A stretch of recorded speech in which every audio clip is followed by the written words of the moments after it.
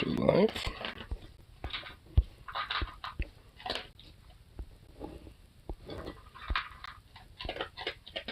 Let's see. Yep, cool.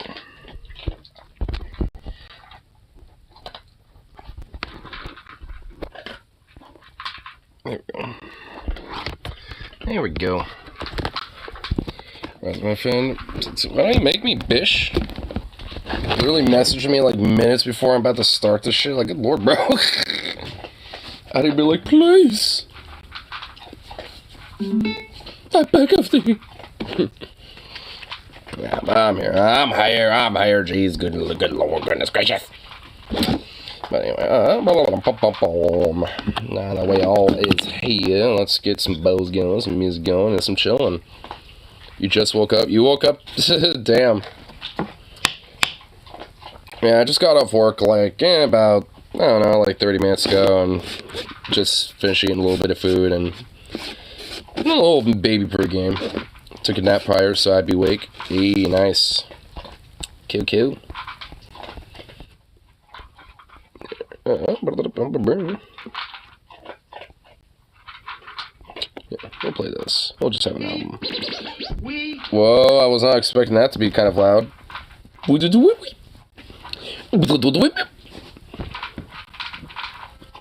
we go.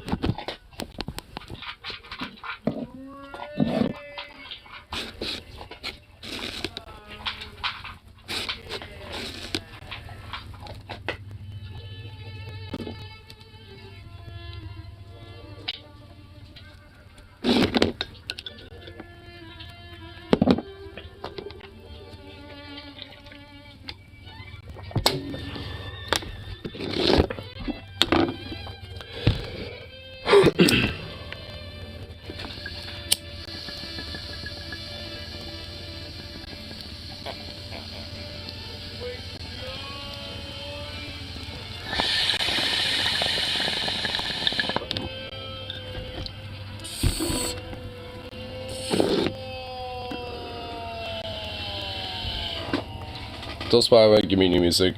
It's I'm going to my go-to genres. It says you need more punk and rap. Punk, sure, rap, harder to please than most on that genre. Well, it seems like I might be giving you a little bit of an influence. Spotify, like, hey, you might be into some punk.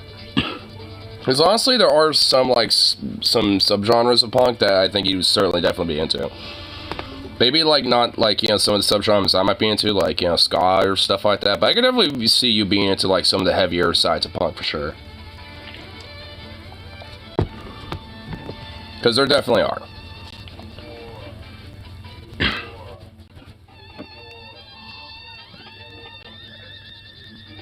Boo. Little goof.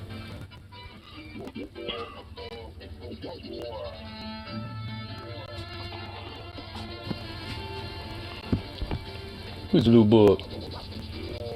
Who's the little goofy boy?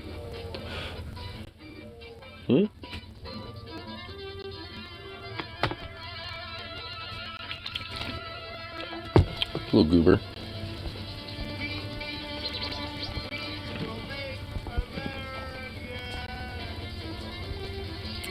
See what little things going on that I can look at for the news today.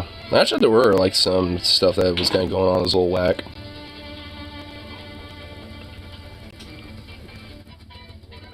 Let's see what, like, if anything, is just kind of like happened. Some. Hold on. Charlie's dumbass retirement, is it biblical? Oh, yeah, I saw that. Yeah, that was one of the things I saw that was kind of whack and I was kind of referring to. At least one of them.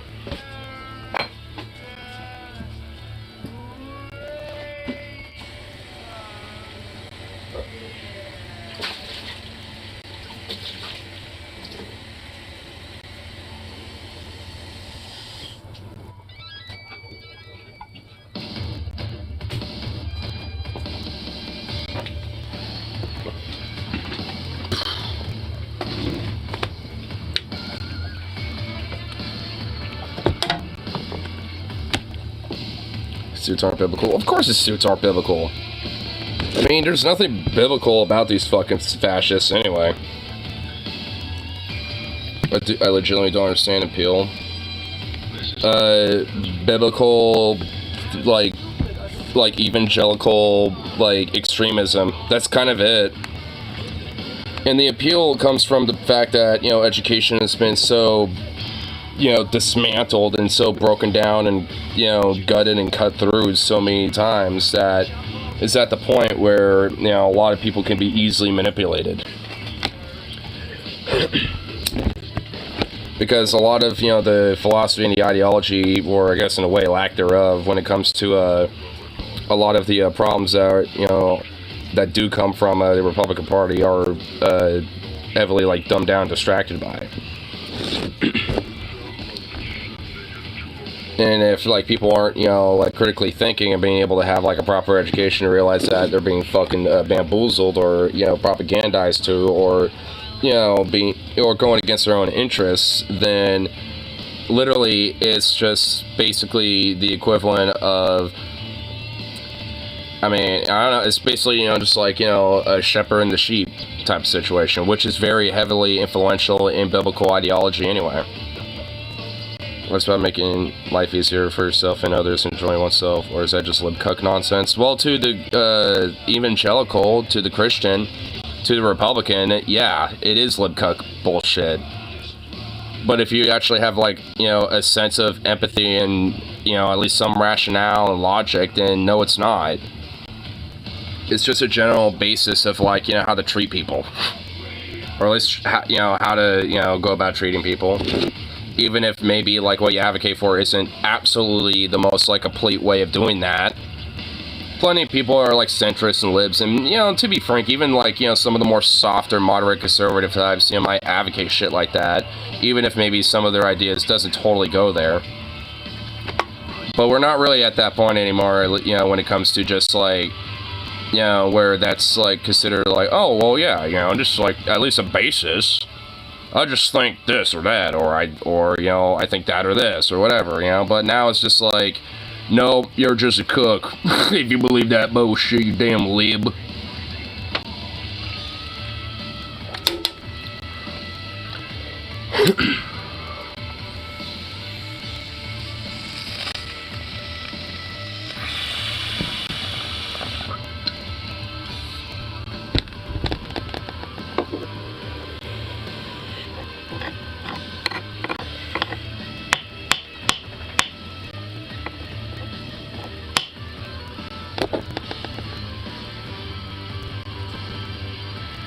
You know, honestly, I don't even know if, like, a lot of these, like, you know, fucking, you know, because a lot of these evangelicals and Christians, you know, even believe in the whole, like, Christian charity idea anymore.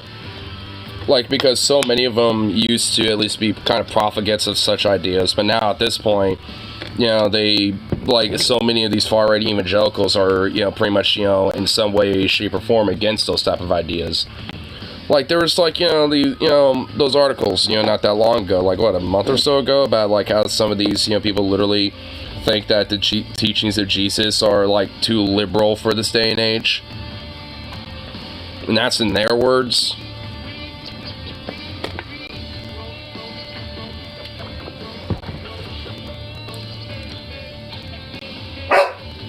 What? You have water and food. I just gave you water and I refilled your food. Oh my god, whatever. Some folks can't be reached with reason and must be fought to preserve the world. Wait, I don't want to. But after rewatching DBC Cell Games after Great Fan Choice 16 speech, is that wrong to fight for a noble cause? Sorry to be weebish. Oh, I see what you meant there. No, I mean, honestly, well, no shit. I mean, it's basically, you know, like the Martin Luther King idea of, you know, it's always the right time to do what's right. I mean, you know, it's, you know, that's basically the idea of the quote. I mean, because that quote could be, you know, really multiple ideas. Or at least, you know, be interpreted in multiple ideas in multiple ways. At least in the sense of how you can, you know, push it out there. Because, I mean, yeah, like, I mean, at the end of the day, it's always right to, you know, fight for what's right. You know, always. So, I mean, yeah, like, I mean, that's kind of the idea for it. Because, yeah, there are plenty of people that are either doing so for their own grand power and, narcissism and greed and egotism, or doing so because they are just so staunchly, bent on the idea that what they think is, right, when it's actually, chaotic destruction. So, I mean, it's one of those things where it's like, yeah, at a certain point, to, continue to push for what's right, you have to fight that. I'm just on, for me, I'm just on the position where it's like call their bluff at this rate. If they want to take it to the extreme where that we gotta fight, then you fucking do it. You know what I mean? Like I don't want us necessarily as leftists, progressives to be the one throwing the first punch, so to speak. You know what I mean? So it's like, I mean, outside of that though, I mean, ain't gonna see me ever disagree with that position though. Yeah, well, I guess he wants outside. Hold on. What the fuck, dog? You are incessant. What, do you have to just like take poo or something?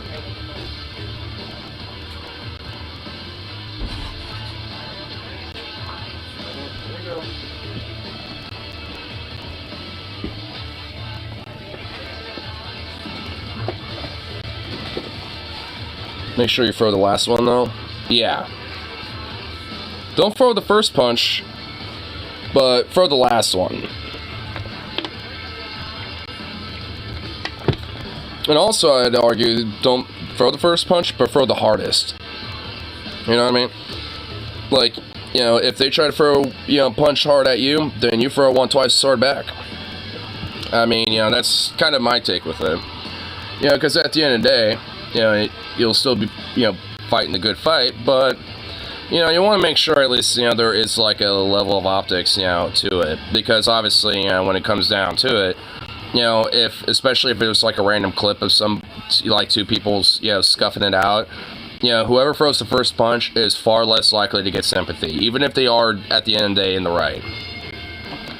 It's just one of those things, but, like, considering, a lot of these ideological extremists, it really isn't going to be that hard to just be like, nah.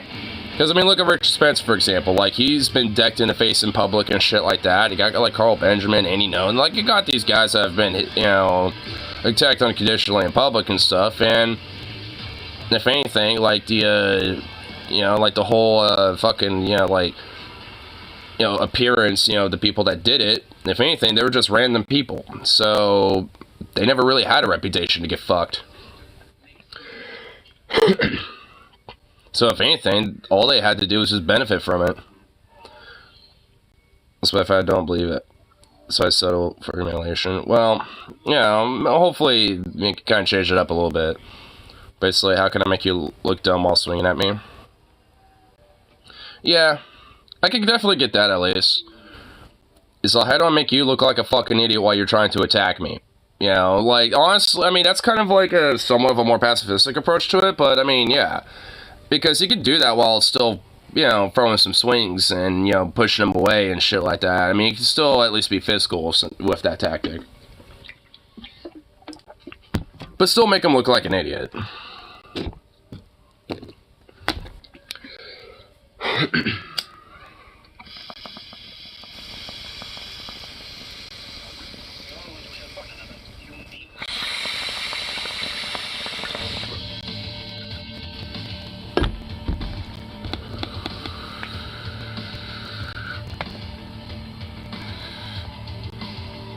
I just don't think I could win a fist fight. Yeah. Well, me neither. But when it comes to, fighting fascists or, like, extremists, and shit like that, I mean, honestly, like, who said there were fucking rules in a fist fight? In street fighting, they ain't rules. And these Proud Boy motherfuckers and a lot of these right-wing extremists know that. I mean, there's some of the biggest top dogs that'd be like, nah, fuck street rules, and they'll go out of their way to fucking throw bats at people and shit like that. Like, these motherfuckers will literally terrorize random-ass fucking people in Portland and shit before. Like, they don't give a fuck about no street rules or, like, fighting rules. So, you can't. It's just one of those things where it's like, if they ain't gonna fucking, follow no, like, chivalry, like, fighting rules or whatever, then you don't. It's free game on that one. Think you handle yourself? Oh, I'm not saying I can't handle myself, but I think you could also handle yourself, too.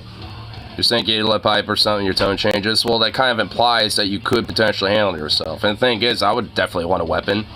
And if it's a fight, I'm gonna grab the first fucking thing I can grab that's gonna, you know, bash a skull in or something. Or maybe I just wanted to see what I'm seeing in you. Yeah, you might be a little bit. I don't got, like, a mentality of, like, some, like, hardened fucking Viking warrior or some shit, bro. I mean, I'm not that, like, you know, fucking hardcore about shit. I mean, if anything, I just got, like, you know, mentality of a passionate, you know, I guess ideologue, I suppose. Or at least, like, a very passionate, you know, empathetic person, and because of that, you know, like, seeing motherfuckers out there, you know, it's just, like, you know, that wants to literally, like, be the destroyer or shit like that, you know, kind of gets my, you know, blood pumping, you know what I'm saying? Is a component of a warrior. Passion? Well, I guess, but I'm not really built like one. I mean, that's, and also I don't really have, like, the discipline or, like, inherent stoicism of one. Oh yeah, wait, yeah, hold on, wait, was it? I just watched The World's Strongest Man fire the 5 largest rifles. Ever heard of the 4-bore? Oh yeah, I think I've heard of something like that. It's like a fucking, yeah, dude, 2,150 grain? Dude, that is, like, almost like a cannon. What, did he shoot a hand cannon? Oh, dude, you gotta show me this. What the hell? A 1-inch bore? That's like, dude. Yeah, that's like a baby hand cannon, bro. Hell yeah, dude, you gotta send me this. I wanna see this. You can't just talk about it and not show us. Oh my god, that sounds awesome. What the fuck is that meant to hunt? Fucking gods? Yeah, like the literal gods themselves, dude. Smile tanks. Well, if I had to take a guess, they were probably used as military weapons. For a weapon like that, that's probably used for, like, pirates or, like, seafarers and shit, you know, when battling, you know, like, at sea, or maybe trying to take down a small wooden fort, safari hunting. That, too, when it comes to, like, hunting elephants, because white people, white people shit. You could take down King fucking Kong. Yeah, dude. That's like the equivalent of, like, a 44 caliber for King Kong. It's like, Jesus. Here. Oh my god, this big boy. This is a big boy, dude. Oh my god, look at him. Holy shit. Oh, dude, this is Kentucky Ballistics. I see him back there. I'm pretty sure that's Kentucky Ballistics back there. Yeah, it is. Yeah, I saw that hashtag. Yeah, this is with Kentucky Ballistics. I like Kentucky. You know, he almost got killed by his fucking 50 BMG. Like, he, it obviously wasn't really his fault or any real fault. It was the fault of the, you know, of the overpressurized bullet. And it caused, like, the actual, like, receiver to fucking explode. And he, like, got his neck cut and shit, like, straight up. And yeah, he was, like, holding on to himself like this and thinking, oh fuck, I might die, but stay calm, because if I don't, then more blood's gonna be, you know, gushing out of me, and I don't want that. So he's, like, going for all the motions of, like, oh fuck, I need to obviously get medical attention. Like, he knew what to do, but it's just like, holy fuck, dude. I mean, you know, he had a literal, like, brush of death when it came to, like, you know, that, you know, 50 cal. And I think it literally inspired, like, the, you know, stress tests, you know, for a lot of guns he's done lately. Because he will literally, like, overpressurize the guns just to see, like, how far you can take him now. But he doesn't, you know, stand or shoot them himself, you know, obviously. Like, he'll, like, have a whole thing set up to where he's, like, far away from it, and, you know, he's not going to get hurt from it.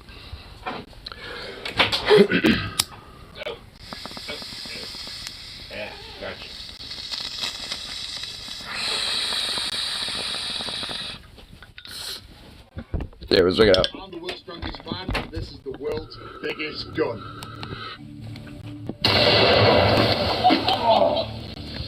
Oh, dude, I heard that. Oh, dude, even he went, oh. And Scott, we've got an awesome selection. I've got to say, this is an awesome... Is he British? What the fuck? Why does he have, like, such a British accent? I did not expect that. Quit back to his secret locker. My God. There must be, I don't know, 300 pistols, 300 rifles, 300 miniguns. It's just grenades, rocket launchers. It's insane. These are all your biggest safari rifles that you could possibly get your hands on. If you were going to try to take down the biggest land animals in the world or even the universe, Like me. Yeah. The universe. So yeah, we'll start with the smallest of the biggest and work up to the absolute biggest. I just want to quickly touch on the big. If you just hold that up for us. Oh, absolutely. Just look at the size of this. It's a 1 inch. Oh my fucking god, look at that. Holy fucking dude, look at his face. He's like, I'm so happy to have this. Oh my god, look at that thing. 1 inch bore. That is just an absolute monster. It weighs about 50 pounds. That thing is 50 fucking pounds. I can't even imagine trying to fucking... That's like a punt gun for a midget, bro. Like, you know the punt gun? Like, I mean, those things are meant to take out like hundreds of ducks and shit at a time. It's just like, I mean, and this shit is just like, that would be the equivalent for a dwarf, dude. It's called a 4-bore rifle. As a club after firing it, dude. It's a 2-handed club, but yeah, like you'll have to do. Oh my god, dude, this thing is like a weapon in like 5,000 different ways. 4-bore. Why is it called 4-bore? Is it 4 times as powerful? No, it's actually they used to do the bullet weights. So 4 bullets would equal 1 pound. Okay. Yeah, but this one's a little heavier than that. 3 makes 1 pound. Okay. It's a 2,150 grain bore. But they're all pretty big. Over here you have a 416 Rigby, 460 Weatherby Magnum, 505 Gibbs, 24 karat gold, 500 Nitro Express. That thing is gold plated. Call of Duty when you get premium platinum prestige. Yeah, when you got your prestige battle pass and you get your gold plated shotgun. Oh my god, dude.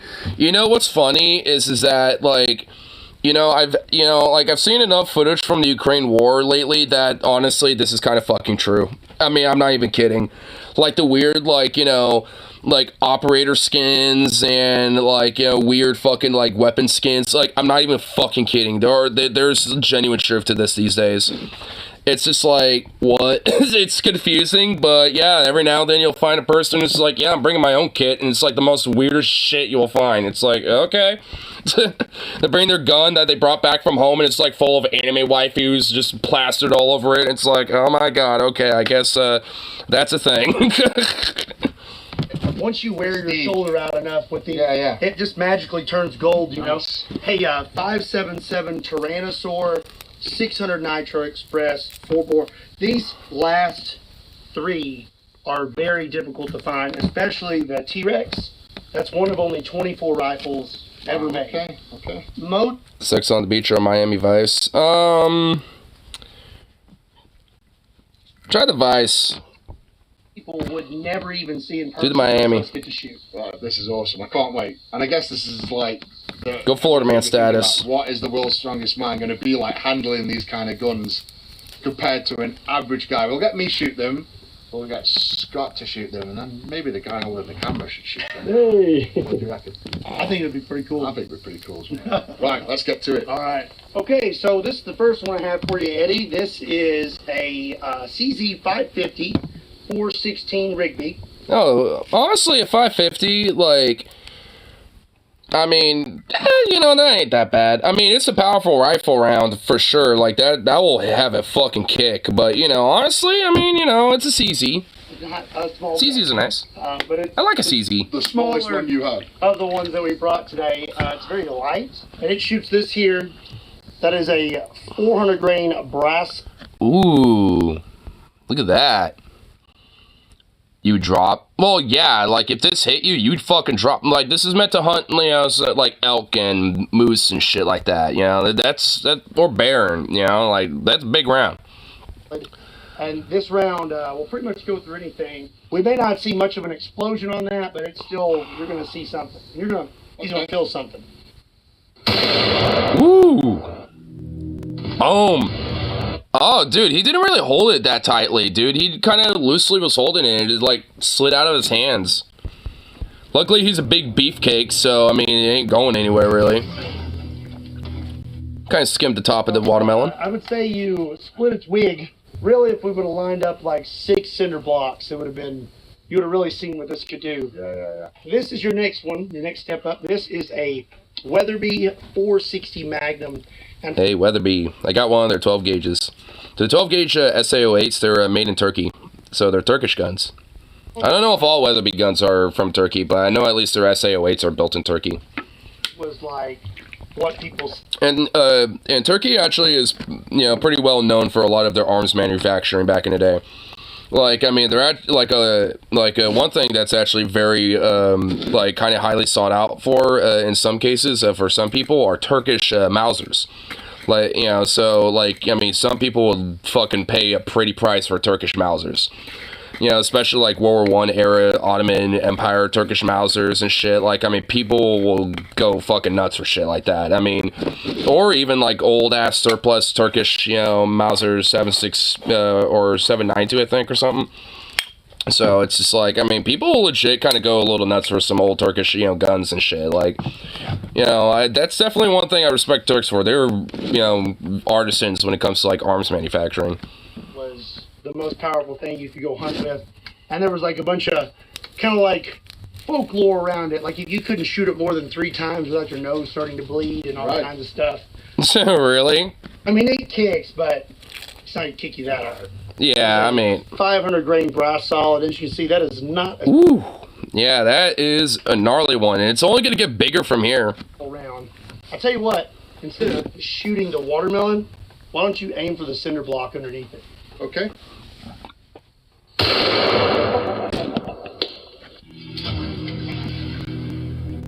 Kind of looked like it held it more tightly that time. It didn't really explode though. It just kind of went right through. It made a nice big explosion of dust. There you go.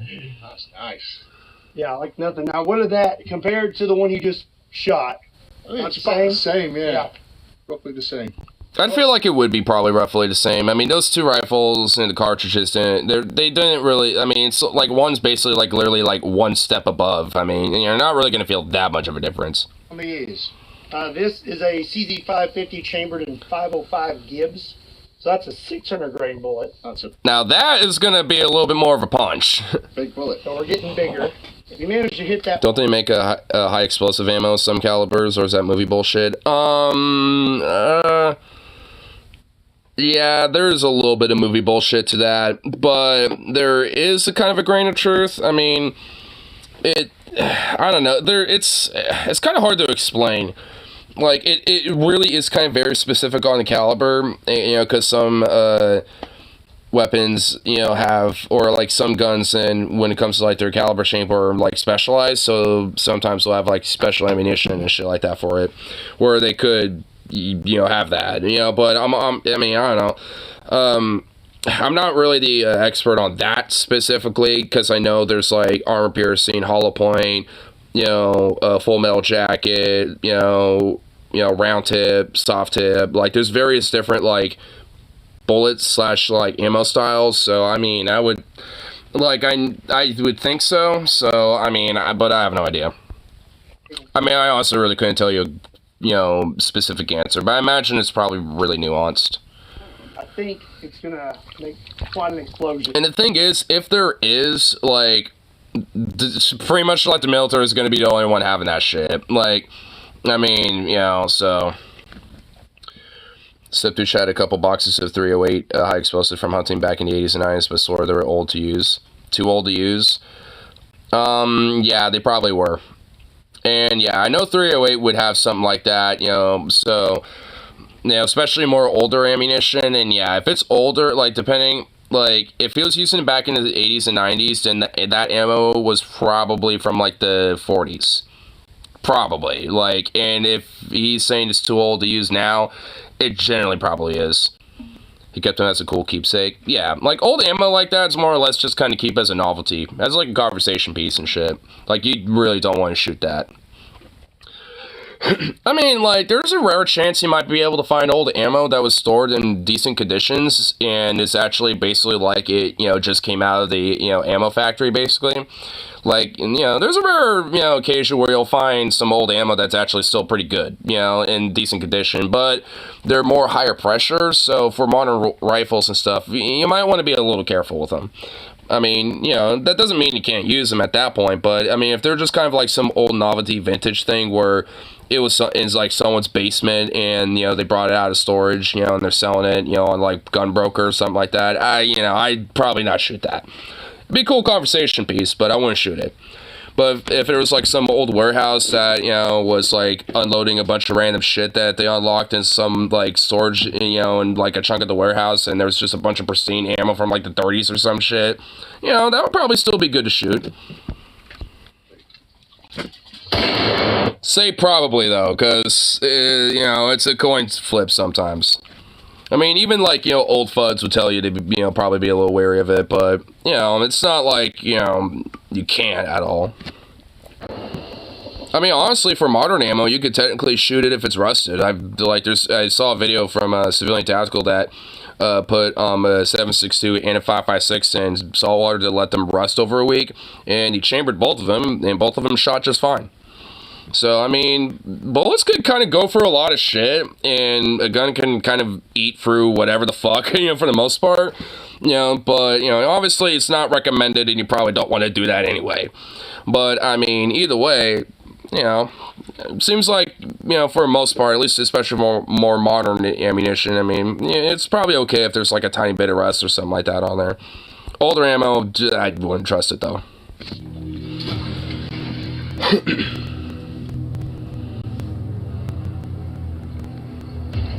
Oh, dude, that made a big explosion. The concussion that came off that, I felt it back here, like in the chest. That was worse. Maybe my shoulder's getting sore, but that was worse. I think it's gonna. She died in 04. Wait, my grandma's revolver, first 2 rounds in it were hollow points from before they weren't allowed from civvy use. She died in 2004, and I almost shot myself digging for her stuff. She hid her gun in the towel. Oh my god! She had her revolver in the towel. You were just rummaging through it, and oh my god! She almost killed you through the grave, bro. She almost accidentally killed you through the grave. Holy shit, bruh. Dude, that's kind of whack. Dude, that would freak the fuck out of me. I would feel like, honestly, I'm not superstitious, but something like that would probably make me superstitious. I'm like, what the fuck, man? That would honestly generally make me, like, superstitious of shit. I'll be like, what the fuck, dude? Fell out of the towel, hit the ground, and went off. Put a hole in the wall. Oh, fell out? Okay, well, I mean, still, like, that's just, like, holy shit. Well, I mean, be careful of grandma's shit, I guess. Damn, she be packing some heat somewhere, just stashed in a towel, I guess. I mean, my lord. Kind of tender by the end of the day. Yeah. What a waste of pudding. What a waste of pudding. Oh, he's so sad that he just wasted pudding. Did he just start eating the pudding? You hear this? Lead-laced pudding. Delicious. A double barrel. Prestige. 24 karat gold. Prestige, golden level battle pass, Call of Duty Modern Warfare 2, shotgun here. Nitro Express. I don't think you get any more fancy than that. I was just out here shooting one day, and all of a sudden I just leveled up, Yeah. Yeah, no, it's real gold. It's real 24 karat gold. Yeah, I mean, that's what happens when you get the gold Prestige battle pass. You're able to get, your guns gold upgrade and shit. The golden gun shit is bougie and overkill. It kind of is. I will admit, it is overkill. Like, I feel like you would see, like, like Ben Solomon, having this shit, with his gold-plated AKs and RPKs, you know what I'm saying? Like, I mean, it does feel a little bougie and overkill. I mean, I'm just gonna take the benefit of the doubt and say that he got that gifted from a sponsorship or something, so he didn't, like, buy it. He was just gifted it. But knowing this guy, Kentucky Ballistics, like, he's probably rolling a lot, though. But he spends a lot of it on ammo and shit, so, I mean, like, I suppose better than most rich guys. Yeah. a lot of times when you see a gun, it's actually not real gold. Hey! That's like a titanium nitride. This is real gold. It's a real special one. The only thing is, you don't want to shoot it because it's too pretty. Yeah. You know? It starts flaking off and stuff. Yeah, actually the tip of the barrel is missing some gold because it's just not. See, that's why honestly gold-plated is bushy and overkill, because it's actually literally the most impractical, stupid shit you could do. He's even telling you why, because like it's so thin and like brittle that, you know, especially with the heat, you know, of the use of the gun over time, it'll just start flaking off. So, I mean, you know, it's literally just a display piece. Like, I mean, that's what they're meant for, you know, even though you could just shoot it. Just get a normal fucking gun. Yeah, that's how I feel. Like, if you want something fancy, you know, you want to, you know, fancy up your gun, I mean, sure, but, like, I mean, this is like some overkill shit, bro. You know what I mean? That's like, come on. Just be like a normal redneck and spray paint your shit in camo or something. That's a shame. Losing some money. Ooh. Oh, that had a real major kick. I could tell. That hurt my shoulder just looking at that.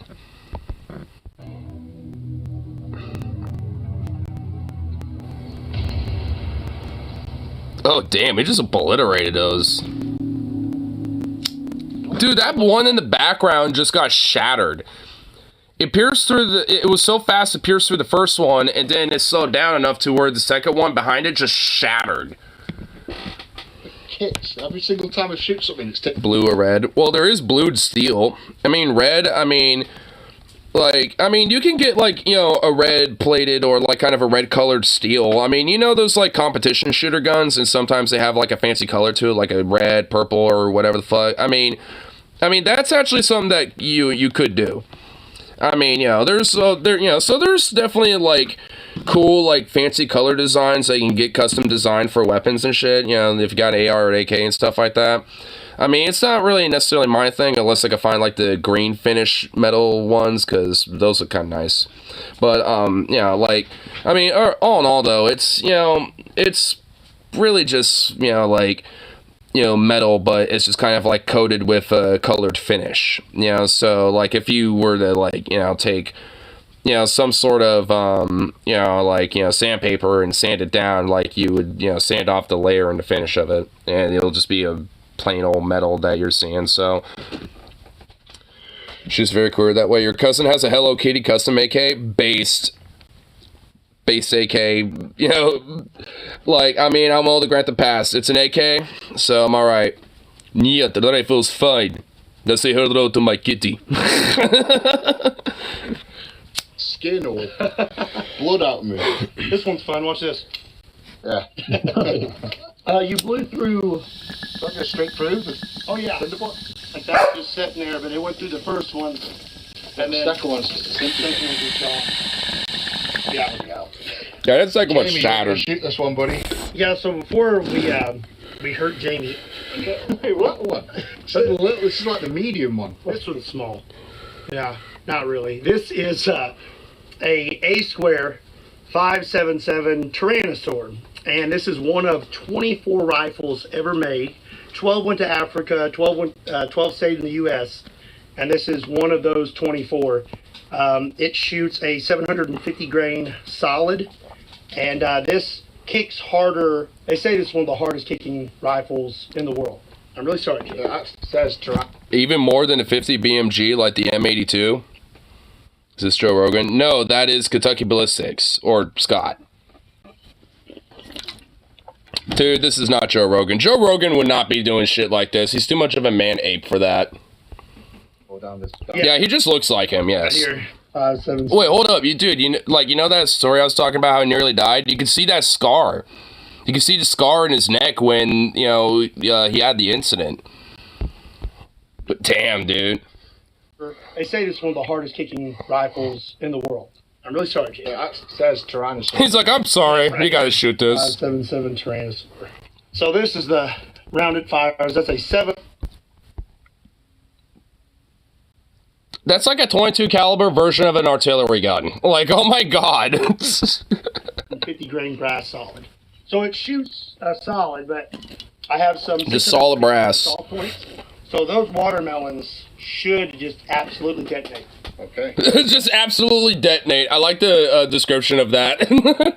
Yeah, those watermelons, they should just absolutely detonate. Yeah, there's no explosive charges in. No. You are the explosive charge. You can use this bullets, brass and knuckle. Yeah, those brass knuckle, dude, those are like brass knuckle bullets. Like, if you literally, like, took all the fucking, gunpowder out and, like, welded all the bullets together, you can literally have them as, like, those key knuckles where you have, like, the keys in between your knuckles and shit. It would be like that, dude. Oh my god, dude. Holy shit. A lot of energy. Yeah, so those watermelons, yeah, they should just literally be detonated. Just fucking explodes. And this dude. Just fucking detonates. Yeah, it detonated! Oh shit! Oh, it's still raining watermelon. Boom! Oh, I felt that right there. Ah, I felt that.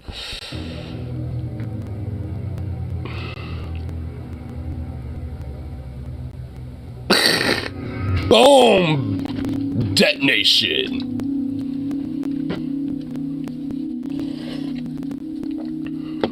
We haven't even seen this 1-inch bore yet. Boom goes the watermelon. Wow. Are you sure you want Jamie to do that? Because you may lose your camera, man. Honestly, man. Jeez, that's so... Honestly, mate. Damn, bro. nice. That's so fucking nice. I hurt my hand, but that's nice. Fist of the Fallen or something like that. Yeah, no, I know what you're talking about. Yeah, I've made that weapon before. It's like a big... I mean, dude, like, the Fallout New Vegas was like my shit when I was growing up, bro. It's like an instant whole-over body massage. Jamie, dude, a body massage via gun. I wonder how that feels. I mean, 12 gauge and 7.62 by 39 does not do anything, to do that for me. Well, it does massage the shoulder, but doing that enough times makes it kind of sore, so, but, I mean, yeah, like, I wonder what the whole body massage would feel like. Oh, no. Just for context, Jamie, I'll... Oh my god, he's a twig! Oh, he's a fucking twig! He's going to be annihilated. Oh my god. He will be obliterated. Like, this boy right here is gonna be like, detonate, dude. Oh my god. So I'm like 6'2", maybe? He's my size. Like 62 kg, so that's this much pounds. 136 pounds. Dude, he weighs less than me. I'm about 175 to 180. Oh my god, this guy is going to fly. Dude, he's literally going to be launched into orbit. He's going to, like, go into the stratosphere, dude. Don't worry, Jamie, I'm coaching. You're going to be okay. Jamie's about to fire the Tyrannosaurus gun. I don't know if you've probably seen it going around on social media of, like, the Arabian guy shooting a gun. He's shooting... Oh, yeah, I saw that video. And the gun just, like, goes past the shoulder. That is this gun. So, good luck, Jamie. Lean back, Jamie. What do you mean, lean back? What do you mean, lean back? Oh my god. Oh, man. I feel like I need to be there, too. I mean, it's kind of hard to explain, but you need to lean back with your lower body, but lean into it with your front of your body. Because you want the back of your body, like your lower part of your body, to kind of, like, be your support. Because when the recoil happens, you want your front of the body to kind of lean in a little bit, so you can kind of catch that, especially for something like this. Like, I mean, it's kind of hard to explain. You kind of want, like, this... kind of like, this kind of support, basically. Like, if this is, like, one of your legs, it would be like this, and you have back leg, and you'll kind of lean back in this way, but then have, like, the rest of your body kind of, your upper part of your body lean in a little bit. So it'd be kind of like, in a way, kind of like this a little bit. I mean, especially for something this high recoil. For, like, a rifle like mine, like, I don't really need to do that, really. I could just kind of, just kind of crunch up to it and lean into it. But for something like this, you would have to assume the position and get, like, clench some cheeks and just, like, brace for impact, bro. It's like, I mean, I don't know, dude. Even I would be fucking nervous to shoot this. I would be like kind of shaking a little. I'd be like, because I don't know how far back I'm going. I don't know where that's gonna. I would be nervous to shoot it. And this little, like, literal twig, like this, like, stick bug of a man is gonna shoot this. Like, oh my god. Oh, don't. Oh! Why did he do that? Oh, did you see him cock his head down that way? No. Oh, dude, he just got, like, a buttstock full of just, like, fuck you in the face. Oh, my God. I felt that right here. Oh, my God, I felt that so much.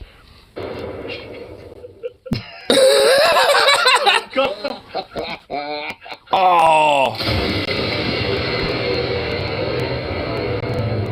Alright, I guess it didn't really go right all up in his face.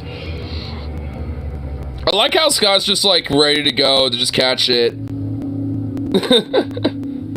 I'm so glad you were there. See, that's actually, you know, some good firearm responsibility though. Like, I mean, it does show that Scott genuinely does give a fuck about gun safety. He is kind of a conservative dude, but he does at least genuinely give a shit about that. Above your strength requirements. Well, that's why he's there. Like, he's actually being a good coach of it. He's right behind him. He has one hand behind his back so he doesn't go flying into orbit. He has one hand out so if the gun goes flying, he can just immediately catch it. Like, he's actually being really good and very responsible about this. So, you know, because he knows that this guy cannot necessarily handle it out on his own. Like, so, like, his big boy dude, you know, his buddy, you know, he obviously can, but... You know, obviously the cameraman can't really as much, so that's why he's back there to help support him. Like, he's actually being genuinely very responsible about this. If he wasn't there, I would have been... Even he admits it. If he wasn't there, he would have been launched into orbit. Oh my God. That was cool, right? That was cool, man. Heck yeah, good, hey. Good job. Oh. Boy, that rocked you. That absolutely Look at his face. Oh my God. So, back in the day. First time I shot one, it got launched a few feet. Damn. Yeah, I mean, I remember shooting mine for the first time, and luckily I didn't get launched a few feet. I wasn't necessarily prepared for it, so I was like, oh, well, shit. But once I kind of, you know, got used to it, I'm like, oh, all right. And I kind of, you know, adjusted a little bit as I kept shooting, and I realized this is actually kind of fun. If anything, I kind of end up having kind of a natural feel to it eventually. And then my family friend at the time decided to, you know, be like, hey, I got a few slugs. And, you know, he showed me them earlier before we started shooting. And then at some points, like, I was looking because I was going to load some. And he's like, hey, I already have it loaded. And I noticed they weren't in there. And I was like, okay. I didn't say anything. And he loaded them at the very end, but loaded a few regular ones after them. You know, so I was just shooting. Boom! Oh, shit. And I was like, oh, okay. Boom! I was like, oh, shit. What the fuck are in there? I was like, oh, are those the slugs? He's like, yeah, those are the slugs. Snuck them in there. And I was just like, well, thanks for telling me. I mean, I obviously was able to handle it. If anything, I was actually kind of like, well, fuck, that was fun, but I wish I knew. So I could be a little better prepared. 600 Nitro Express was the biggest and most powerful safari rifle you could get. Until they came out with 700 Nitro, and really 4-bore was before this, but this is what everybody was using. Right, how old is this then? This gun is probably 50 years old. Okay. That's a 50-year-old gun? But it's in really great shape. Double barrel, 600 Nitro Express, a lot of really nice engraving and stuff on it too. And it shoots a 60 caliber bullet. That is a 900 grain full metal jacket. I'm interested to see how this... Dragon's Breath and slugs are two different things. I mean, technically, I don't know if you can actually legally get Dragon's Breath. I mean, I think you probably can. Loops and how it feels and everything. Everybody's been having all the fun today, so I'm finally going to shoot one. All right, here we go.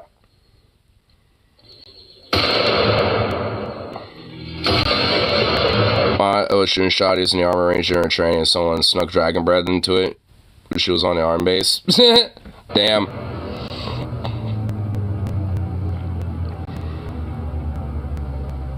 Slow-mo.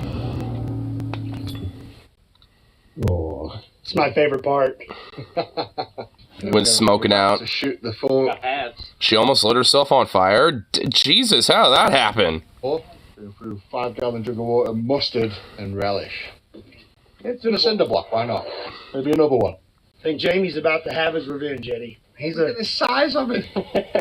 It's just so ridiculous. It is ridiculous. Dude, that thing is fucking, like, retardedly insane. Giant. So, yeah, there's your 4 bore, and then there's, That thing is ridiculous. round. Dude, that is fucking like an artillery shell, bro. That is an artillery shell. That's like that's a 22 caliber artillery shell. Like, what the fuck, bro? This thing's insane. Look at that. That's literally a hand cannon shell. Like, oh my god, dude.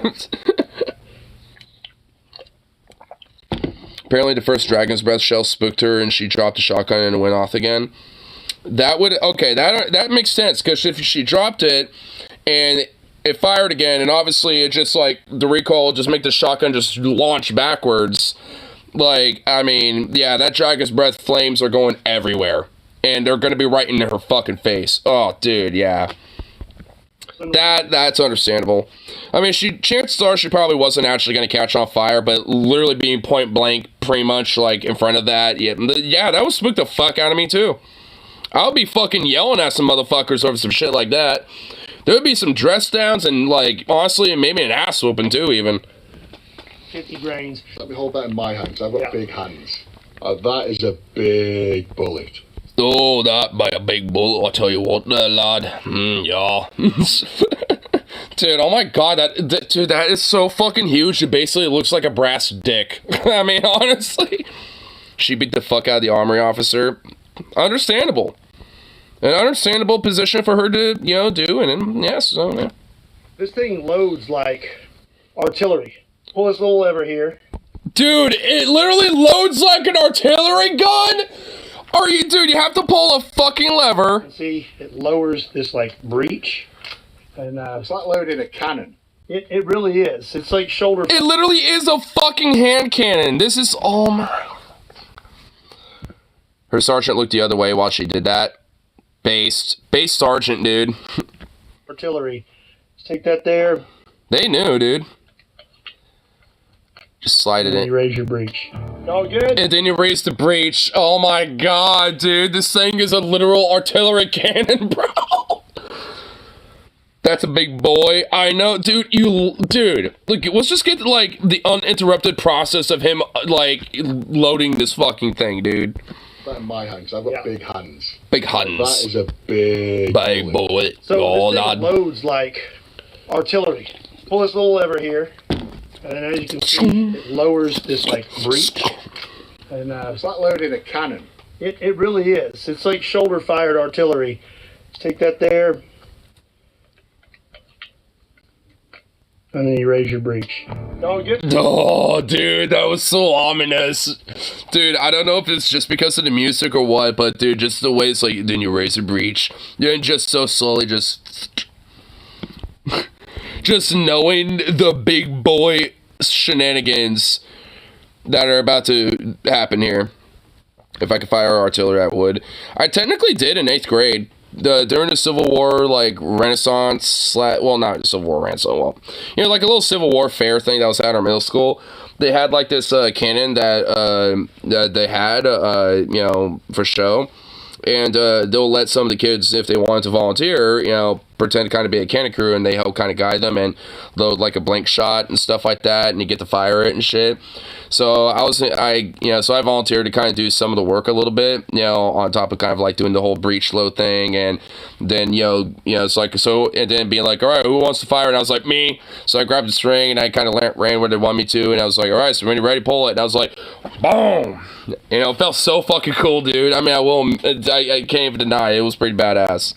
So, I mean, I technically have once, when I was in 8th grade, I shot a cannon. I mean, it was for demonstration, blank, but, hey, I'm still gonna admit that I fired a fucking cannon. Because, you know what? What fucking 8th grader can admit they fired a fucking cannon, okay? So, you know what? I think that is a credit on my book. Got to do that in a mock pirate ship battle we did when we went to the Ocean and Scouts. I was supposed to fire it, but I helped load it. Whatever, that's close enough. Everyone else was being kind of pussy about it, so, he's like, so don't shoot it. Like, for like 3 seconds, no one raised their hand, and I was like, I'll do it, and I just ran over. So, because, I mean, I was like, I want to see this thing fucking fire. I've been hearing this thing going off as we keep going into, like, location to location, because like in our big field at the school, they had like one little section where they had like, you know, one of the infantrymen dressed up in like a Confederate uniform to be like, so this is what like, you know, light infantry would be like, and this is like at least, you know, a style of the rifle they had at the time. This is a standard rifle for the Confederates at the time, blah blah blah, but the Union would have some of these rifles and some of these pistols, like they had old displays, shit like that. And you know, he would demonstrate, you know, how to load it and shoot it and stuff like that too. You know, and all that. And then, you know, and there's like another one where they'll, you know, have like, you know, kind of like a mock kind of like camp where, you know, be like, oh, so here's kind of like the basics. So like, you know, what a soldier would be like in the field if they weren't in battle. And here's like, you know, some like cavalry stuff. So there's like, you know, some horses, you know, that were hanging out, you know, doing their thing, just looking bored, if anything. And then there was the cannon and shit, obviously. There's a few things. It was a pretty fun time too. It was like during our unit of like the Civil War, during like the you know, for like the history classes at the time, you know, for 8th graders. So they basically, you know, would kind of like, you know, try to get like some of the Civil War reenactors, you know, to do that. And you know, pretty much as far as I'm concerned, every year they do it. So I mean, to be honest, I don't know if they do it anymore, but at least back when I was in middle school, they were doing it pretty much every time. And I always thought it was pretty fucking cool. Definitely one fun way to at least, you know, get kids to be interactive about, like, you know, old history and shit. I mean, that's why I kind of like, you know, reenactments and stuff like that. That should be way more of a thing. Because, like, I mean, that type of shit, like, I think, you know, can really, you know, be fun to get kids more interactive about history and shit like that. Because it definitely got me a little bit more interested about, like, history of that time. It was kind of where I got to, like, learn a little bit more about figures that, you know, history, you know, or at least in my schools didn't totally teach me. So...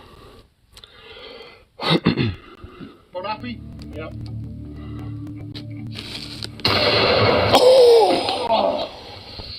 Oh, that that was worth the wait. My God, a little more than 7 inches that time, Eddie. Oh, my Jesus Christ. Off me. 300. Get it off me. Get it off me. Dude, look at him. Holy shit. Dude, he's down. He's taking a knee, dude. Shaka boom. Oh, right there. Oh, dude, immediately. Oh, dude, you can see his arm immediately tense the fuck up, too. Like, he was pretty relaxed up until, like, you know, right here, basically. Like, he immediately tensed up, and now he's like, oh, shit. Now he's feeling the pain. Like, his brain just registered the pain. It's like, ow. Immediate ow moment. Oh, my God, that fucking behemoth. I want to see it be unloaded. Look at him walking back. All that mustard relish. Oh. Dude, that lid popped right the fuck off. Yay. Alright, well, that's in space. That's up in the stratosphere. Dude, it broke the fucking door. No, not the door, but the table. Jesus Christ. His shoulder surgery. I mean, a shoulder surgery. So, yeah, he went through everything. All of it. Do you think the bullet... So what you're looking at here is so that hydrostatic shock. So bullets forced everything down. Yeah, it hit it with so much energy that it just forced everything down. That's the kinetic energy of the bullet making contact with everything. That, which also shows in a way that, like, you know, when it comes to, like, you know, like the pressure and the power of, like, the kinetic energy of, like, a bullet, or, you know, and shit, like, especially for high calibers, like, sometimes, you know, simply, you know, getting hit fit might not necessarily be the, you know, death of you. It's the kinetic energy and the shockwave and everything after the fact that really gets you and fucks you. Because, like, that's, you know, because if you get shot in the gut, that's what's happening in your guts. That shit. Like, that's the damage that's happening to you. Because, I mean, depending if it's, like, a high pressure, you know, like, very, you know, like a very hard, solid, like, you know, fast bullet, it will just go right through you, but despite that, that's going to be the damage that will leave behind. Like, this is usually what ends up being, you know, the most damaging in when it comes to getting shot, is stuff like this, basically, when, you know, if you kind of, you know, think about it when you're, you know, breaking it down a little. I have to get it out of the gun, but it's right there on the piece of watermelon. That's the bullet. That's the bullet. Looks like a big rock. I mean, it just looks like a rock, yeah. So that has gone through the water, and the force from that bullet has forced the water down and broke the table. That is just insane. Imagine what that would do to a stomach. It's on my chin. That's what I mean. Like, imagine that going through a man. I mean, there wouldn't be anything left. And if anything, like, the pressure would be so insane, it might actually, like, rupture other parts of your body. It was a zombie torso. It must have ripped it completely open. It's pretty brutal. I lined 2 of them up. Yeah? Blew through both of them. And then we lined them up, and I went through both of their craniums, and that was insane. Literally. I can only imagine. Gone. Like butter. Gone. Butter. Disintegrated. So, butter. Everything you've shot, like ever in your life, where's the 4-bore rank? That is number 1. By a mile. Like, that really did hurt. Fucking hand cannon. How much did I jolt back and... That's 200 pounds of felt recoil. 200 fucking pounds of recoil. Holy fuck. I can't even fucking fathom that, dude. That would break my fucking collarbone or something, dude. That would actually probably break a bone on me. Let alone bruise my shoulder. Holy shit. It's like 200 pounds hitting me in the shoulder in a split instant. Yeah. And it moved you. Oh, yeah. It moved you for sure. That's crazy. That's really saying something. I would not want to fire that. Yeah, honestly, I wouldn't want to fire that. I mean, I'll leave it to the literal big boys here. Like, I'm not shooting that. Like, I'll shoot some of the other guns, but I'm not shooting this fucking thing. Like, I honestly would be too scared to shoot that. Like, hell no. Fuck that, man. You are. Yeah. Is still pushing you around. If we got that to Jamie, I'm pretty sure Jamie would die. Jamie. Dude, he's like, no. He's like, what? No, don't make me shoot that, you fucking psycho cunt. No. No. Don't worry, Jamie. I only brought 1 round, so shoot it. Oh, so it's only 1. Okay. Scott, man, put it there, buddy. It was a pleasure to watch you shoot him, man. It's absolutely amazing. That has been a life experience for me. I've shot many a gun in my life. I shot many a gun. You know what? I fucking like this guy's accent. I've warmed up to it. I've rolled up to his accent many a time. Like, dude, I love it. But that was something special. That would put down King Kong. I really think it would, yeah. That's like a 50 caliber for Kong, dude. Insane. Right then, guys, that is a wrap. That's World's Strongest Man fires the world's biggest gun TikTok. Do not forget to go and check out Scott's channel, Kentucky Ballistics. I'll put the link in the description. But thank you. Fuck yeah, dude. It's fucking legit. I want to see some of the comments on it. Mad respect to Shane for taking that shot. Absolute legend. I've drawn Sky a couple years seeing him build up, honestly, huge guns. It totally makes him so happy to see other people experience them for the first time. That's always kind of a fun thing about some guns, if they have a couple of them, or if they get it like a new one.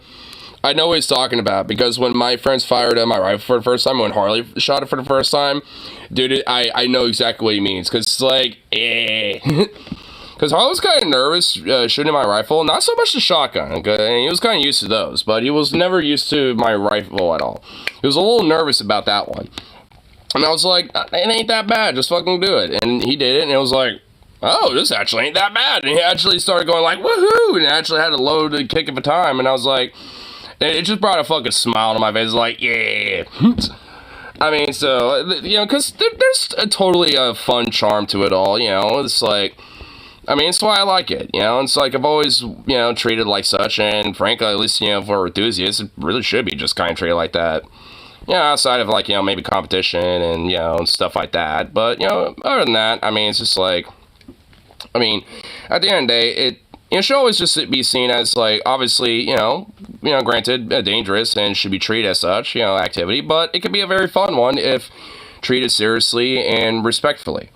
And as long as you treat it like that, it could be a fucking fun kick of a time. Just, hey, how, like, actually, been seeing, I forgot from what channel, it's like, 2A something, I don't remember exactly what, but he will, like, make videos reacting to, like, people being idiots with guns.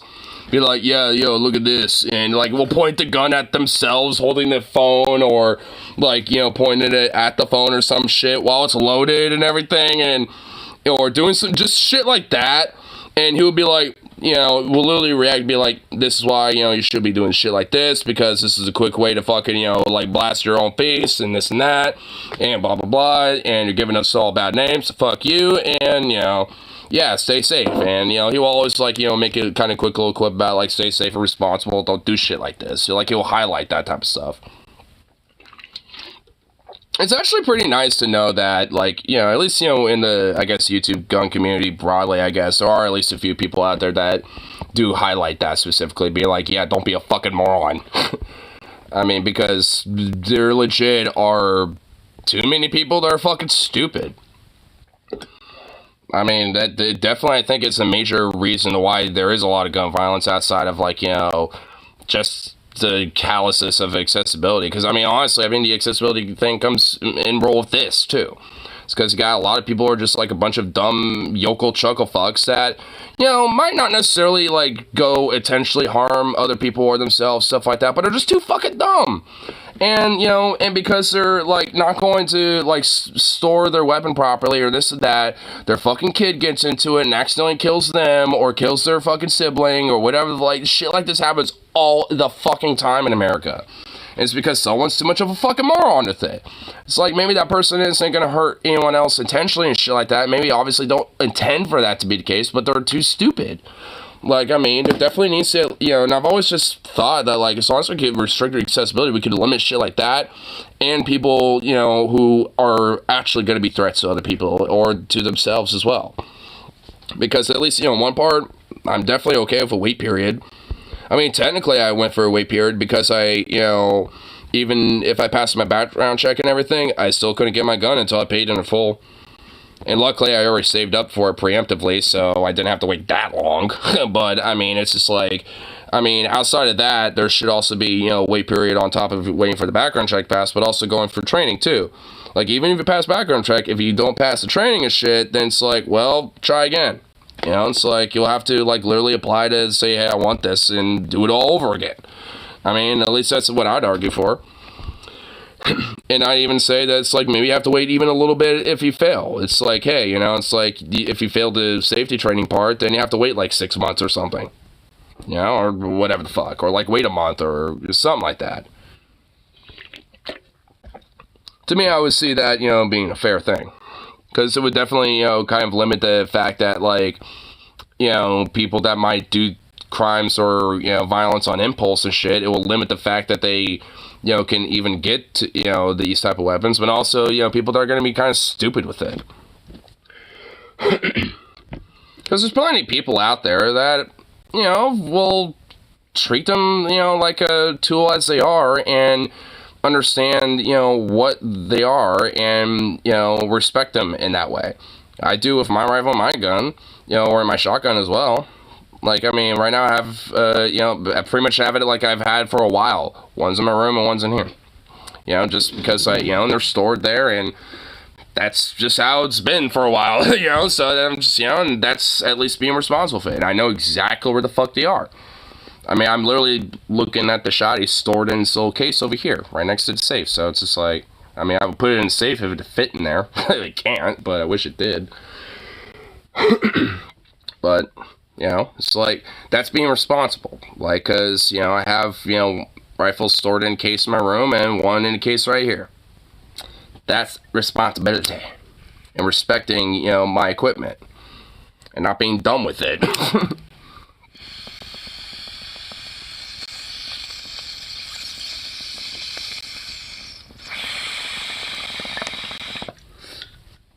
Because all it takes is a bunch of people who are, like, either malice intended or just stupid to ruin it for everybody. And that goes for anything. Like, whether it's, like, you know, if you're going, like, on ski slopes and you got, like, some, like, stupid jackass, you know, trying to, like, own the slopes or whatever and, like, hawk it from everybody else and be a loudmouth and this and that. Same thing for, you know, this topic. I mean, it goes for anything. If it's, like, got, like, some jack-off, like, skater bro at the skate park and stuff, like, it always takes, like, one asshole to ruin it for everybody, basically. Or even, like, the, you know, bar that I go to sometimes for playing pool. Like, they used to allow dogs there, but not anymore because it took one asshole with their dog and, you know, didn't take proper responsibility to take care of their pup, which I forgot the exact reason. I forgot if their dog got sick and puked everywhere or shat everywhere or what. I forgot exactly what, but obviously they didn't take responsibility with their dog and now ruined it for fucking everybody, because I used to take my dog there a lot and everyone loved it because he, you know, would be, you know, like, responsible and not be a shitbag if he'd be very friendly with everybody. So, you know, Zukov would be cool. Because it took one asshole to ruin it for everyone, now I can't bring him over there. Wish I could, because I like taking him to the bars, because everyone likes, you know, seeing him and shit. But, you know, like I said, it's that one asshole principle. That's how I feel like it is for, you know, a lot of instances. It always takes, like, that one person to just straight up, like, ruin it for everyone, and now everyone has to go through, like, extra bullshit because of that one person.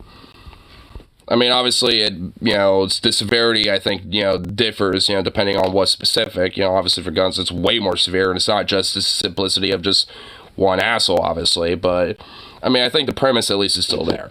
It's just like, you know, in that case, it's more than just an asshole. There's a lot of extra shit that, you know, is on that, too. Which means you need to have a, like, extra strict precaution to something like that. I mean, same thing for driving, and, you know, when it comes to, like, people who, like, drive vehicles and stuff, and, or, you know, people are, like, cyclists and shit, too. I mean, you know, like I said, it could go really with anything.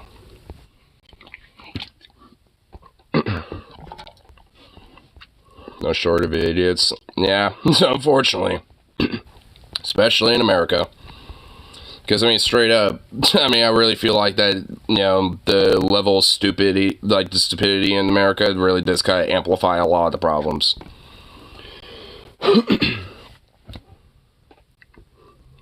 But here,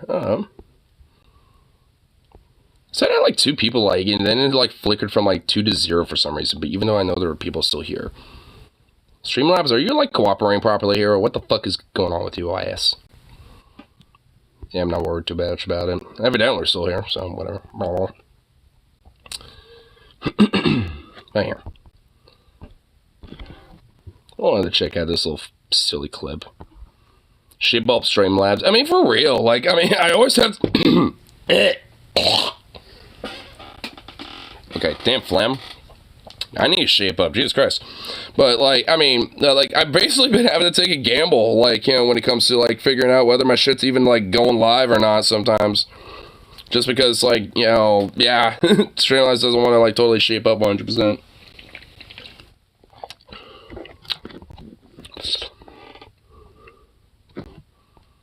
Oh, you're on. Oh, here, one.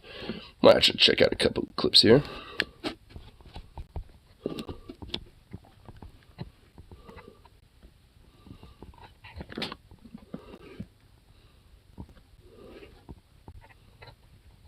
Boop. Then go into the bomb. We'll check that out, and then we'll dip down into the pit after that. I will not explain what that pit is, but this is pretty good. I wonder what the Dem governor might be, because I'm pretty sure Oregon already has, like, automatic voter registration technically. Like, going to the DMV to get an ID, or, like, an Oregon ID, or, like, you know, license and shit, like, a part of that process is registering to vote. So I think we technically got, like, an automatic voter registration process. I mean, I don't think it's, like, literally, like, an automatic one, but it's pretty much about as close as you can get without it necessarily being an automatic voter registration. Because you don't technically have to do it. Like, you could skip it and not even bother with it if you don't want to. So it's not necessarily automatic, it's more optional, but I think most people just go through it anyway and just don't really think about it. So, yeah, I think it's pretty much about as close as you can get to an automatic voter registration without it necessarily being automatic. At least, you know, from what it seems like up here in Oregon. I got some good news for everybody, guys. It is not at all an overstatement to point out that Democratic governors are leading the way with how to be based in the year of our... True. I you know, I haven't heard much from Tina Kotek, honestly. Is she one of these, you know, governors, you know, that are, you know, leading the way of being based? Because honestly, like, I mean, I've heard a few things, you know, shortly after she was elected, and after that, it was just like I haven't really heard much. So, Has she just like not done much, or is what she's doing at least like decent enough to where like they can't really outrage against her, but they can't really just like overtly like news cover it because it's not like of that major support. I don't know. I haven't really heard too much about her in like the past year. 2023. Democratic governors have genuinely surprised me and impressed me with how much they've been leaning in to doing positive policies and getting them implemented, getting them passed and implemented. So we've discussed what's going on in Minnesota with Tim Walz. By the way, Crystal and I were talking about this the other day. We would love to get Tim Walz on Crystal Kyle and Friends because he has provided a blueprint as to how to defeat the right and help your constituents. Okay, we Oh, really? love to get him on there. We don't have a line I've been kind of curious to see what he's been doing. to him, but we're trying to figure I out. haven't even heard of him up until you just mentioned him. But so in Minnesota, with Governor Tim Walz, with a 1-seat majority, Democrats got. Oh, wait, no, I know this guy. Yeah, this is the dude in Minnesota who literally just, like, went ultimate, like, mega giga chad, like, FDR, like, socialist Leninism out of nowhere, like, type of shit, basically, like, I know this guy. I mean, hyperbolic, obviously, I don't mean, like, literal, like, socialist Leninism, but, I mean, the dude's basically, like, with a 1-seat majority, it's just like, you know what? We have the power to literally get shit done, so fuck it, we're doing shit. And just has, like, been slaying the fuck out of everything. In a great way.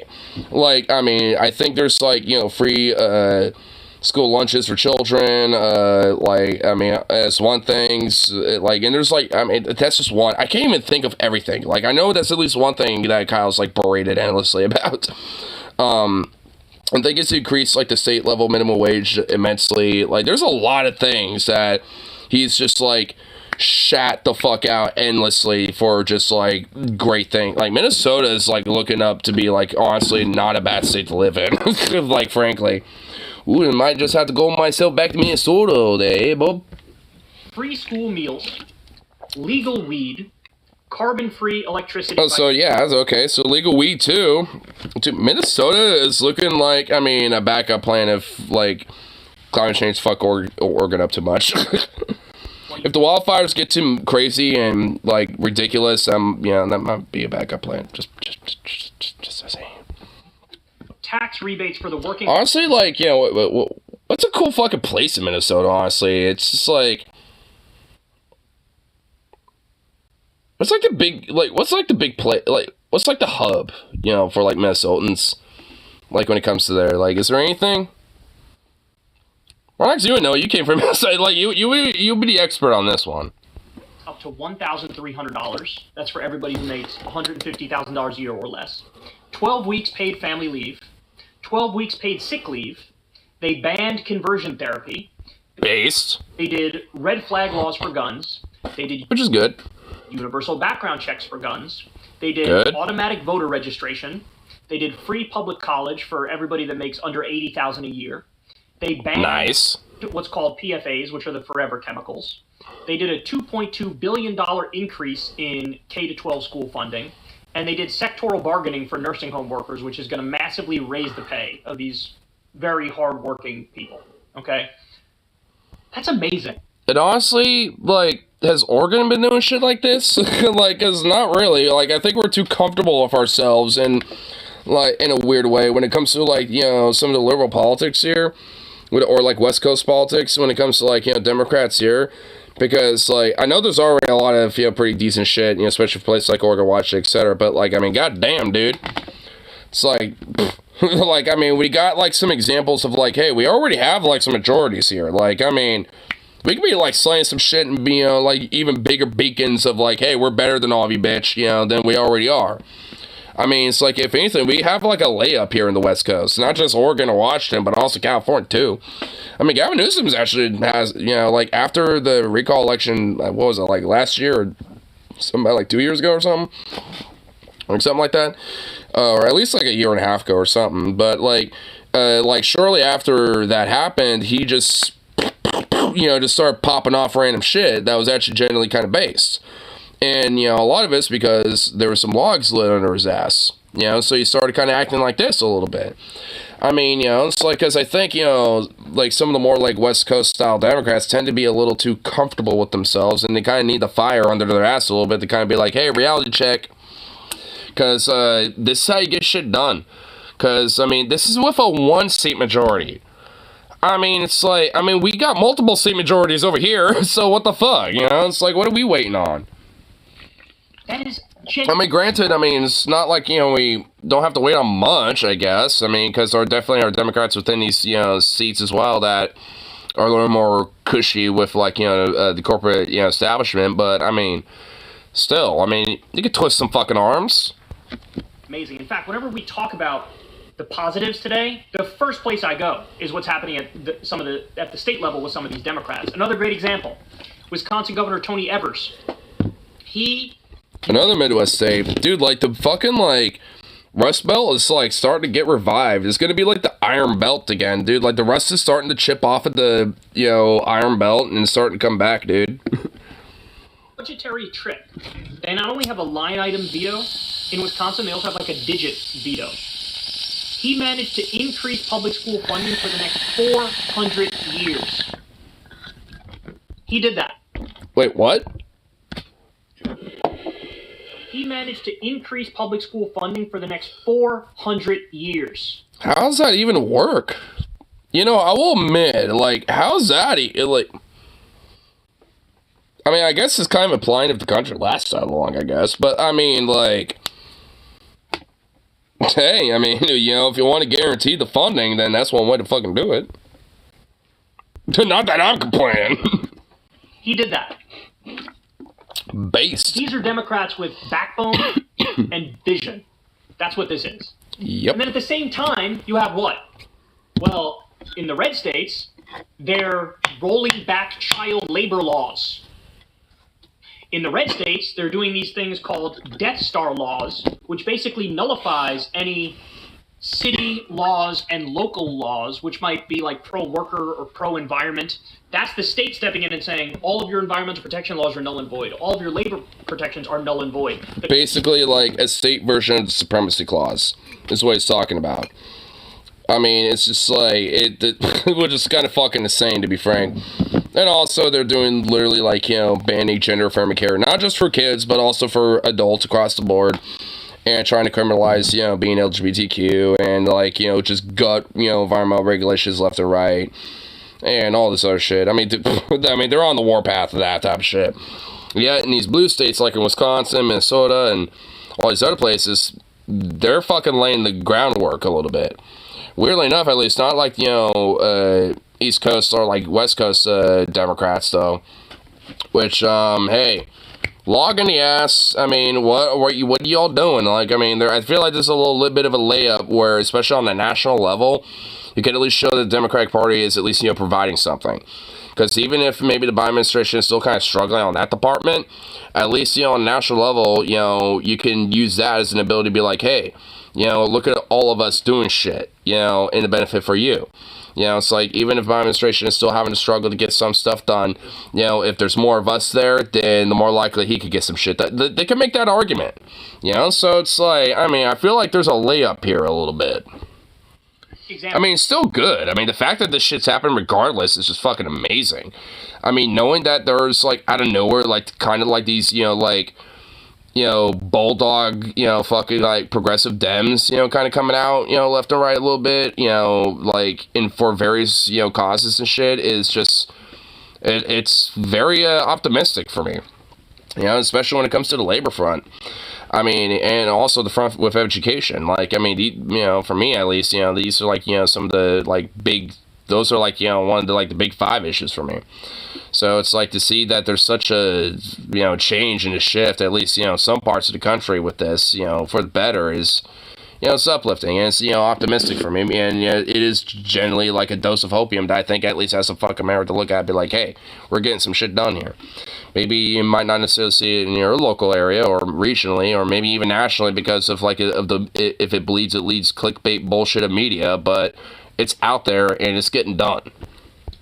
What's happening in Texas, where the state has now banned water breaks for people working in extreme heat. Which I'm pretty sure has already killed some workers.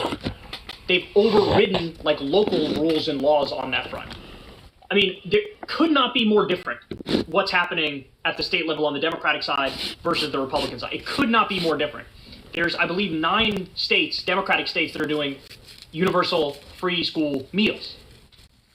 Just amazing. Well, now I got another great thing to share with you. So Pennsylvania Governor Josh Shapiro, who, by the way, is super based, very similar to... and not related to Ben Shapiro. John Fetterman. He is doing automatic voter registration. So, another Democrat. Okay, well, you know what? I kind of retract my East Coast Dem thing that I just said. Like, this is the East Coast Democrat. Pennsylvania's on the East Coast. Okay, never mind. All right. I mean, like, okay, I retract that. I mean, you know, and also I kind of forgot that Fetterman is from Pennsylvania. So, yeah, there's that, too. I mean, so it's like, I mean, so, yeah, okay. All right, so never mind. So, why is it like the West Coast Dems that are kind of struggling with this? I mean, it's like, so what huh? Now I'm confused about that. Like, hey, West Coast / New York Dems, what, like, hey, what are you doing? Like, I mean, do we need to, like, light the fire in your ass? Because at least, hey, in Portland, you know, at least around here, hey, that's already there. And a lot of you neo-lib fucks, you know, have already gone score short for it. So, I guess you want to tarnish your reputation, but you know what? Good. Fuck y'all. There's a reason why I ain't going to be running for re-election for Mayor Ted Wheeler, because no one likes you. But your little butt buddy, Mingus Maps, he's going to be a lot more of a calculated figure, and I'm sure that's going to, you know, be a little bit of a hiccup for things, you know, for a while, especially with the charter reform when he came to Portland. But, I mean, hey, at the very least, I see him, you know, being willing to play ball enough if he twists his arm. So, you know, we'll see. Definitely way better than Wheeler, I'd argue, even if their politics are fairly similar. Here's what they say. Because I feel like he, you know, depending on social pressure, might bend the knee. I feel like he might be able to bend the knee a little bit, or have his arm twisted if done correctly. Governor Josh Shapiro on Tuesday announced that Pennsylvania will become the 25th state to implement automatic voter registration. In an interview on MSNBC's Morning Joe, Joe Shapiro said everyone who goes to the Department of Motor Vehicles to get a new or renewed driver's license will be automatically registered to vote unless the individual chooses to opt out. Quote, it's a safe, secure, streamlined way to get them to register and participate in our democracy, said Shapiro, speaking on National Voter Registration Day. Shapiro said there are 1.7 million Pennsylvanians who are eligible to vote but are not registered. He said Secretary of State Al Schmidt estimated there would be tens of thousands of new registrants in the first year. Shapiro said he has spent his career fighting for the right to vote and that he was proud to fulfill a campaign promise. There are 8.6 million registered voters in Pennsylvania, according to... Wow, well, you know, I kind of wish there were politicians who were more proud to fulfill campaign promises. I kind of wish I was a case more. Like, alright, I kind of like this guy. I mean, at least he's kind of easy to remember, Shapiro. But, yeah, I mean, honestly, when do you hear, like, a politician saying, I am proud to fulfill this campaign promise? They usually, like, backtrack and are like, oh, actually, we can't get this done because X, Y, or Z. Or the opposition is holding us up, or, like, they always got some excuse. Like, this motherfucker's like, nah, I'm proud to get this shit done. Fuck yeah. It's like, that's a nice little change of pace. I wish more politicians were like that. I mean, fuck. Nice. It's always kind of like a hell yeah moment when, you know, you hear that a little bit. You know, a little nerd dose of copium right there. You got a politician that actually gives a shit. State, more than 10 million Pennsylvanians out of 13 million total are at least 18 years old. The minimum legal age to vote, according to U.S. So about 3 million Pennsylvanians are under 18? Yeah, honestly, it's kind of surprising. I didn't think that'd be that many. Okay. Figures. States have been required to offer voter registration to driver's licenses centers since Congress passed the National Voter Registration Act in 1993. A 2021 study by researchers from the... Well, that probably explains at least why Oregon has it the way they do it. But I know at least Oregon has their own separate laws about it where they've expanded that shit. Because like I said, you can register to vote pretty much goddamn near anywhere. Like, you can do it at the fucking library if you want. California, University of Southern California, University of California, Berkeley found that automatic voter registration increased registration in states where it was in effect and boosted the number of people actually voting by more than 1%.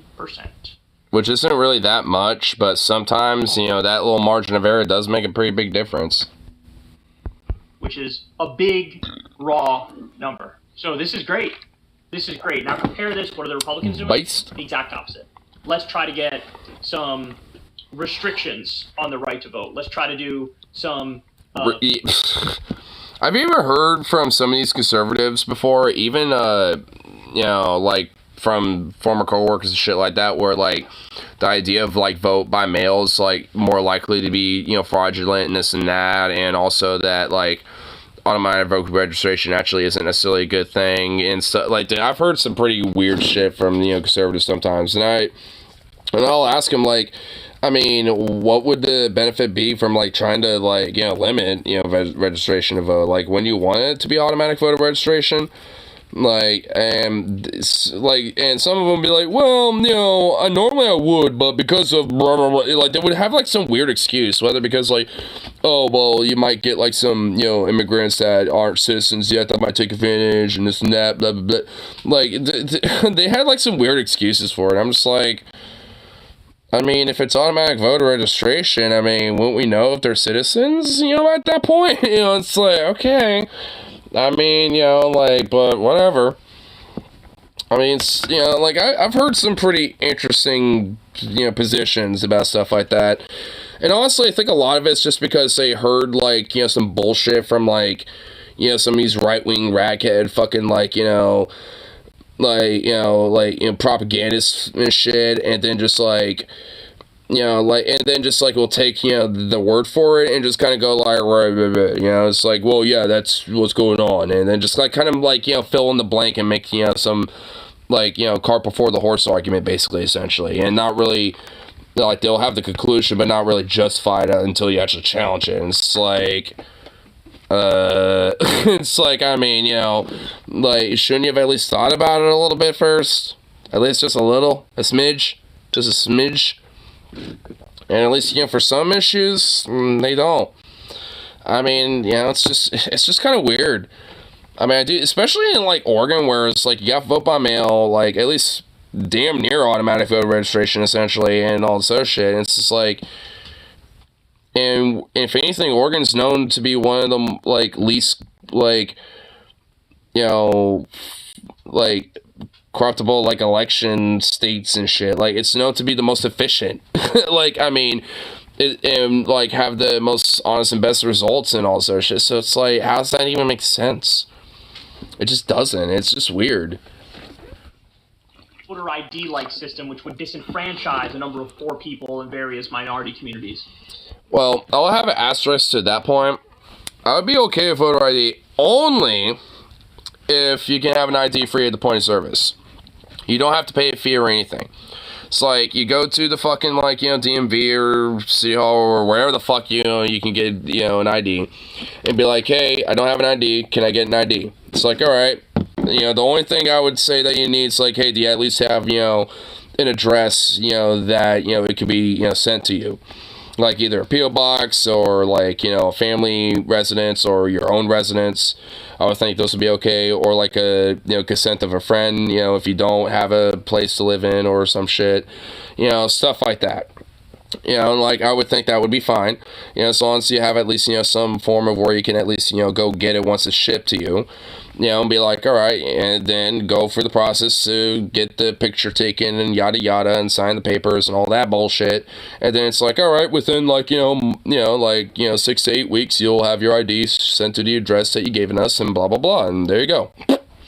I mean, it's like, that's how shit would be. You know, it's like, you shouldn't have to fucking pay for any of that. Because that's what restricts so many fucking people, like I was talking about, when it comes to things like that. I mean, especially when so many fucking things in, you know, the world require an ID when it comes to, like, you know, security checks or, like, you know, getting permits for things or, like, having to purchase certain items. Like, you need an ID for, like, so many fucking things. Like, you know, so it just makes sense to just make it free to get an ID. Like, I mean, that's just how it should be. Like, you know, free at the point of service when it comes to acquiring the ID. Like, it's just so stupid that you have to, like, pay some bullshit fee of, like, any price. I think in Oregon it's like $35, but in some states it's way fucking more than that. Like, some states, you know, it could be up to $100+ something dollars. And it's like, what, you think, like, some, you know, poor black family, they just had, like, their kid be 18 years old, you know, like, can just afford that shit when they're already barely affording rent and groceries? Like, fuck no, they can't. So it's like, yeah, that probably ain't gonna happen. You know, they might have their student ID from high school, but that's all they got.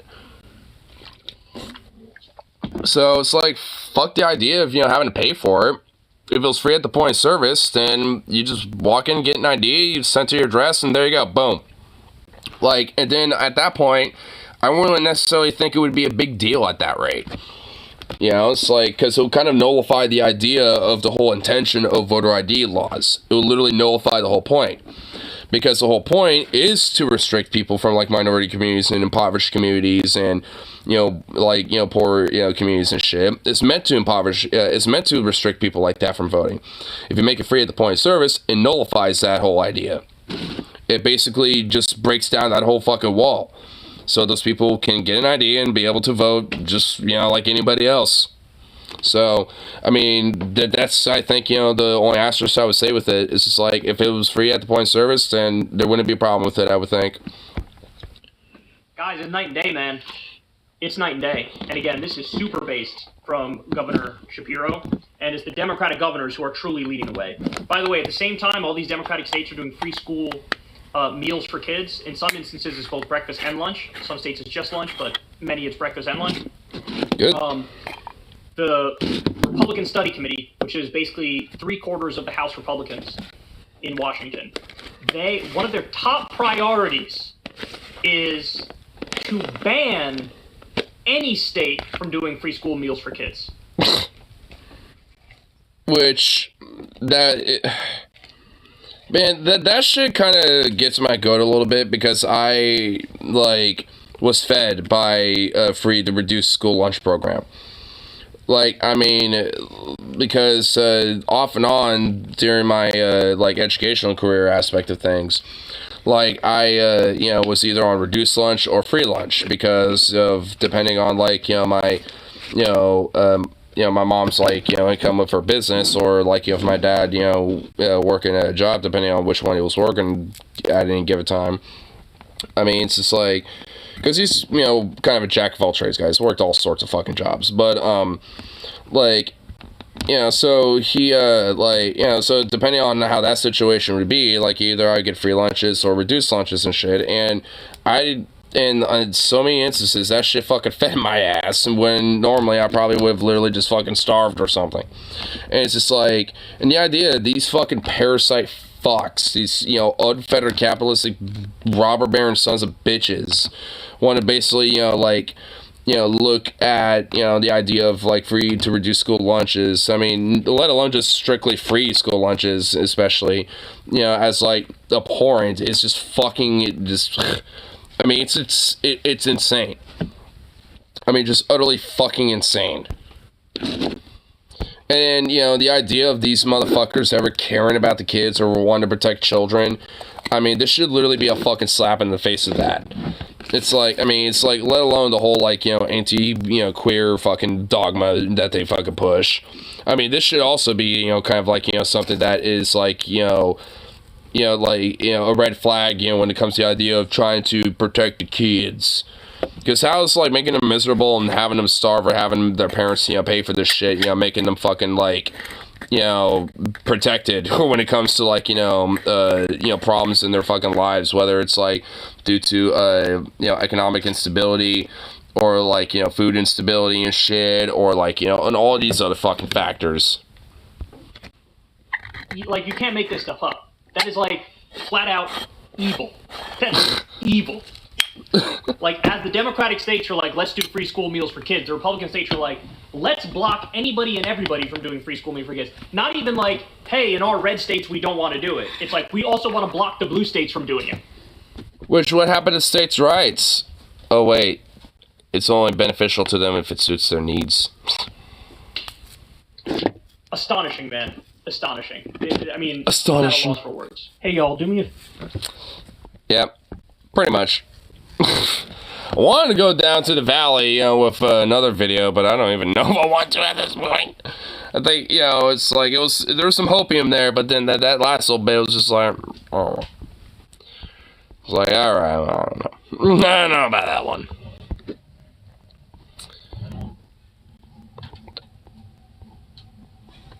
Wait, what's this? Wait, where'd it go?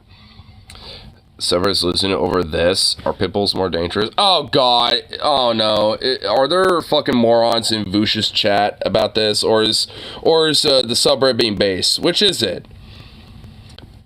Oh, no. Oh, no. The thumbnail's, like, very neutral. I don't know if he's, like, saying that they are or not. Because, oh my God, pit bulls are, like, the most sweetest little sweethearts I've ever met. Like, honestly, like, every pit bull I've ever, like, met has been the most sweetest little thing ever. Like, honestly. The most, like, chill, laid-back, sweetest little things. I mean, okay, I'm biting the bait. Fuck it. I gotta know. There's, like, something else I was seeing, but then I saw this as I was, like, looking, and I was like, wait a minute, hold on.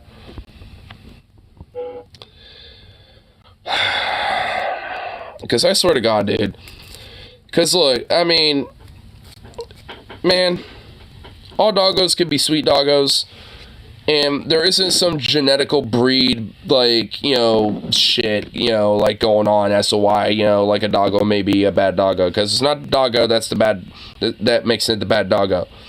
It's the owner and the people that raise that doggo that have made that doggo a bad doggo. Because the people that raise that dog are a fucking bunch of scumbag piece of shit. Can I help you, water heater? It sounds like you're about to, like, crank up and explode, and I'm nervous. I don't want shrapnel hit me in the face and, and all that. I don't want my death on live stream. That would be bad. I don't want that. Can we not?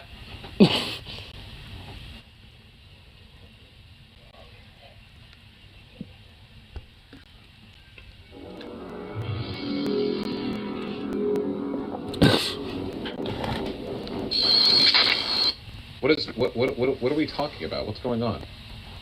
What's leftist about dangerous dog breeds? Sometimes what are you guys doing? Wait, what the fuck? What's leftist about dangerous dog breeds? Sometimes I feel like you lefties spend too much time on the internet arguing about dumb shit. You're doing that, dumbass. You're the one. What does it even mean? What is going on? Oh my God. This guy needs about 1,000 cc's worth of grass injected into his veins. Like, oh my God, what? One of these days, I'm going to do another subreddit purge, I swear to God. Do it. This is my dog. What a perfect baby. See, that's good discussion. That's fine. That's good discourse. That's sensible. That's reasonable. I love Reddit. Can somebody explain to me, is there actually evidence to indicate that pit bulls are, like, super more dangerous? I genuinely don't know. Pit bull bites are more deadly than those of other breeds. The majority of these studies...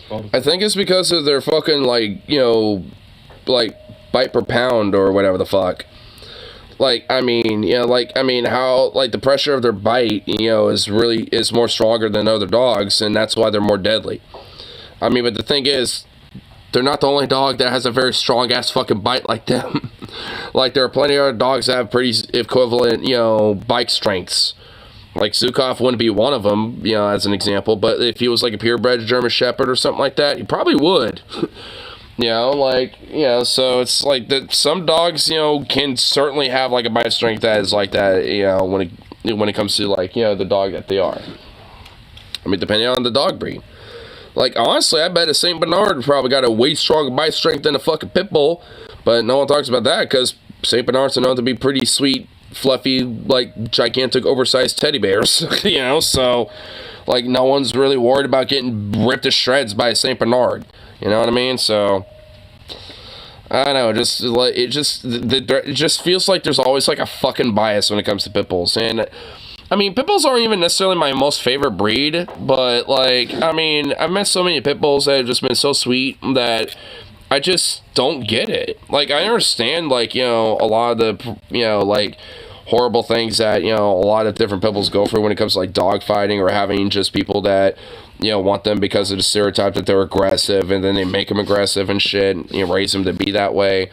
I mean, there's a lot of problems, and all of it always comes down to the fucking people that raise them, not the pit bull themselves necessarily, because they kind of, you know, like any dog, they will always kind of, at least in some part, take up, in part of their owner when it comes to being raised. I mean, so it's just like, I don't know, it's just one of those things where it's like, I always think there's just a fucking bias when it comes to this shit, and it always just annoys me. Pit bulls are inflicting the most severe injuries, requiring a higher number of operative interventions, up to 5 times higher than other dog breeds. Pit bulls are 2.5 times more likely to bite. Yeah, probably because... okay, never mind. Anatomical locations than their breeds. Pit bulls are responsible for 60% of all injuries and 63% of ocular injuries. Pit bull attacks have higher mortality or morbidity rates, higher hospital charges, and higher risk of death than attacks by other breeds. Okay, so the evidence seems pretty solid on this one. Okay, so... Well, and honestly, the reason why I would argue is because a lot of people that tend to want a more, quote, aggressive dog will go for a pit bull and then race him to be like that, and thus when they act out and lash out and shit, you know, obviously they're gonna rip the fuck out of your leg or arm, and thus lead to those type of statistics. I just think, you know, like, I don't want to really necessarily make the argument, but I always feel like it's kind of like the equivalent. It's like the dog version of like the 1350 argument, in my opinion. Maybe it's a little bit of a stretch, but it just kind of feels like that in a way, where it's just like, oh, because obviously the data shows it, that means that's just how they are. It's like, do you think there might be other variables or other contexts as to why that might be the case? I mean, instead of just like immediately looking at stuff like that and be like, eh. I mean, I don't know if I was just saying that. I mean, but it seems like a lot of people in this community think that, which really fucking irks me. So then the question would be like, what do we do about it? Okay, so if the answer, okay, so Vosh isn't saying that, good. Then is like, all right, if they actually are more dangerous, what do we do about it? It seems like the pretty simple answer would be, I don't know, what would you do, to ban the sale of them and eventually the breed would die off? I don't know. No. I mean, I know he's just kind of throwing a, you know, like, spitball out there, but no. It would be to, if anything, regulate, you know, the breed for sure. I mean, you know, to like make sure there are certified breeders, you know, so when it comes to underground breeding, when people breed them to be like fighting dogs or like guard dogs and shit, bred to be, you know, aggressive and shit, they don't, you know, like, you know, that doesn't happen, and they crack down on shit like that. I mean, there's a lot of variables I think could certainly help, I think, with stuff like that, but I think just making the breed extinct, I think, is just so fucking ridiculous. Because, like, I've had people that have had, like, you know, pit bulls for most of their life, and, you know, from puppy, you know, from being a puppy up until, you know, adults, and, you know, because they, you know, aren't, you know, wanting them to be an aggressive dog, they just like pit bulls and shit, they end up being the most sweetest, you know, adorable little thing that wants nothing more than love, scritches, and pets, and licks, and, you know, like, you know, just being a little sweet thing. You know, a good doggo, you know, it's like, I mean, that's pretty much of every pit I've ever met. I mean, honestly, I've met aggressive dogs that are more smaller, like, you know, little, like, you know, pugs, chihuahuas, Dachshunds even. Like, honestly, smaller dogs tend to be a little more aggressive than larger ones, and, you know, at least when it comes to Zukov, you know, from my experience, you know, but, like, you know, dogs, you know, are about equivalent size to him or even bigger. They tend to be more like, hey, what's up? Or just really friendly and be like, oh my god, there's another friend! You know, so it's like, I mean, you know, like, at least in my experience, smaller dogs tend to be a little more aggressive than larger ones, but, you know, but that's just experience, though. Because I've also had smaller dogs, too, and I've met plenty of small dogs that aren't like that either. So, it's just one of those things where I feel like, you know, all really kind of comes down to the owner. And also, you know, like, when it comes to ethical breeding as well, because some, you know, places just are really abhorrent and very, you know, bad and really neglectful, and, you know, raise them to specifically be a certain way, to be aggressive or not, and this and that. Like, so I think a lot of these variables tend to kind of play more of a role to shit like this, more so than just it's in their nature or something. they're dogs. We've been doing nothing but eugenics to them for all of the existence of dogs. Dogs wouldn't exist. Well, yeah. And we can make it so all pit bulls are nothing but sweet, good doggos.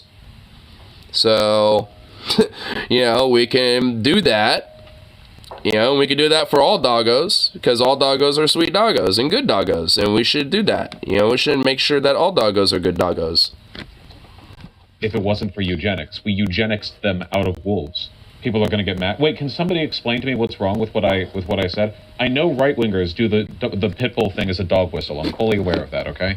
Obvious. Which I think, I was kind of, referring to from earlier, which is why I feel like at least Vosh recognizes that, but I don't know if just,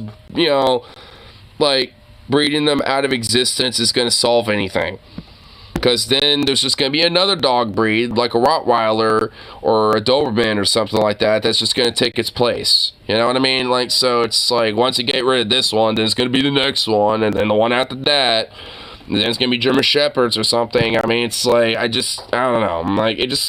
I might get it a little bit, but it's like, that's why you want to, have more ethical, breeding when it comes, and, regulate that a lot more when it comes to, dogs and shit, especially when it comes to certain, breeds like pit bulls and shit. Because then you can, regulate, how, they might be when they're raised, and actually treat them a lot more humanely, and thus be far more likely to be, really sweet, good doggos. And just want not more than loves, pats, and scritches. The very clear and obvious rebuttal to this being that different breeds of dogs are literally genetically selected to behave differently and have been selected for hundreds and hundreds of years, whereas humans are very susceptible to sociological influences. We can see massive shifts in the criminality of a population based on access to education and other resources. So this is... Okay, hold on. Not that I disagree with what the fuck you said. But, my dog is part border collie. There's some elements about his nature that might, kind of bring the border collie out in him a little bit. But, I can raise him to not really do that much. I mean, he might still kind of, have the little trigger of, ooh, let me go check this out. Or follow human, or this and that. He'll do that. But, he's definitely a lot more attuned to, no... Go back to human. Go listen to my human. So, I don't know. It's one of those things where, there's obviously, dog breeds, various types have been bred to do various different things. That's just kind of a part of, the eugenics of dogs, basically. But, using the same argument, though, when it comes to certain dog breeds, you can genetically breed out certain behaviors out of them, too. At a certain point. While still maintaining the breed. So it's you're basically just making the breed behave differently over time. So, I don't know. It's just it seems like one of those things where it's it's kind of a two-way street. Just breed them so, certain behaviors, aren't predominant as much anymore. It makes sense to me. I'm just thinking about my dog now, and he's over there looking like a fucking lump. He's a little lump. Oh my goodness. What a goof. Like dog whistle hullabaloo, okay? We're not talking about anything dog whistle hullabaloo other than the dogs here. Can somebody explain, what's the issue? It's not unique to pit bulls. Any dogs can deal damage. Yes, any dogs can deal damage. Yeah. I've had a fucking golden retriever rip the fuck out of my hands before where I still have permanent scars. I saw literally little tendons of muscle, at one point, because, my brother's golden retriever ripped the fuck out of my hand. So golden retrievers and other breeds of dogs that are big dogs can do just as much damage as a fucking, pit bull if they wanted to. And that's just, this is kind of what I mean a little bit, It's come on. I'm a little bit more biased somewhat against retrievers a little bit, but honestly, it comes down to the same premise at the end of the day. If it's a sweet, good doggo, I'm going to treat it like a good doggo. If it's a doggo that's a bad doggo, I don't want that doggo near me. It's because I don't want to get hurt or my doggo getting hurt. So, I want to make sure those doggos keep their distance. I just rode out loud. What the fuck was that? Yo, my dog, what the fuck? Dude, what the fuck?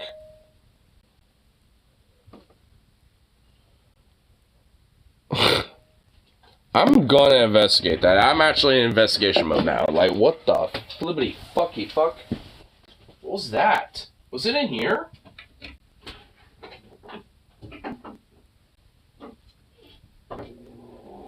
I think it was. It fell in here.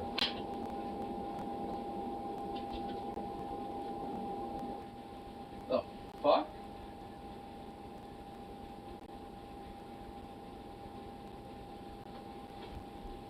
You know what? Last night, I really thought in the corner of my eye there might have been a rat in here, and you know what? I think it actually is. I think that fucker is in here. You know what? I might just move this rat trap right here in there just to see, because, bruh. Whatever fell was in there. I noticed something was kind of knocked over. I was just kind of, like, confused with how it did, but that little fucker's in this room, dude. I honestly thought I was seeing shit last night. Like, I saw something move from the corner of my eye when I went in there for a second, and I was like, what the fuck? And I was like, okay, let me check this out. And I didn't really hear anything or nothing when I was kind of moving and shifting stuff around. And I was like, okay, must have been seeing something. Must have been seeing shit. But I think that just confirmed that fucker's in there now somehow. The rat migrated around from the garage back in this room. Oh no. Oh my god, what the fuck, dude? This little guy is just a goddamn anarchist. I'm actually kind of respecting this rat a little bit for being a little monster, a little terrorist. To indicate that pit bulls do it more often and worse. It's a training thing more than a breed thing. Really? All of that is due to the pit bulls being trained to be violent? Like, yeah, because of the stereotype that they tend to be more violent in the reciprocal cycle. Yeah. Even though most of these injuries would be from civilians? Yes? There are literally 4 genetically unrelated types of dogs that are all called pit bull. It's definitely a sociological issue. Okay, why are people training those dogs to be more violent than other dogs? Dog fighting? Yes. So are you telling me that this massively disproportionate degree to which pit bull type dogs account for injuries is just... Well, yeah, because, I don't know if you know, Vosh, but dog fighting is genuinely an actual fucking problem that happens, throughout the country. Yes. So, shocker, there's going to be sometimes puppies that aren't going to be, in dog fighting that get sold. So, those breeders can make an extra profit. They're going to be a little bit more behaviorally inclined to potentially be more violent because of shit like that. Unless, the puppies are sold at an early enough age. But, either way, like, those dogs are going to be a lot more violent, and a lot of them tend to use pit bulls when it comes to dog fighting. So, it adds to the fucking cycle. Yeah, that's kind of an issue. And it's a fucking problem. Not because of the dogs, but because of the criminality of the dog fighting and all that bullshit in the first place. And the unethical breeding that comes in with that amongst, unethical breeding just in general. And all this other shit. Like, okay, so actually the chat's actually based, Vosh's community is actually the one on the right. Vosh, come on, man. We got some time to, see if his opinion changes, I guess. We'll see. Because, 99% of them are, pit bull, dog fighters that have broken free of their cages and charged at people? Yes? Well, I suppose that's not impossible. Okay. Pit bulls... Well, no shit's not impossible! And to inflict a higher prevalence... I know people that own, rescue dogs that legitimately have been neglected or, formerly were dog fighting dogs. And, yeah, they obviously would have certain behaviors where you would have to account for that and realize that a little bit. But as long as you, get around that, they're sweet. And they're adorable, and, they want love, scritches, and pats just like any other good doggo. If anything, it's good that, they have an owner that is willing to adapt and care for them and, still love them and, help them, even with the dog itself, overcome the trauma and abuses and the PTSD that dog will feel just like any other living creature. I mean, you know, humans feel PTSD. What, you don't think a dog will either? Because they certainly do. Breeds. Of all pure breed dogs in the United States, pit bull type breeds were second behind the German Shepherd. Oh, Huh. See? It's as if there's a stereotype about it, and German Shepherds tend to actually be leading in this. And my dog's predominantly a German Shepherd. He's a German Shepherd first, and then a Border Collie, and then American Bully, and goes down from there. So it's like, if anything, he's got a lot of, like, the more aggressive breeds outside of the Border Collie in him. You know, so it's like, and he's literally the antithetical, like, aggressive dog. Like, he's more aggressively friendly. Like, I mean, he can, I don't even think there is an aggressive bone in his body. I don't think I've ever seen him have, like, this, like angry look at all. Interesting. Nobody's talking about banning German Shepherds because they're such a beloved dog. But they're ahead of Labradors, Chow Chows, and Rottweilers in that order, from the most bites severe enough to require hospital treatment. The study found the proportion of bites caused by German Shepherds decreased by a small amount per year over that time interval, while the proportion caused by pit bulls increased. Yeah, probably because a lot of people look at, you know, German Shepherds more cosmetically and like the dog, you know, just because they look cute and fluffy and they're adorable and all that other shit. So it's likely that, you know, German Shepherd puppies that are raised in those households and, you know, people like that are not as likely going to be as aggressive because they're going to be, you know, like sweet little goofballs more likely than not, because they're raised by people that, you know, are going to probably treat them like little fluffy goofballs. You know, so that's probably the case. That's why, you know, I have Zukov, because he's an adorable little fluffy goofball. And he's also, you know, a German Shepherd, at least predominantly. So, I mean, honestly, he's such a super mutt. Like, I mean, that people have mistaken him as like a blue heeler and like a few other breeds before. Someone thought he was like a Rottweiler blue heeler mix, and I'm just like, what? So I'm just like, what? It's like, okay, I'm sure you know your dog breeds, buddy. Over that time period, pit bull proportion of dog bites increased more slowly in Denver, Colorado, where breed-specific legislation been in place. Okay, so is it all like dog fighting stuff? German Shepherds are frequently banned as well? Yeah, well, aren't they police dogs? A lot. The German Shepherds are used for for police stuff. That Belgian Malinois. Those two breeds are like known to be police dogs. They have a lot of like injuries associated with them because like you have. I mean, look at that fluffy little sweet boy. Oh, what a handsome pup. What a handsome little fluff boy. But yeah, I mean, right there, that's, I mean, yeah, I mean, police use dogs like this because, I mean, that's all like muscle and bite and just aggression. If you train it to be that way. But this puppa looks like a sweet puppa, though. That puppa wants loves and treats and snacks and, you know, snuggles. With like all the police. It just wants to be the teddy bear for a human on a cold night. You know, it's like, you need warmth. I shall be your fluffy teddy bear warmth. And I shall look like this, laying here, all happy, to be loved and scritched while you sleep. Or you sort of keep the breed in a place where it can be an effective police dog, and that makes them pretty dangerous. Pit bull is a misnomer. And that, and also, like, I mean, Belgian Malinois are kind of increasingly becoming like that, too, because police are using Belgian Malinois a lot more often. Include all bully breeds, like Staffordshire Terriers and Mutts. An American Bully. What does pit bull mean? Okay, hold on. What does pit bull mean? People in chat, yeah, people have been saying it's like, because when I think of pit bull, whenever I envision a pit bull, I think of, I'm Googling it, I'm looking at images of dogs that are definitely from different breeds. Whenever I think of pit bull, I think of this, and when I think of a bulldog, I think of the dogs that have the really goofy faces, the silly looking ones that have trouble breathing, like this. Oh, look at these little doggos. I mean, I've seen so many pit bulls like that just look that they're just the most sweetest little things. I mean, this one just looks like a little old man. A little sweet little old man. So hey, buddy. What technically includes... Hey, pup. Oh! Ow, my balls! Ow! Oh, my dog just like fucking... Ow. He just like stepped right on the nuts. You goober. Ow, you jerk. The bully breeds. There's the American Bully in here. Got the American Bulldog.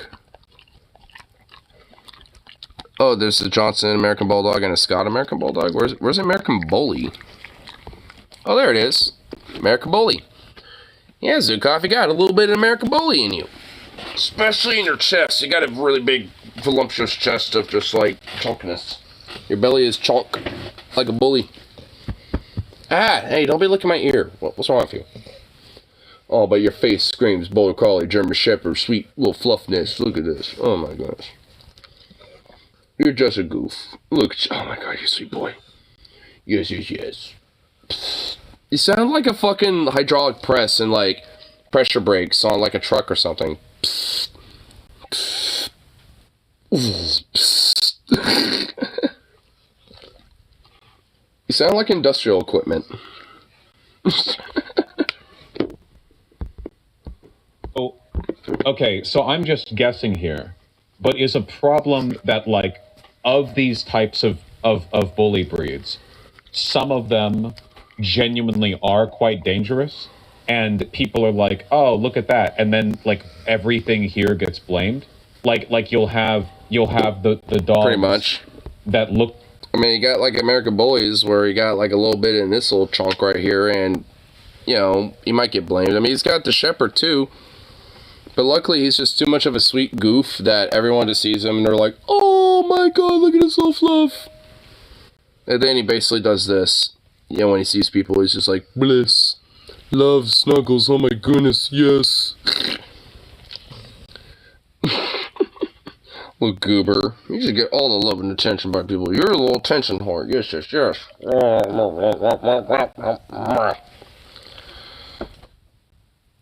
Oh my god, look at this. You're a fucking freak.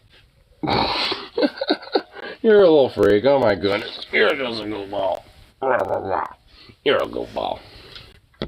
Doggos. They were born to chew your testicles off. And then it's like... Oh, what the hell? What? The miniature terrier or whatever. The American Bully or the Bull Terrier? I don't know. I think the American Bully is what I think of when I think of, like, the f***ed-up dogs that'll kill you. Well, what the hell? Like, what? Is 11% of Zukov gonna fuck you up and kill you? Because no, he's not. He's gonna kill you of love and kindness. How dare they? How dare they? How dare they, Vush? But that might... I don't know if that's real. That might just be like... Oh, look at that sweet little thing. Oh my god, look at that happy face. Look at that happy little face. Oh my goodness. That is a happy boy right there. Oh. Oh. Did you just, like, spill some, like, silent gas? Okay, alright, you're done. I smell that. You're done. Oh my god, you fucking worm. What are you doing?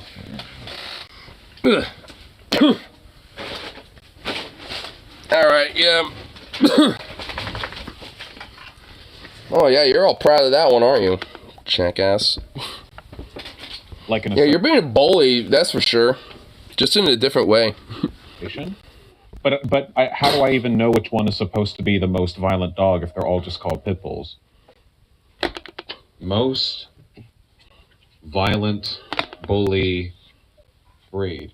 Is this, yeah, it's like a taxonomical error, I'm guessing? The most aggressive dog. The pit bull is considered the most... I mean, because, like, American Bullies, pit bulls, stuff like that, I mean, they all look very similar, so it's just like, a lot of people just kind of assume they're all the same, even though they're not. What pit bull? Hold on. It looks like it doesn't. Bull Terrier, American Bully, da-da-da-da-da-da-da. American Pit Bull Terrier. Do they mean that? The American Pit Bull Terrier? Because that thing's small, 30 to 60 pounds. American Pit Bull Terrier. Is this the terror? This thing? But this guy looks kind of friendly. This is the super dangerous one? I mean, that has like the little like little flop ears of Zukov. I mean, like, what the hell? Like, yeah, like, I mean, for real though. I mean, honestly, I'm looking at pretty much all these dogs, and I'm like, oh, they're all sweet little cute, adorable fluffos. Like, or you know, little just sweet boys. You know, like, I mean, that's all I see out of all this shit. And you know, it's like, so, I don't know. I mean, like, if anything, like, the smaller breeds, in my experience, tend to be more aggressive and just, if anything, just little shits. Like, I mean, and I feel like a lot of it's just because the guy's something to prove or something. And, you know, they're all small and they're like, I'm tiny, I need to go out to get some grub, fuck you, man. Or some shit. So it's like, I mean, those smaller dogs, it's like, they got something to prove. So they're always like, you know, trying to start shit. Like, but these bigger breeds or like medium-sized dogs, I mean, not really. I don't think I've seen Zukov ever try to, like, you know, like, post up on, you know, another dog or another human being like, what the fuck's up, bro? Like, I don't think I've ever seen Zukov even get remotely fucking close to that. He's more likely to run away than anything, honestly. If there's, like, a threat, he's like, oh, shit, and just, like, starts running. Like, he's not exactly inclined to, like, you know, be aggressive in any fucking metric at all. Like 30 to 60 pounds. Well, I guess they're dangerous to, like, kids, right? Like, when we talk about dying from dog bites, we're talking about mostly kids, not like I mean, potentially. Have to be a pretty massive dog to kill an adult in most cases. I imagine it's mostly going to be kids. So is this the dog that is actually the one that's like most dangerous? And then there's a bunch of other dogs around it that get kind of lumped in. No, it's the American XL Bully. Okay, hold on. I'm looking at... I love how there's, like, so many, like, sub-breeds of pretty much all... Oh, my God. That's saying the American Pit Bull Terrier is number 1. Rottweiler. German Shepherd, yeah. Right. American Pit Bull Terrier, bully breeds known as the American Staffordshire Terrier. First of all, okay, 2 things. First of all, they're doing the same taxonomical thing, right? Like, by American Pit Bull Terrier, don't they just mean Pit Bull? Because why are they saying American Staffordshire Terrier if they mean American Pit Bull? The American Pit Bull Terrier and the American Staffordshire Terrier are 2 different... So by Pit Bull, they just mean, like... God damn it. They basically are just kind of being very generic with it. I think Paul... it's not Paul. Gee, oh my God, Paul. I think Vosh is starting to kind of get it a little bit on this one, I think. Because, I mean, essentially, like... There is, like, this stigma against, you know, these type of, like, you know, pit bull / bully breeds, you know, terrier breeds that, you know, have a stigma against them, and people kind of lump them all as, like, the same fucking thing. I mean, that's kind of the issue. And on top of that, like, I mean, like, when it comes to that, I mean, if anything, that kind of shows that maybe that, you know, 5 times, you know, more dog bite data and shit might be a little skewed. Because it might be lumping in all sorts of other breeds, you know, as, like, one more broader common breed, even though there are different, you know, breeds within all this. So it's like they, if anything, they're probably just like lumping in, you know, all the data into one thing, you know, to make it seem more hyperbolic. And just basically doing taxonomical error bullshit. Like, literally like phrenology, dude. It's like dog phrenology. Taxonomical thing? I don't know. God damn it. It's dog phrenology. That's what it is, dude. We have been conditioned in like dog eugenicism to the point that we're like now just realizing like, oh yeah, there's like dog phrenology basically. It's like, fuck, dude. How are you going to call it an American Staffordshire Terrier? Staffordshire is the most British... Staffordshire, if you're like... Staffordshire, yes, I say, what? Really pretentious. It's the most, like, British-sounding name. How are you... American Staffordshire Terrier? Because an American would say Staffordshire, but that's definitely not how it's pronounced. Staffordshire Terriers have a history with being a nanny dog. They were left alone with kids because their even temperament and their tolerance for abuse. The thing is, they are strong and good at defending families, so naturally they'll bite or attack another dog who seems to be a threat to their own. I think we're mostly just talking about, like, threat to humans. That's a myth, Vosh. That Staffordshire is British sounding. It's always down to training. Okay, I know that, but, like, obviously some dog breeds are more aggressive than others by default, right? Like, of course. Yeah, but you could train them to not be like that. Right. So we're talking about, like, specific subcategories. No, guys, come on. Yes, that's the whole point. They were selectively bred. No, yes, the point of selective breeding is to procure and select for specific traits in dogs. Some of them are better. In which you could do that with these different breeds that we're kind of broadly talking about, right, Vush? Because, I mean, if, like, you know, let's, you know, grant that, you know, some of these breeds might be more aggressive, you know, than other dog breeds, then you can at least, you know, when it comes to their different social behaviors, breed that out of them. I mean, without necessarily, you know, physically changing their genetics or their looks or anything like that. You could just kind of, you know, make sure that over, a couple generations that, you train very specific social behaviors and those, in those different lineages, when it comes to those different breeds, over time, and with their offspring, like make sure that the parents for each offspring, over time get taught more and more to be basically, good, sweet little fluffy doggos that want not more than loves and pats and are very aggressively friendly instead of just being aggressive. So, I mean, I feel like, just over time you can, like over a couple of generations without having to change like anything about their genetics, you can instill these different things socially into them where they can be more behaviorally inclined to things like that. Temperament, some are that's the thing. God damn it. It's like a neuroticism thing, Staffies are not aggressive by breeding, unlike German Shepherds. Okay. There is a difference in different breeds and their propensity for injury or killing others. I just want to know to what extent it can be like localized to a specific type of dogs as opposed to others. We're no longer reading chat because I can tell the difference between chat having something to offer and chat being insanely triggered. And I know when not. No wonder the conversation on the Reddit got that bad that quickly. I haven't even said anything like definitive or remotely aggressive, and already people in chat are freaking the fuck out. Damn it. I mean, I kind of disagree with where you're kind of going with this, but I don't really care one way or the other. So, oh my god, I kind of love the fact that the chat is kind of getting triggered to shit. So, whatever. I mean, I don't really care that much. I kind of find it funny, though. Here, I'll take a piss real quick and I'll be right back. I definitely want to enjoy this a little more.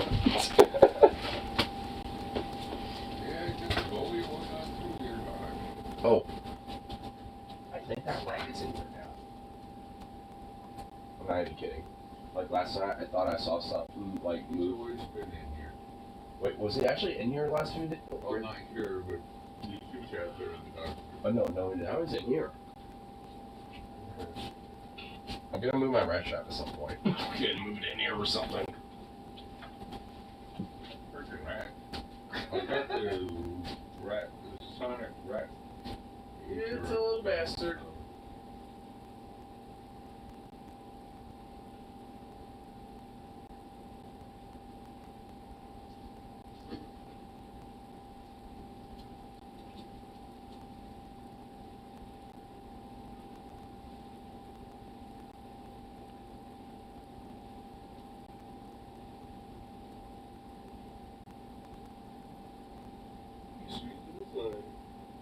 Oh, look at that little title.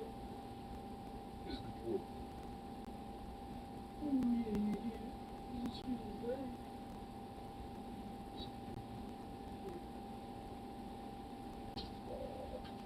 Oh, you stretchy tummy. Oh. Oh, look at you. Oh. Look. Oh, this is peachy.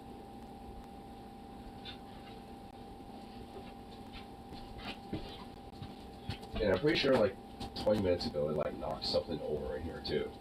I don't know what, but Bring the sonic rat insurance in here. it's not an idea. Get one of those little sneaky traps. I'll put like a nut or two on there. So like a pair of that having that rat trap, just put it here. You know, when I'm catching it, then I'll stick a little rat and relocate it.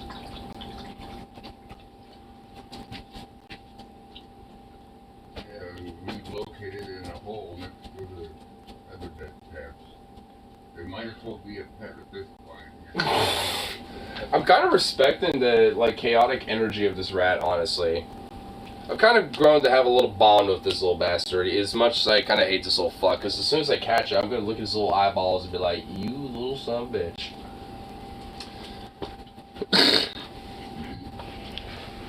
But I do want to relocate it and, like, let it live another day, though. Just not here. And far enough away where it won't come back. Yeah, any rats in the house, I'd like to relocate them to the trash can. I'm a little more empathetic, I think.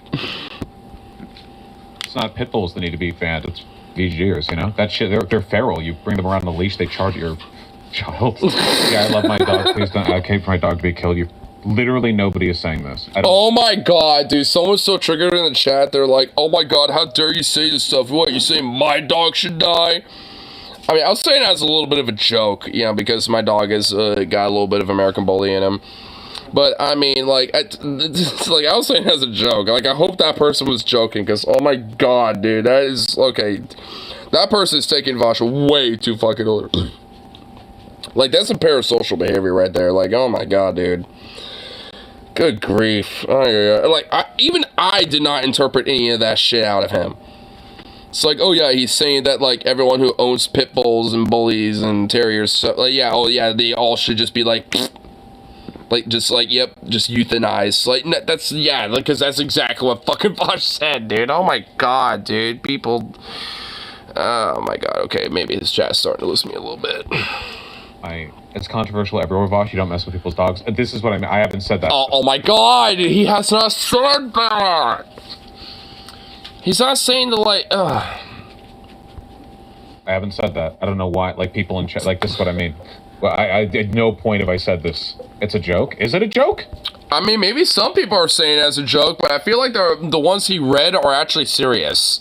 Specific legislation typically involves murdering the dogs. When have I said that? When have I said this? Well, I look away from chat for 2 seconds. I'm literally just trying to, like, work out, like, a taxonomical issue where, like, to describe, like, what is a pit bull or whatever. And I look back in chat and people are acting like I'm a doctor looming over their dog and they operate. Yeah, like fucking Dr. Mangala for dogs, dude. Dr. Voshula. Oh my god. Jesus Christ. I'm talking about the most I would ever advocate for, if there actually was a dog breed that was, like, really, really dangerous, is just to make it illegal to sell them. Because then, because that way, like, you're not, you wouldn't be able. Why not just, like, you make it, you know, so you have to be, like, a certified licensed breeder? Okay, see, that's where I feel like he's going a little far with it. I would offer a compromise position, being the fence riding, you know, centrist lib that I am on this issue. Just go out and get them.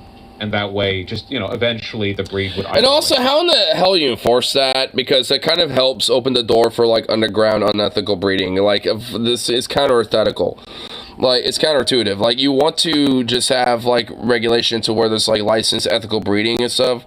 So, if someone doesn't have a license, you know, then they can, you know, be cracked down on and shit. While people who have, like, you know, licenses and stuff and are certified to be, you know, having those, you know, dogs, you know, bred and shit like that, well, they'd be fine.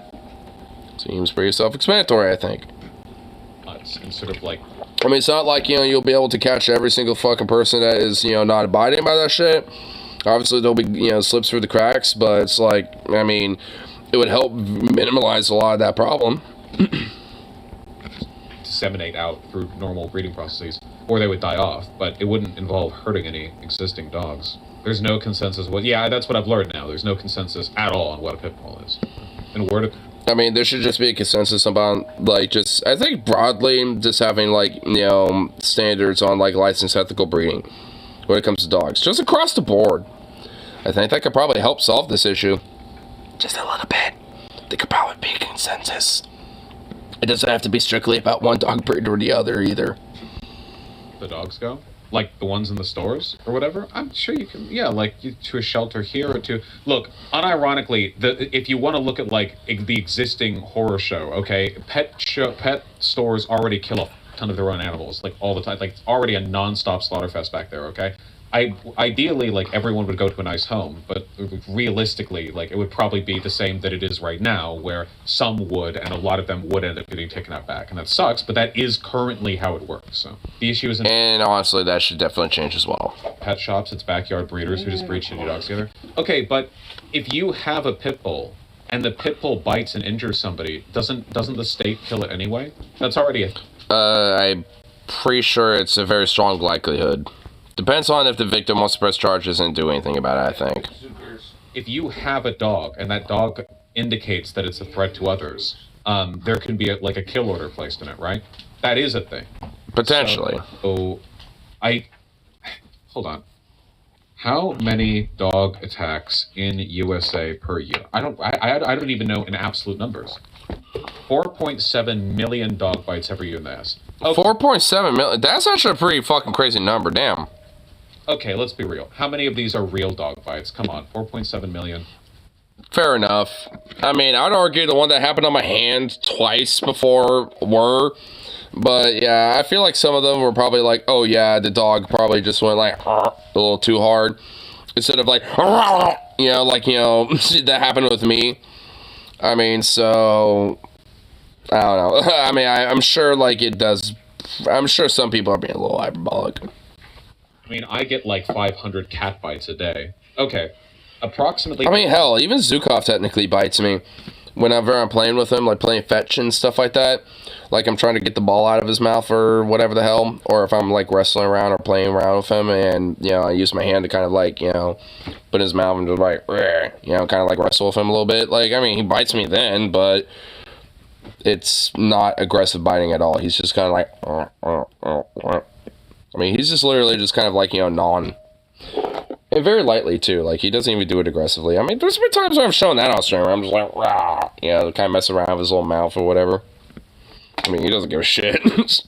Doesn't people seek medical attention for dog bites in the U.S. every year? Okay, that's a lot. 800,000. Damn, that is actually a pretty high number. I mean, I've never had to go to hospital for my fucking injuries. Even the time where I had muscle tendon fucking sticking out of one injury. I mean, I have a cut next to it, actually. It's that injury right there.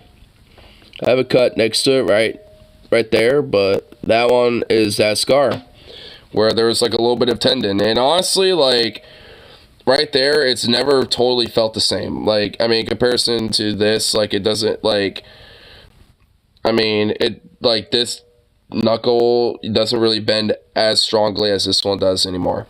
It still does, but not as well.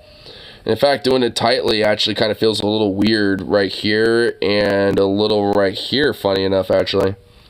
So, like, I mean, I like, ever since that injury happened, it's always felt like that. And I haven't been able to, like, bend that very front knuckle on my middle finger there ever since. So, yay, dog bites. So, yeah, like, I mean, it's, it can be pretty brutal sometimes. I mean, honestly, my injury was actually fairly minor, and obviously I didn't have to, like, go to the doctor or anything. I probably should, but, I just said fuck it. I kind of did, in-house, doctoring it up and just, like, bandaged it up and just called it good and said fuck it. I mean, it never got infected or anything, and actually, for all intents and purposes, healed up okay. Left a nice little perma scar, so, whatever. Some people require emergency care, and that. I'm all right with it, and I can handle some scars and some shaping up in my hands a little bit, some beating up and brutality. About a handful of deaths. Yeah, that is a lot. A handful of deaths too. Fuck. Most frequent victims of dog bite attacks are. Man, I can't even imagine getting killed by like a dog shredding the fuck. Oh my god, oh fuck, man. But that's like some primal like shit right there on a visceral level. I mean, it's like, because, like, how many, like, hunter-gathering, like, tribes people and shit like that and thousands of years ago have, like, just, couldn't catch up with the rest of the people, and shit, and the rest of the tribe, and just, like, just got mauled by some fucking wolves, dude. Like, that's, like, basically, like, what the fuck happens is, like, right there. It's, like, getting killed by a dog attack like that. Like, fucking hell, man. I can't even fathom that, dude. Holy shit. And postal service carriers, of course. Dog bite victims. Postal service carriers. Oh man, poor guys. Man, poor mailmen. Much as 5% of all emergency room visits in the U.S. Really? Huh. Wow. Something that one could do to fix this. Look up dog destruction orders and how many have been given out. Dog destruction. Dog destruction? That is so fucking horrible. Oh my god. You can't have like a more flowered up way to describe that? Per year. Is there a list? Is there like a federal... Oh man, they don't track this federally, do they? Because it's all like a local thing. That's annoying. Yeah, municipal ordinance. So there's no way there's like a federal... Yeah. There's about 12,500 per year. Okay. Well, that is a pretty big issue. but I don't know if it's a pit bull issue because of the taxonomical thing. I guess it's really difficult to track breed stuff because most everything's like Vermin said, most every dog is going to be some kind of mutt. So it's like if a dog is like 80% not pit bull and 20% pit bull, and then it does a bite, and it's like, oh yeah, the 20% of the pit bull and it did the bite actually, and it's really difficult. Yeah, I mean, also that 20% might also be some of the phenotypes, that are expressed in that dog, so it might look more like a pit bull despite that. So, I mean, there's like genotypes and phenotypes, and genotypes are like the genetics that are shown and stuff in a sense that, they're internal and they're not like expressive physically, but phenotypes are like physical expressions. So like eye color, hair color, at least in this case for dogs, like the eye color, fur, the fur pattern, stuff like that, how they're kind of like genetic, like bone structure, all these various different little variables of how they're, like when it comes to those genetics. So it's like all those play a major role, and sometimes that 20% of, a dog's genetics might, be more phenotype expressive in comparison to the rest of that dog's genetics. So at that point, it's like, even though it's 20% pit bull, or like an American Bully, for example, at least, 11% for like my dog, then, like the phenotypes, from that like percentile of the genetics of that dog, are way more expressive in comparison to the rest. Then at that point, people are going to look at that dog and think, oh, pit bull or an American Bully or whatever, yeah. Even though most of it isn't. It's like, so, I mean, a lot of people just like will look at it at face value and just be like, oh yeah, that's what it is. And just assume that it might be aggressive or this and that or whatever the fuck, just based on what it looks like. Not necessarily like the behavior of how it is, because they might look at a dog that might be like a pit bull for like an American Bully, for example, and be like, oh shit, even though that dog will literally be the most sweetest little thing you probably would ever see. But then he might be like a little chihuahua and you will think that's supposed to be the little sweetest thing you ever see, but that thing is going to literally try to rip your fucking ankle off. So I mean, like, I don't know, it's just one of those things where I think, it all really kind of comes down on like the owner and how they're raised. There is a correlation, but how much of the correlation is real? Like, or how much of it is innate? I wonder how much of that correlation is just because the kinds of people who want like a big aggressive dog they won't take care of are also the kinds who will go after a pit bull, right? Because that's the other thing too. It's like you have to. I do. Okay, maybe Paul. Why do I keep thinking fucking Paul? Like, why do I think Paul's ego? What the fuck? Anyway, but maybe his. Am I starting to think his? Honestly, the voices are at least a very similar level of baritone. But, whatever. But fucking Vosh. Jesus Christ. Anyway, but, like, I mean, I think he's now starting to kind of see the point a little bit. Because, yeah, I think that's, at least in my opinion, the root of it. Where it's like a lot of it just kind of comes down to the owner and how they're raised and stuff. And a lot of it is the correlation with that. Not necessarily within the breed itself. Because, a lot of people kind of, will use pit bulls, as like, an aggressive dog they don't necessarily have to take care of, because then they can be like that aggressive guard dog for them or some shit, because that dog's obviously going to trust them, being raised in their household and shit. And because of that, it kind of continues this reciprocal cycle, because honestly that owner is being negligent in, taking care of that dog properly and making sure that the dog is, behaviorally safe when it comes to being around other people or other dogs. Piece of shit owners, and if a piece of shit owner wants some big meaty dog to be an asshole or whatever, and it's like, well, I'll get a pit bull, of course. So then it's like a self-perpetuating thing where it's like, yep, yes, okay, I think Vosh is starting to get it. Yeah, yes, I think that's kind of the major reason why this tends to be the problem. Well, that pit bull did, bit someone who had a dog destruction order. It's like, okay, well, yeah, it did, sure, and it was because it was a pit bull, but it wasn't an innate thing. It was because the pit bull was trained to be, yeah. But is there any data that would factor that in, or like, what would you? I'm sure there would be. What would you have to do, like a regressive analysis? I don't even know if you'd be able to do that. I feel like the most you could really do, yeah, like that could be a factor, but does that explain all of it? What if pit bulls are genetically more dangerous, but also there are compounding factors, But if it's only, I think that might just be it. I mean, because yeah, a lot of other, a lot of dog breeds, from Shepherds, Rottweilers, Dobermans, even Belgian Malinois to a certain extent. I mean, there's a lot of other breeds that are, been trained and genetically bred to be a little bit more aggressive and a lot more violent in comparison, to a lot of other dog breeds. But it's just like, despite that, obviously, when it comes to other compounding factors, like, when it comes to their, the upbringing of the puppies, and like, like how friendly slash, like, and I guess, like about where it's like empathetic the environment is, when it comes to, their upbringing and, sociability of other dogs and stuff like that, other friendly dogs at least, and all this other shit. Like, I mean, it can help, ensure that a lot of the more aggressiveness that might be innate with the breed not really, show up as much.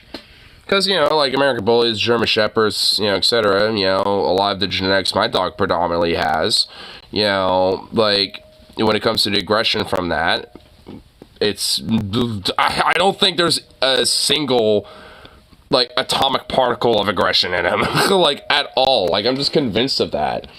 I mean, so, like, I mean, unless it's like an insect. If there's a flying insect around, like, he has, like, all the aggression in the world for that. So maybe he has, like, 2 atomic particles, dedicated to, like, bugs.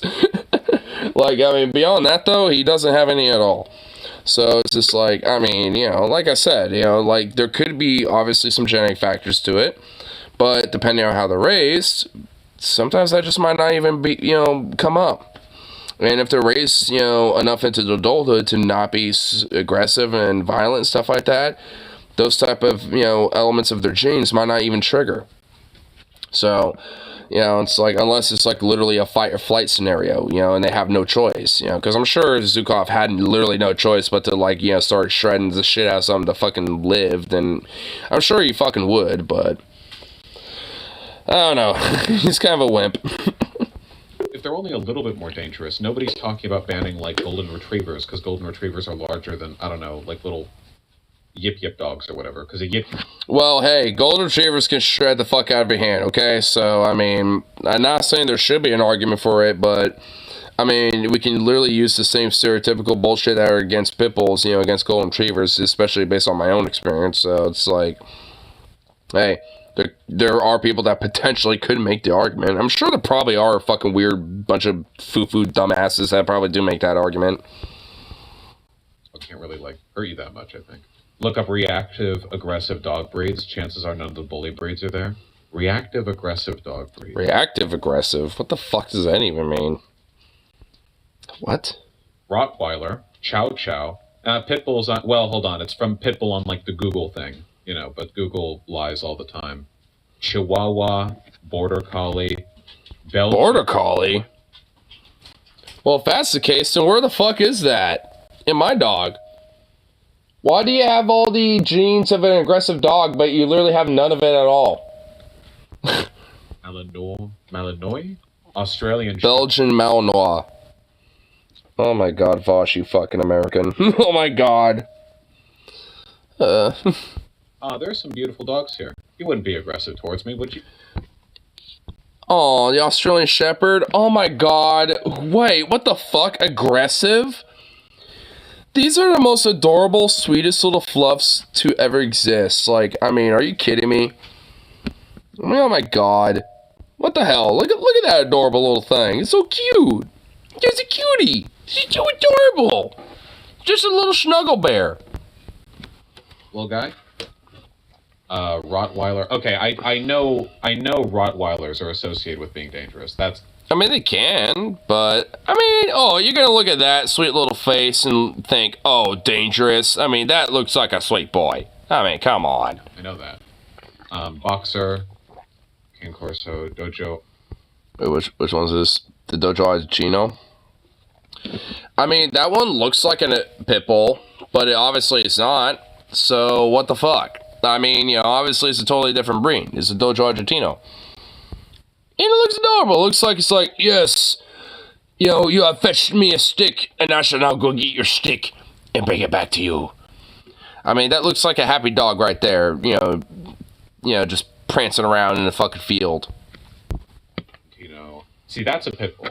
That has the face. That's one of the dog breeds that's in the bully Well, I mean, at least based off its name, evidently not. I mean, I'm sure in his face, yeah, but... English Bulldog. Chow Chow.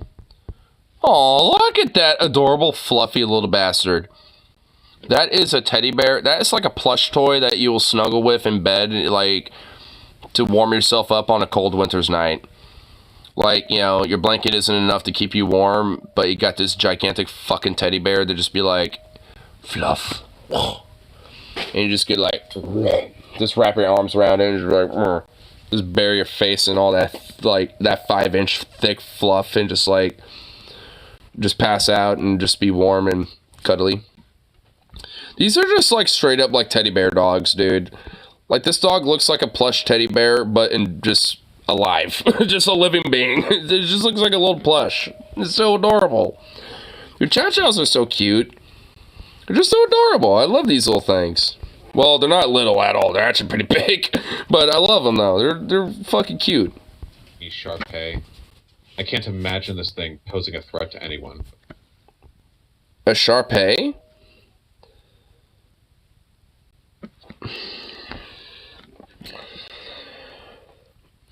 Is this the source of, like, a lot of, like, early American racist stereotypes about Chinese people and Asian people? Because I've seen a lot of, like, like, Asian propaganda of, like, Japanese and Chinese people back in the day. Like, a lot of that, like, propaganda art and shit. And deadass, half of it look like this dog, bro. I'm sorry, but it just, they do. It's like, did like a lot of racist American fucks, like, take inspiration from this or something? Like, I mean, it's kind of like ugly cute. Oh man, this is kind of an ugly cute. But I feel like maybe I'm just reading into it too much, but I feel like, I mean, like some weird, like, American journalists who, like, decided to go to, like, you know, Taipei, you know, back in the, you know, or, like, you know, fucking, you know, Peking or some shit, and it was like, oh, look at these, you know, Chinese Sharpays. Oh, yes. And look how, well, I don't even want to mimic it, but you get the point. It's like, oh, well, look how everyone else looks like this. I shall now make you some propaganda. This will go good for some journalism to bring back home. And it just spread from the, oh god, ugh. You know, just some bastard, you know, probably thought that, because I know how, like, you know, backwards these weird racist fucks can think sometimes, and you know a son of a bitch probably did that. Because, I mean, a lot of racists will, like, you know, try to interpret, like, you know, certain groups of people and shit, you know, based off of, like, other, you know, animals and stuff, and, I mean, yeah, I just kind of feel this vibe, you know, with that, with, like, how some, like, weird, like, redneck, you know, in the South, like, if I showed a picture, it's like, hey, look at this dog, it's a Chinese Shar-Pei, what do you think of it? It's like, hey, well, I think it looks kind of like some old, you know, Asian monk or something that'll be hanging out on a mountain or some shit, I tell you what. Like, I just feel like that would be, like, some shit that would be said. It's like, ugh. I just know how, like, these, like, hillbilly redneck fucks, you know, think sometimes, man. I've grown up around it enough. I've, like, talked with, you know, enough of these types and shit. Like, I mean, I just know how they think. I just see it. It's like, man, what the fuck? I hate it. Fuck those people. I mean, either way, this also looks like an adorable dog. It looks so cute, honestly. It's so ugly, it's cute. Like, I would just snuggle the hell out of this dog. I mean, it looks adorable. I mean, for my opinion, this dog is adorable. So ugly, it's adorable. I mean, he just looks like he wants nothing but treats. He doesn't necessarily want all the loves and pats, scritches, and cuddles, but he just wants treats. He's like, I'll be happy as long as you give me a big bowl of snacks. Like, he just looks like that dog. It looks like a dog that would be, like, happy if he was a fat chunk.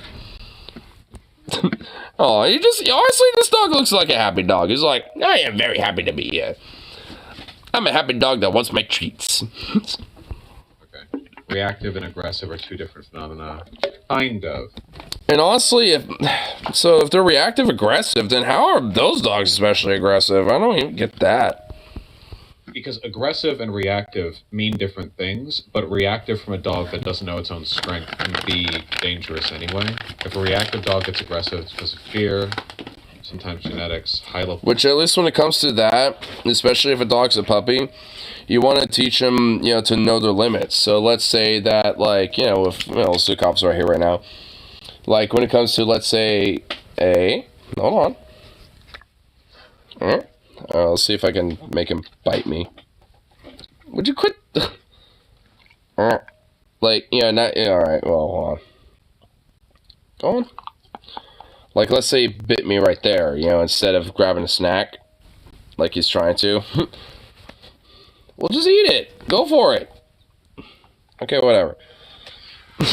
Well, like, if he accidentally bit me there or something, like, I mean, he would, if they're a puppy and you're playing around with them and stuff like that, and they bite you, you want to kind of mimic, the ouch approach a little bit. Be like, kind of like whine or kind of make a little yip. Because it kind of helps establish boundaries, with dogs. I mean, because obviously, if you accidentally hurt a dog, they kind of go, oh, or like, and kind of yip and stuff like that. Yeah, so, or they whine. Yeah, so, if a dog gets hurt and stuff, that's what happens. So, it's like, I mean, if you're playing around with a dog and they accidentally bite you a little too hard, you want to do that to kind of help establish the boundaries, because they will understand that. They'll be like, oh, I bit too hard, we're playing around, but I got a little too rough. Better learn my boundary. And then you just kind of sit there and kind of have like a little limp arm, or something like that, and kind of let them know, like, ow, that hurt. Like, they will understand stuff like that. I mean, because that's a lot of what the dog canine body language is when it comes to things like that. And if you show that to them, then they'll understand. They're like, oh, know my limit a little bit. Because dogs aren't stupid. I mean, they're very smart. And they understand shit like that. You just have to, kind of figure out their body language and understand what they were trying to say. Which which is honestly a challenge no matter what, because you're looking at me right now saying something, but I don't know what. What do you want? Need something? You just want loves and scritches. Is that what's going on here? And leave your dogs and if dog hunts human have to pay the. Maybe we should just ban all dogs. That would solve the problem. Fuck you, Vosh. Okay, alright, fuck off. Like, what the hell? If you do that, swear to God, take Zukov from my cold dead hands, boy.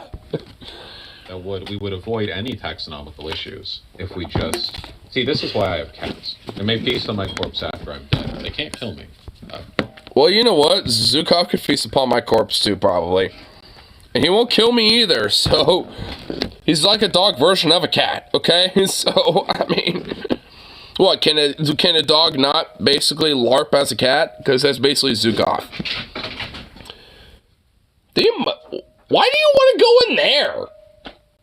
What the... Okay, weird. Goof. Have you heard about cats ruining bird populations? Yeah, cats kill more birds than, like, anything. Cats are the Grim Reaper for birds. That's true. What's the least... I've honestly, have seen too many bird corpses when it came to Bandit. I mean, I will admit. I've also seen corpses of squirrels and rats and mice. But, he was like a Grim Reaper for everything around here. I loved him. He was a sweet boy, but oh my God, he killed fucking everything around here, damn it. Like, I mean, oh my God, like a bird, rat, squirrel, it didn't matter.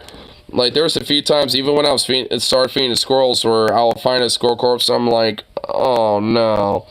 And I'll just get my gloves, I'll get some gloves on, and I'll just and honestly, I just, unlike, the mice or any other animal, I kind of felt bad for the squirrel, so I was like, you know what, I was going to do a quick little burial, so I'll, dig, a tiny little, pit real quick, and put the little guy in there and bury him all. Yeah, I went a little more ceremonial than I probably should have for a squirrel, but I was just like, man, I feel bad for these little guys.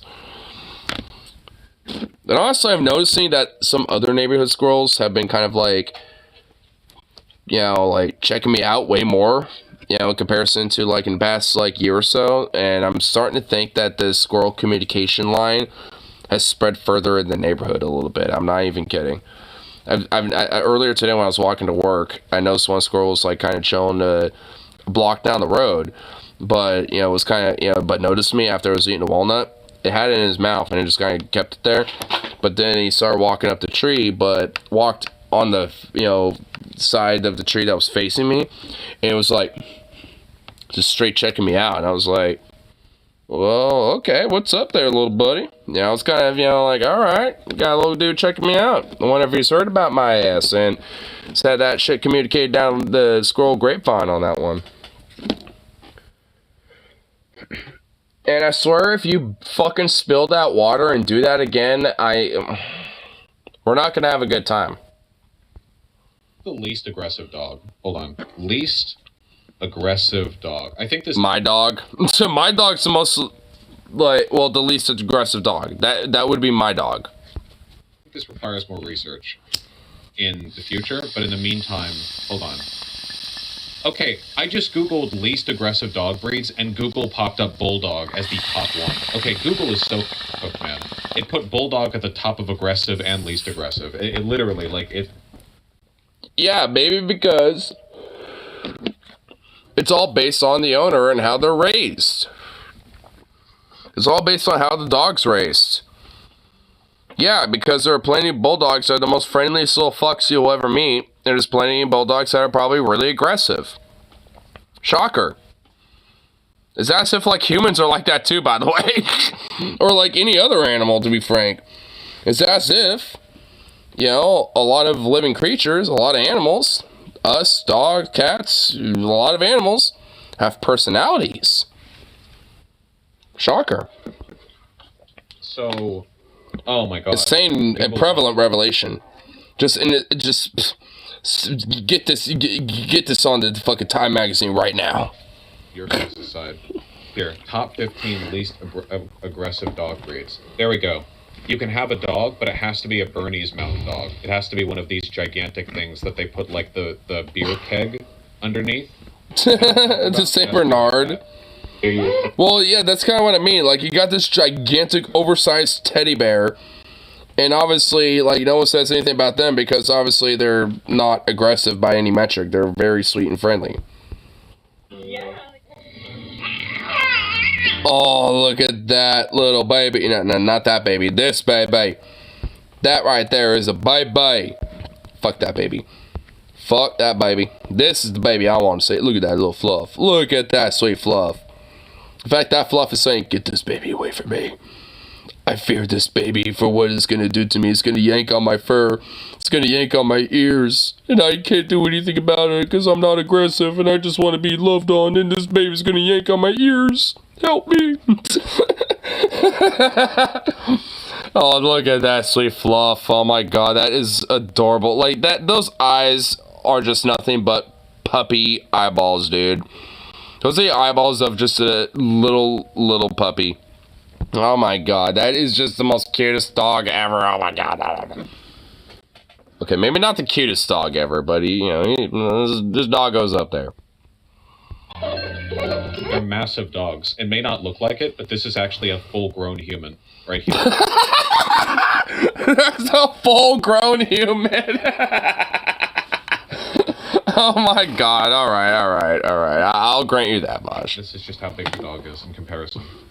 Yeah, they're literally like the size of a goddamn Clydesdale, dude.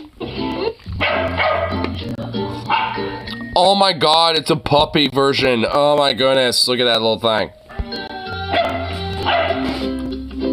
The baby ain't vibing with it. He's like, I'm like, the baby is not vibing with it. And this doggo, this baby is like, hell no. This baby is challenging my dominance in the baby dominance sphere here. I am the ultimate chieftain of the babydom. How dare you, baby, challenge? How dare you, baby, challenge the chief crown of babydom? For this baby right here is the ultimate crown king. He is the emperor. He is the god emperor of Arrakis, I say.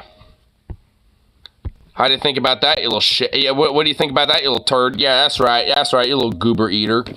Little booger eater. Yeah, that's right.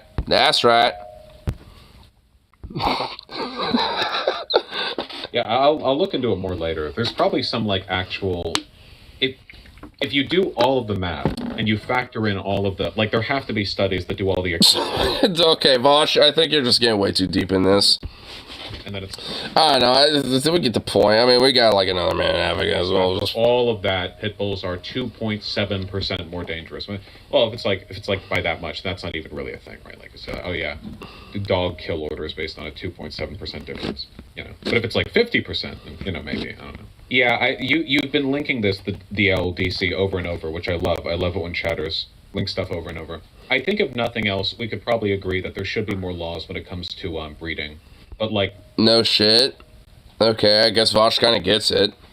I suppose just kind of wanted to make sure a little bit with this whole thesis video thing. It's like, yeah, like, I mean, there needs to be more stricter regulatory laws on, like, you know, ethical breeding and stuff like that. I mean, yeah. I mean, that needs to be more of a restricted thing. Because of pit bulls. I don't think any motherfucker should just be able to breed their dog. You know what I mean? That includes me, too. I mean, I might want, you know, to have Zukov, you know, maybe have some puppies, you know, maybe. I mean, but I haven't really thought about, you know, that extensively, and I haven't really, you know, like, you know, really concretely solidify on that issue. And the thing is, if I do, I would want to make sure that the person's at least, you know, like, greenlit by me, to make sure that, like, you know, they're not, like, some fucking, you know, like, unethical piece of shit. Or at least, you know, do my due diligence about that first.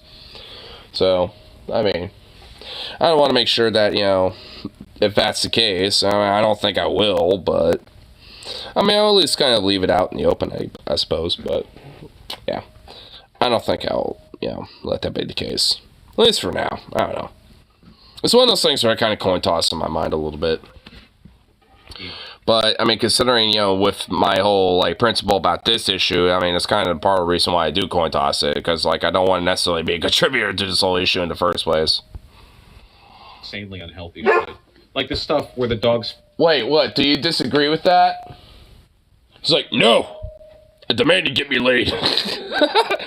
What was that? Like, the one bark.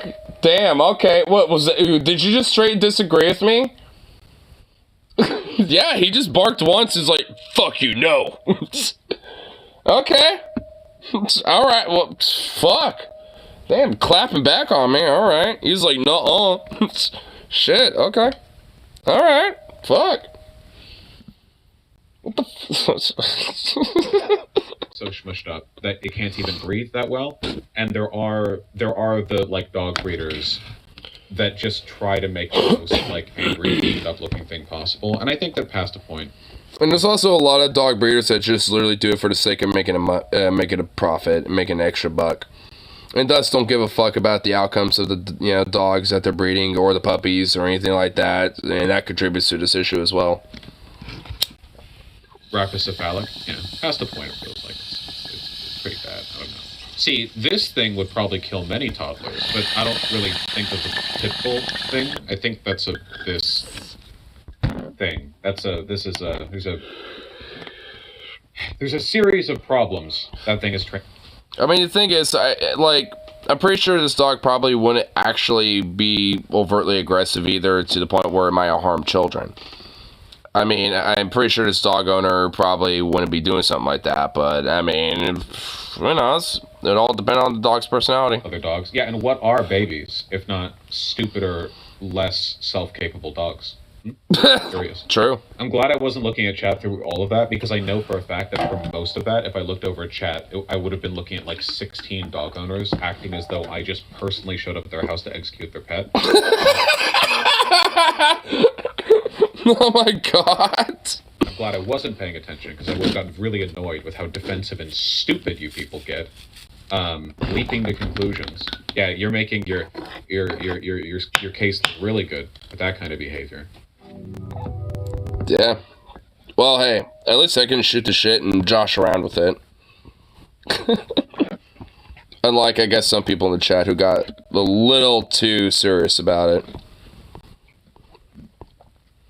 Here. I saw something else that I wanted to look at, because before I saw that, I was like, wait, what the fuck?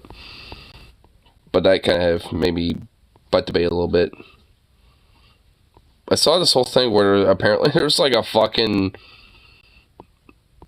straight up like like car chase and shit today in LA. Dude, it's like Grand Theft Auto 6 LA strikes again, dude.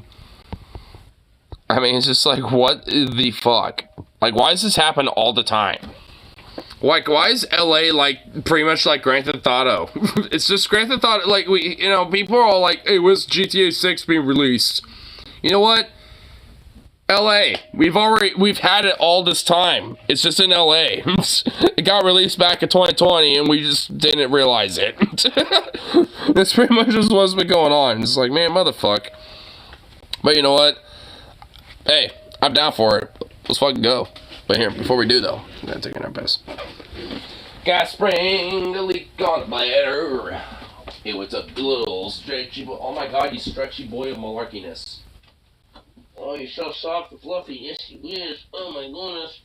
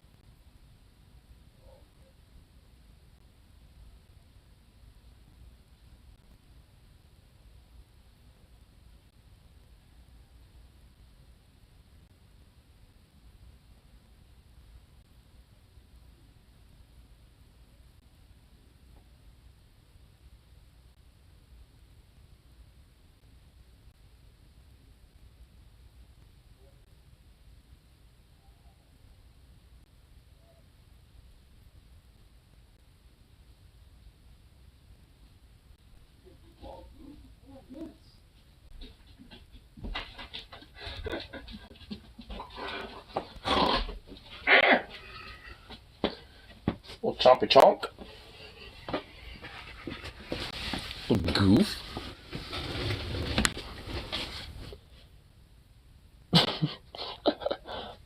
It's such a goober. Oh my god, if Ethan and I kept debating, fucking hell, in this right now.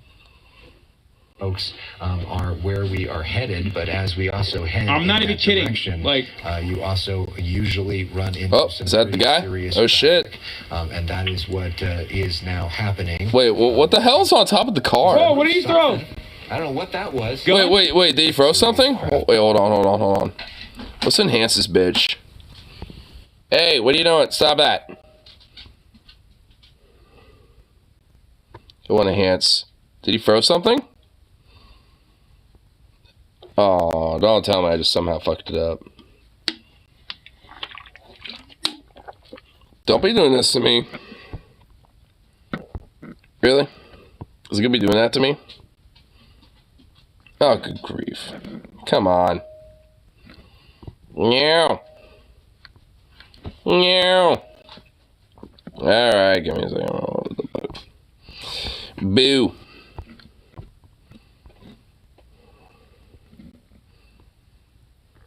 Okay, here we go. Alright. Let's see. Alright, okay, cool. It's already at where I want it to be. Oh my god, if Ethan and I kept debating, I would be in this right now.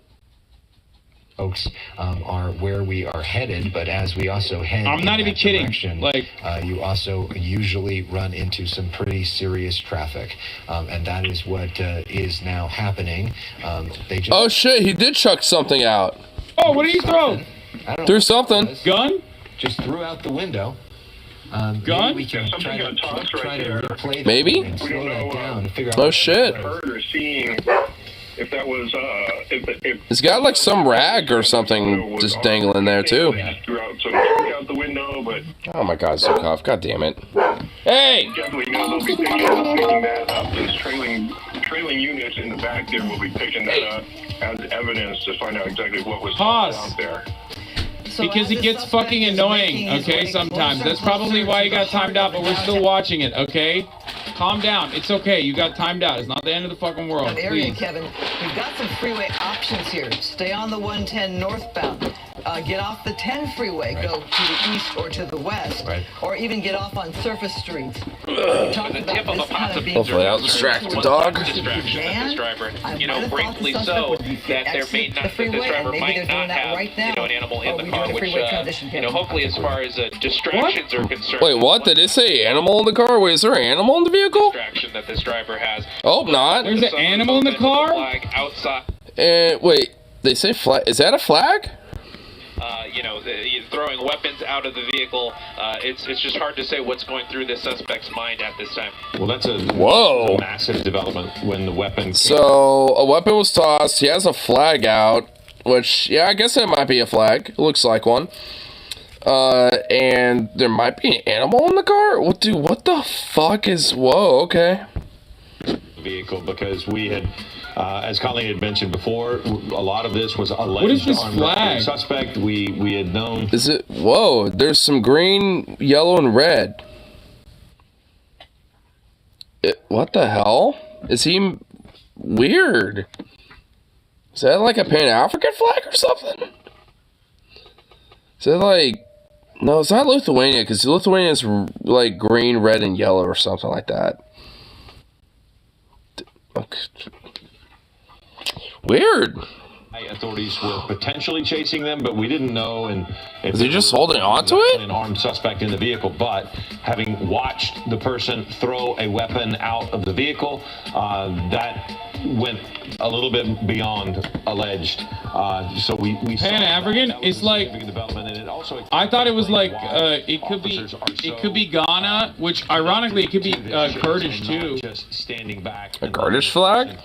Drive in a surveillance mode because this was an armed. Oh, I don't want to really like. Suspect, and it is likely. I don't want to like turn away, but fuck it, hold on. Which is one of the reasons probably that they. Maybe he might pull something up on it. Well, Ghana 60 seconds. Ghana 60. Could be Lithuania, maybe. Oh wait, it was red, green, and yellow. Yeah, no, that wasn't Lithuania. Hold on. Okay, so it was red, green, and yellow. That's green, yellow, and red. So it's, yeah, it's not. Yeah, no. They knew this, which is one of the reasons probably that they just have not given up control of this. Ghana 60 seconds. Because it's on the freeway, and that's when the suspect took off and got. Ooh, look at that! Immediately, Look at that heli. See the Ghana flag. I think of the one time that Turkish ultranationalists burned a flag of Ghana, There's so many people that thinking that it was a Kurdish flag. And then Ghana Twitter got real fucking mad at it. Wow, when you're so racist that you don't realize like what flag is what, and you get like an entire nation that didn't even have a problem with you angry at you. Oh my god, when you're so nationalist and so racist that you don't even realize like what country's flag you're burning. Oh my god. Dude, wow. Like when you're so racist like that, I mean, like, bruh, what do you even do? What do you even do to that? We're like, fuck you, why are you burning our flag, bitch? It's like you got people in Ghana, it's like, hey, what are you burning a flag, you asshole? And then you got the Turks sort of like, oh, we thought this was a Kurdish flag. We are sorry. It's like, no, fuck you, you burnt our flag. Fuck you, asshole. Oh my god. Hell yeah, dude. You know what? Fucking based Ghana. it's just an unusual. It's like sort of a slow-moving pursuit. Even though I know that they're going with the flow of traffic, but many times we see. Yeah, I've noticed that. Like this, he ain't really speeding a lot. Beyond. Oh shit! Yeah, dude, we got a lot of flags here. Okay. Dude, could it be a Bolivian flag?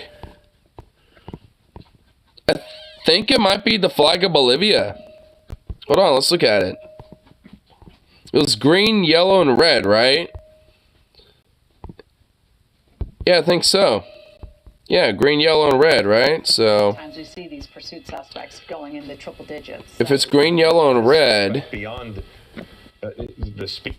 the only flag here that's green, yellow, and red would be Bolivia. Is this guy Bolivian? He has a Bolivian flag that he's flying. Dude, you know what, dude? Look at Granada. Dude, that flag is fucking dope as fuck. Granada, you got an awesome flag. I respect it immensely. That is a badass flag. Guyana, dude, that's a pretty badass flag. I like that star. Ethiopia's got a pretty badass flag, too. It also wait, is that the same pattern? It is, yeah. Ethiopia has the same pattern, but it's just inverted.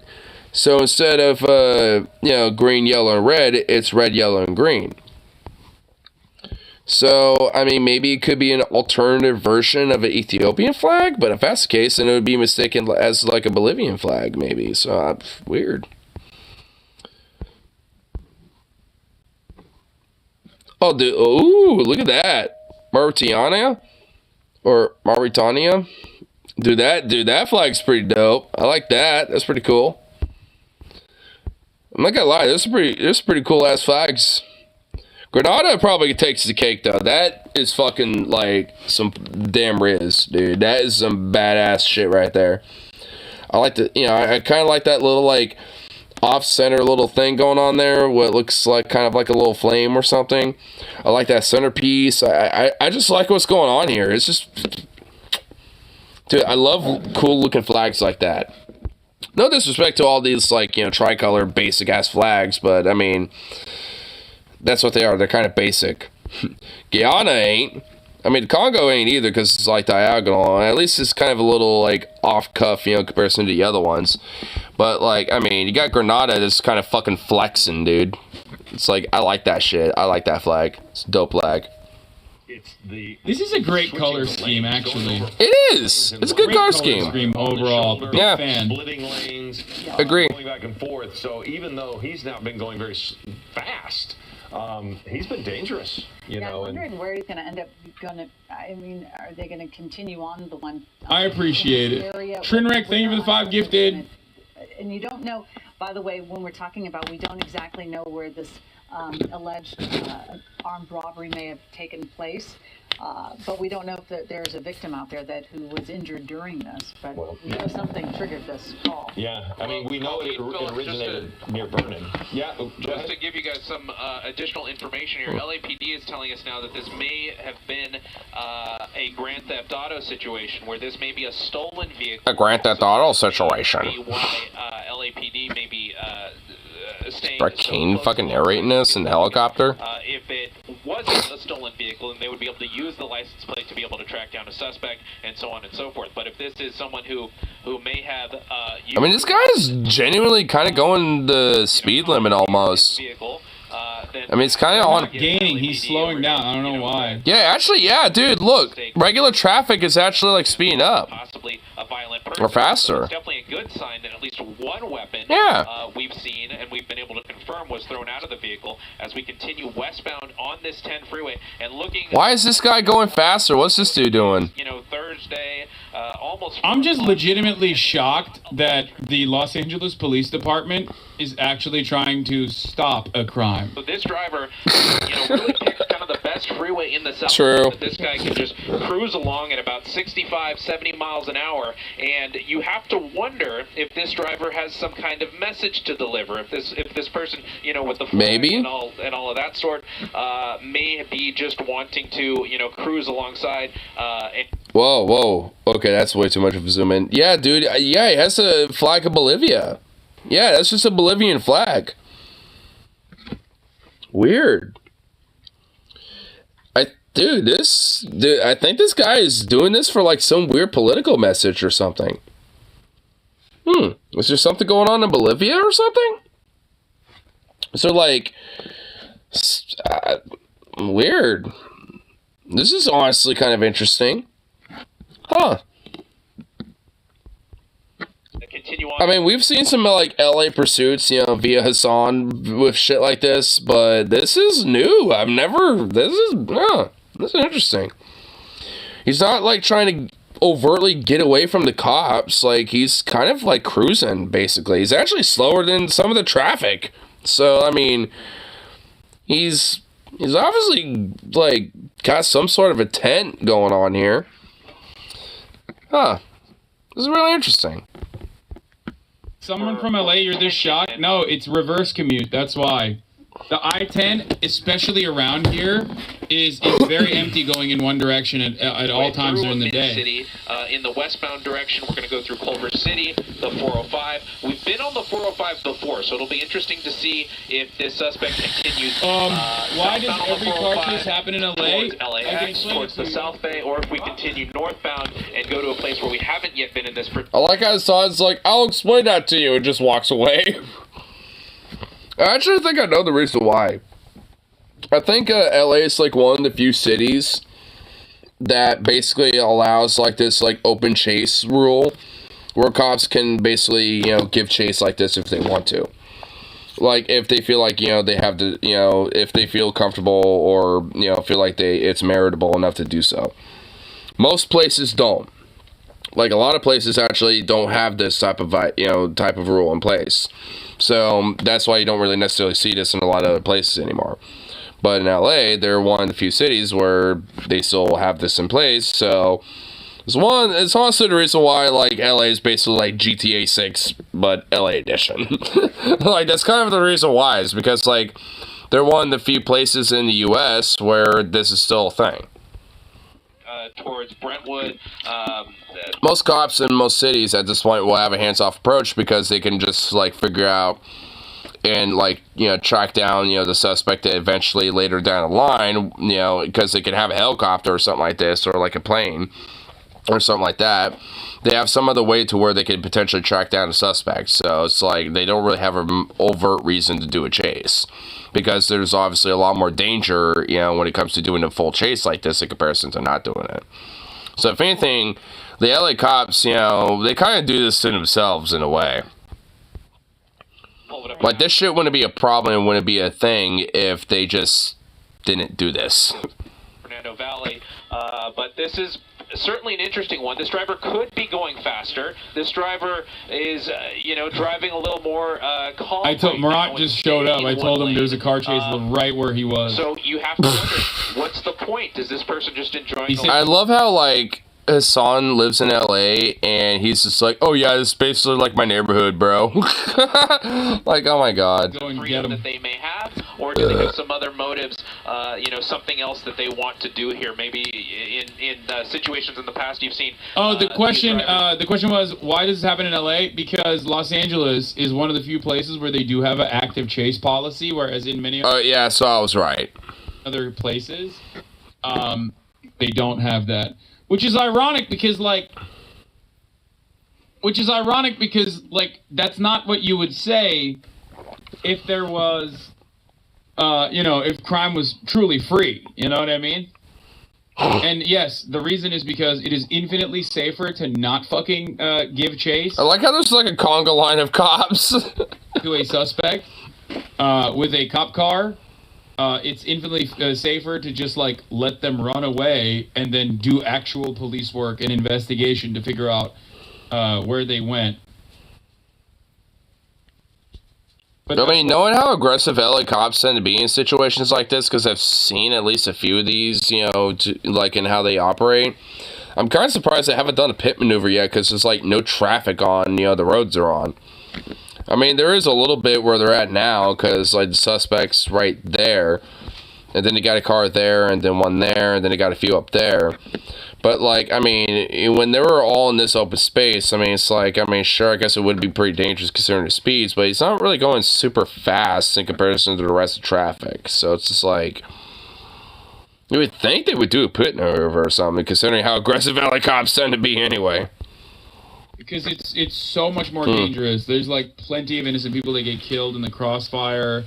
Yep. They get caught up in the crosshairs in general. I remember there was like that UPS truck that got hijacked, and the cops like fucking open fire and actually killed the driver. I don't even think they got the suspect at all. They got the driver of the initial like hijacking, and I think if they took cover behind other vehicles, and like I think somebody else got caught in the crossfire. Like, yeah, like I mean, if anything, like shit like that, is the reason why they don't do shit like this. I mean, because instances like that are way more likely to happen if you give chase. And I'm pretty sure that that story I'm talking about happened in LA. So I'm pretty sure it did. Like, if not, I don't know exactly where, but I'm pretty sure it was in LA. Content brain, yes. It's also ironic because, like, the LAPD is fucking dog shit at, like, recovering a stolen vehicle, so I don't know how the fuck they're just, they love doing the car chase, but they hate, like, actually recovering stolen vehicles. As far as, guarding how close people get to this... It's basically the equivalent of not wanting to do paperwork. They like the action and the whole, like pizzazz of it all. And, like, like the intensity and, when shit happens and when shit pops off, but they don't want to deal with the aftermath necessarily. Basically, it's the equivalent of not wanting to necessarily deal with the paperwork.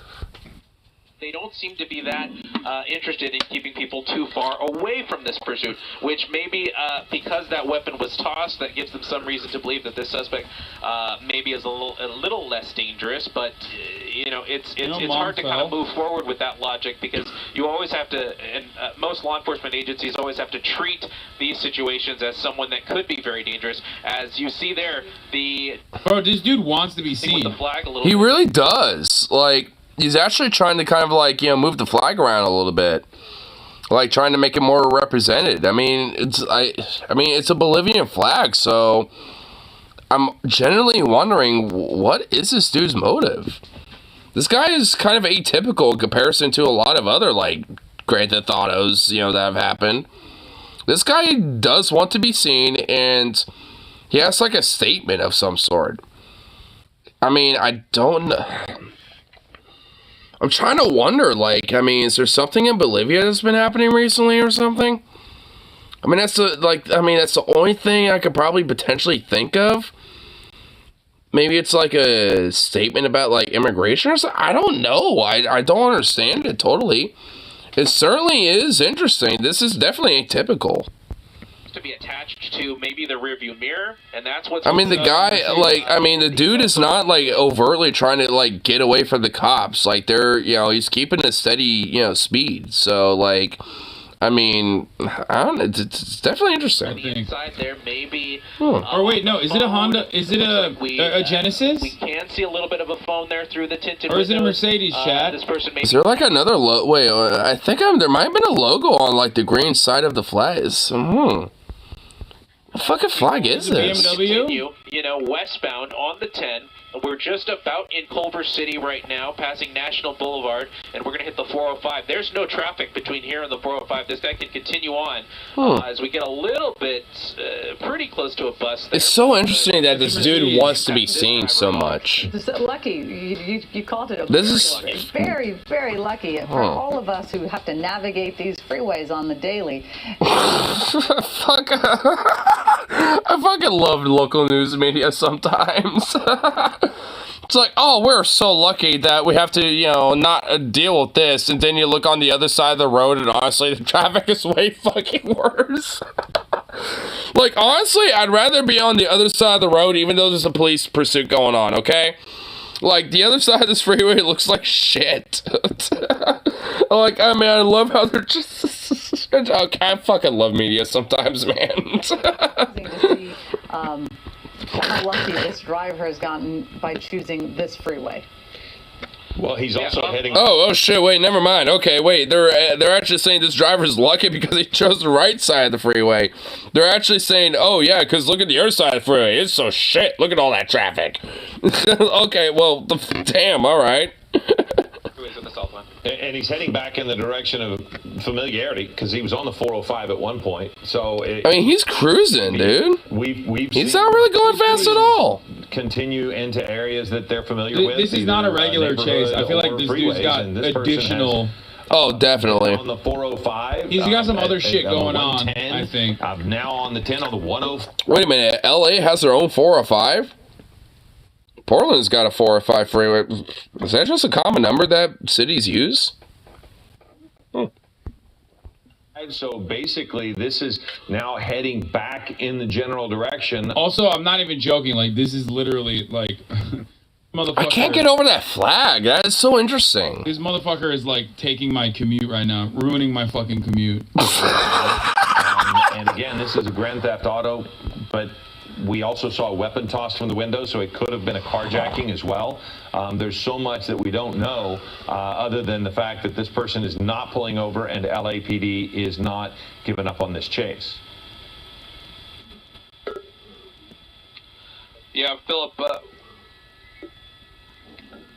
sorry, we're monitoring a couple of different things on the radio here.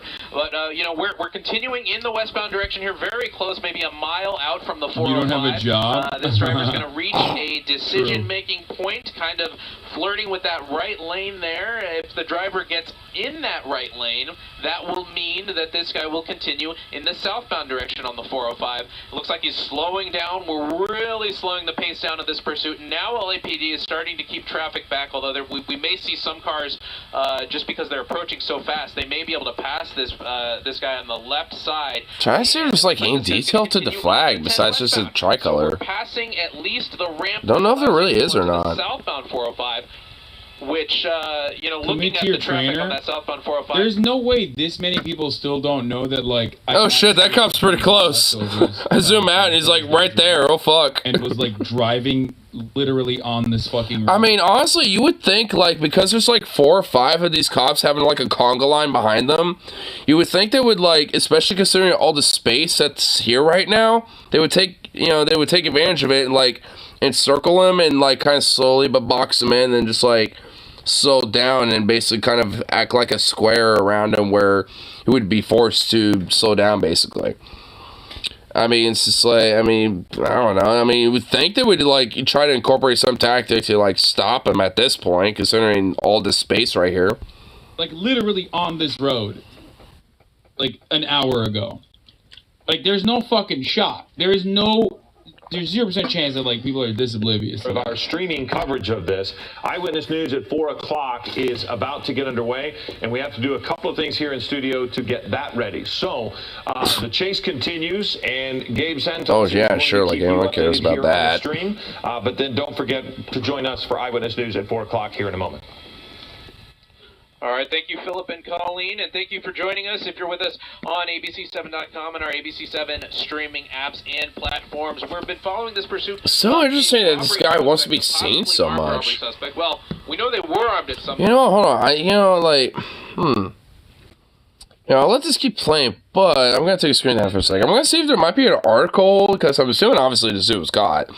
Like, I want to see if there might be an article about this, if there's, like, a follow-up or something. 10 minutes ago in this pursuit, we saw the suspect toss a gun out the window. We don't know if there's any other weapons in the vehicle. This is a Thomas Sankara fan driving over to tell Ethan in person, like, anti-imperialist, Marxist-Leninist sentiments. Like, he's just like, Hassan do a good job. So I'm driving over there to fucking let you know, like, in person, this is how it's supposed to be. Like, I'm a Pan-African nationalist. Passing Slauson, monitoring a couple items of radio traffic here.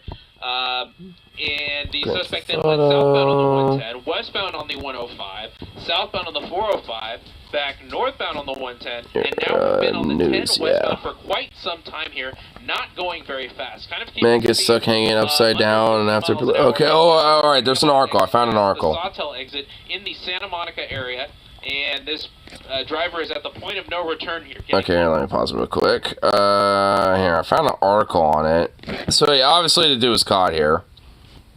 I don't want to spoil it, so here, we'll just do this real quick. Okay, so before 3 p.m. Oh my god, dude, we were streaming when this started and it ended at 4:20. Dude, I was at work when this was going on. Yeah, read more. What the hell? Yeah, read more. Here. About 3 minutes we're going around. 3 years later. Okay, wait, is that it? Wait, is there no like? Oh, come on. Ugh. All right, let's see if I can find out.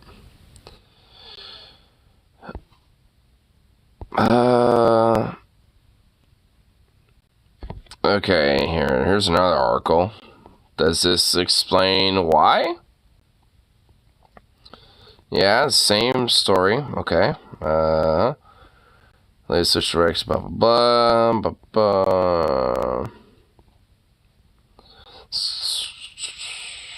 Okay.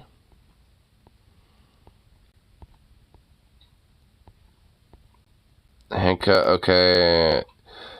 The police arrested 3 other people for crimes related to the robbery or the pursuit.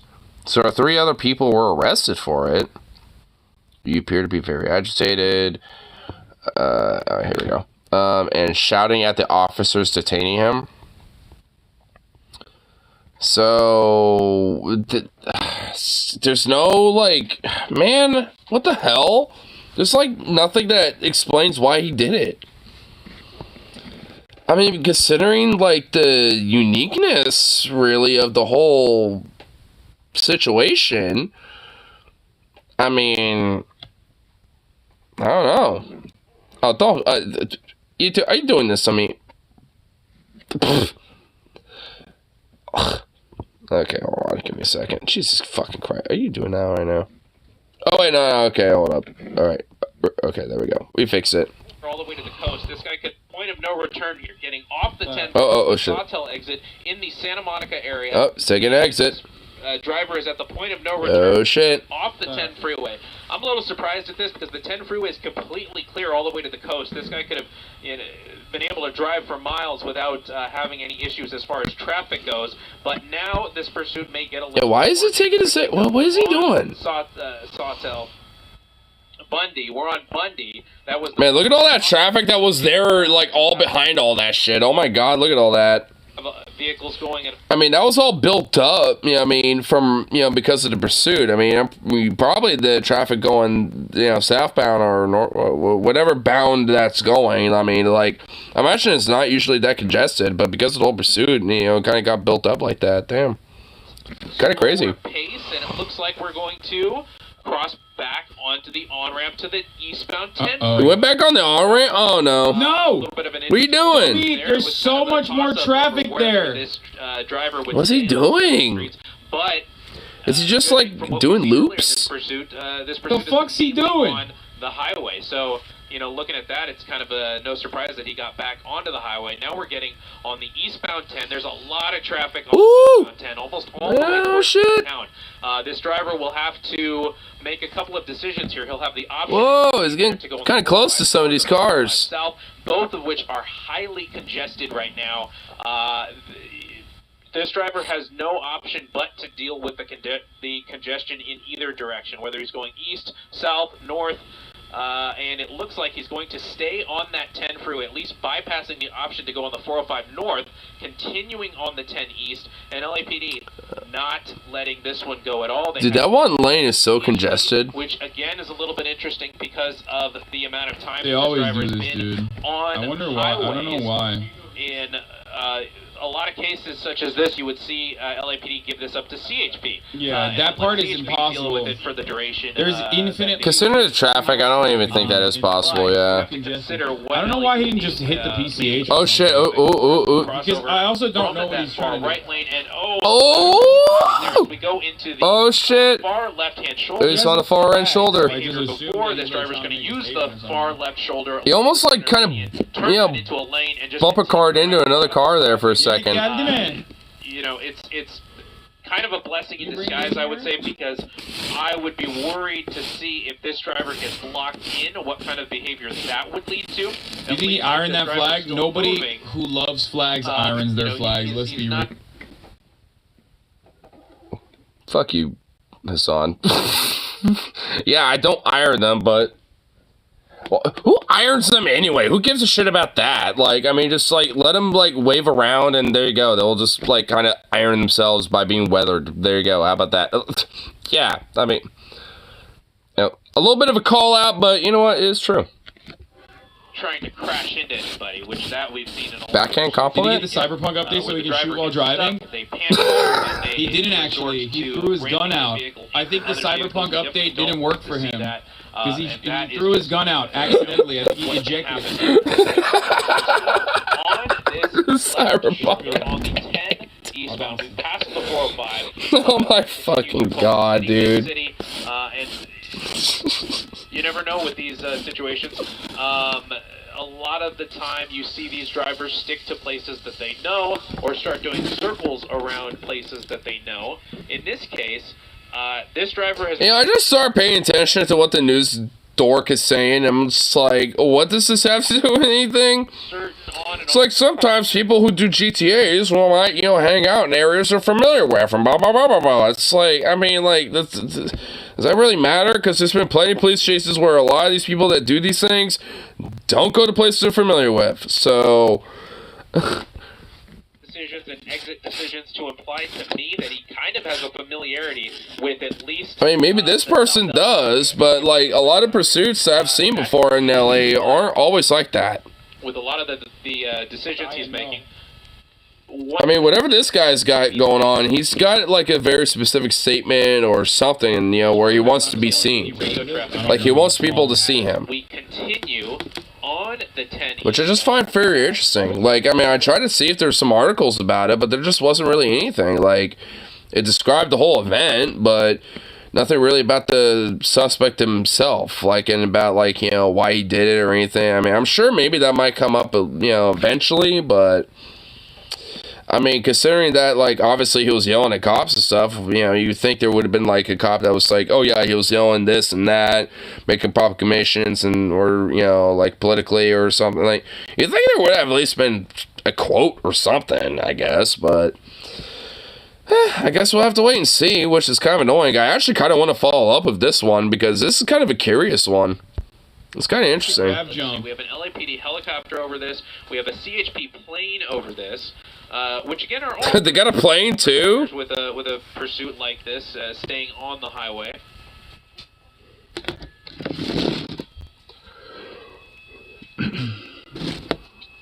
Copy, 2 minutes.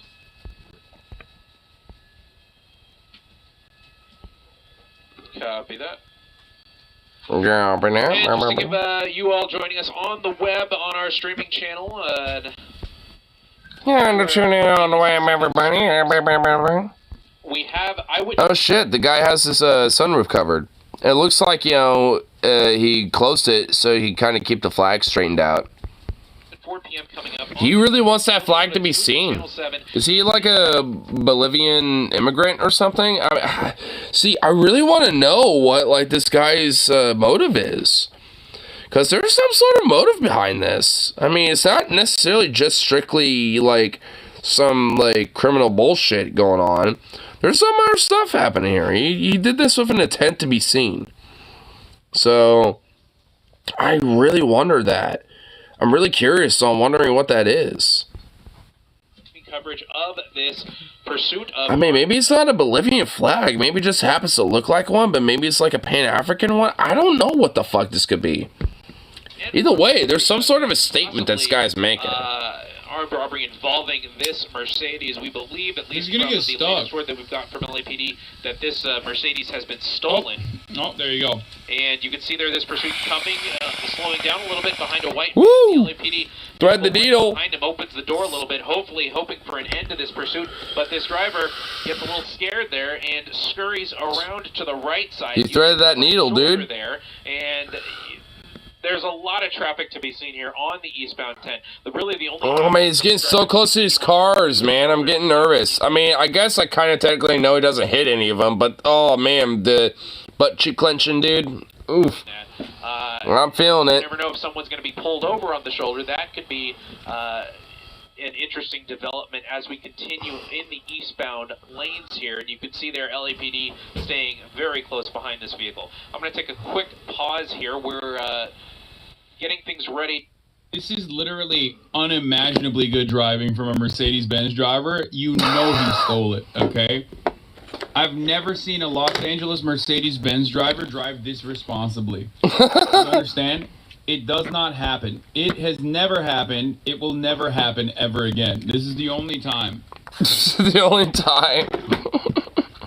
I think there is a political message behind this. Like, there's something going on here. There definitely is. Ooh, ooh. Oh, he's throwing some needles. I mean, he's not... I love the conga line of cops, man. I love that. His turn signals, which is normal, right? Like, that's how it goes. You're not supposed to use your turn signals, famously. Oh my god, there's like fucking 6 of them. But he keeps slowing down. I don't know what the fuck he's trying to do.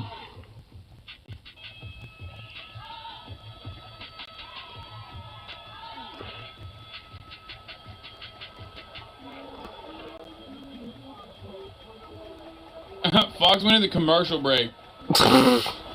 Fox. He went to commercial break. Wow. Good old Fox. Here, we're gonna show a Ford fucking commercial. Whoa, he stopped. Uh-oh. What's going on here?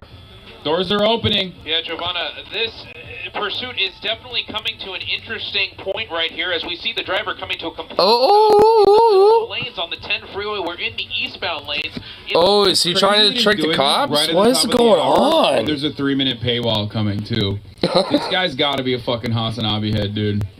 What is going on? He's trying to bait and switch. Yeah, he's like, yeah, while this pursuit's going on, he's listening to this Hasanabi stream. Wild. He keeps coming to a full stop, and I will not be able to fucking see what happens. Yeah, I got some tea over here. Hold on. Unless you grab $5 or for free with a Twitch Prime by connecting your Amazon Prime account to your Twitch account, where you get 1 free Prime subscription a month. You know what I'm saying? Use it on your favorite broadcaster, favorite crime reporter. Hopefully that's me who's doing that right now. It's got a 5 gallon, bro. What are you coming over here for? This is. You want some tea? Yeah, I thought so. Dude, I can't even look away. Like how there's just this big wall of that semi is just like no. He stopped the sub. Driving. Like right now, we're seeing this kind of slow down and go even slower than the pace of some of this very slow traffic. And then we're seeing points where when LAPD gets close, this driver will use some of those shoulders and really kind of drive at high speeds around some of this traffic. What's he doing? It looks like...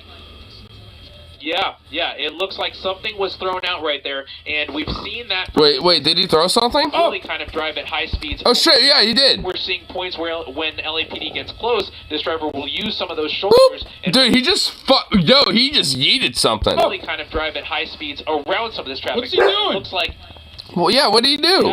Yeah, it looks like something was thrown out right there, and we've seen that from this suspect before. Earlier, when this driver was on the free gun north, chat, we saw the suspect throw a gun out of the window, which checks out with what we believe this suspect to be wanted for, which is possibly an armed robbery. I wasn't able to get a good eye on what that suspect threw out right there. The other interesting thing you have is, obviously, there's a flag hanging out of the sunroof of this stolen Mercedes-Benz. Those colors could equate to a number of different countries, maybe a cause.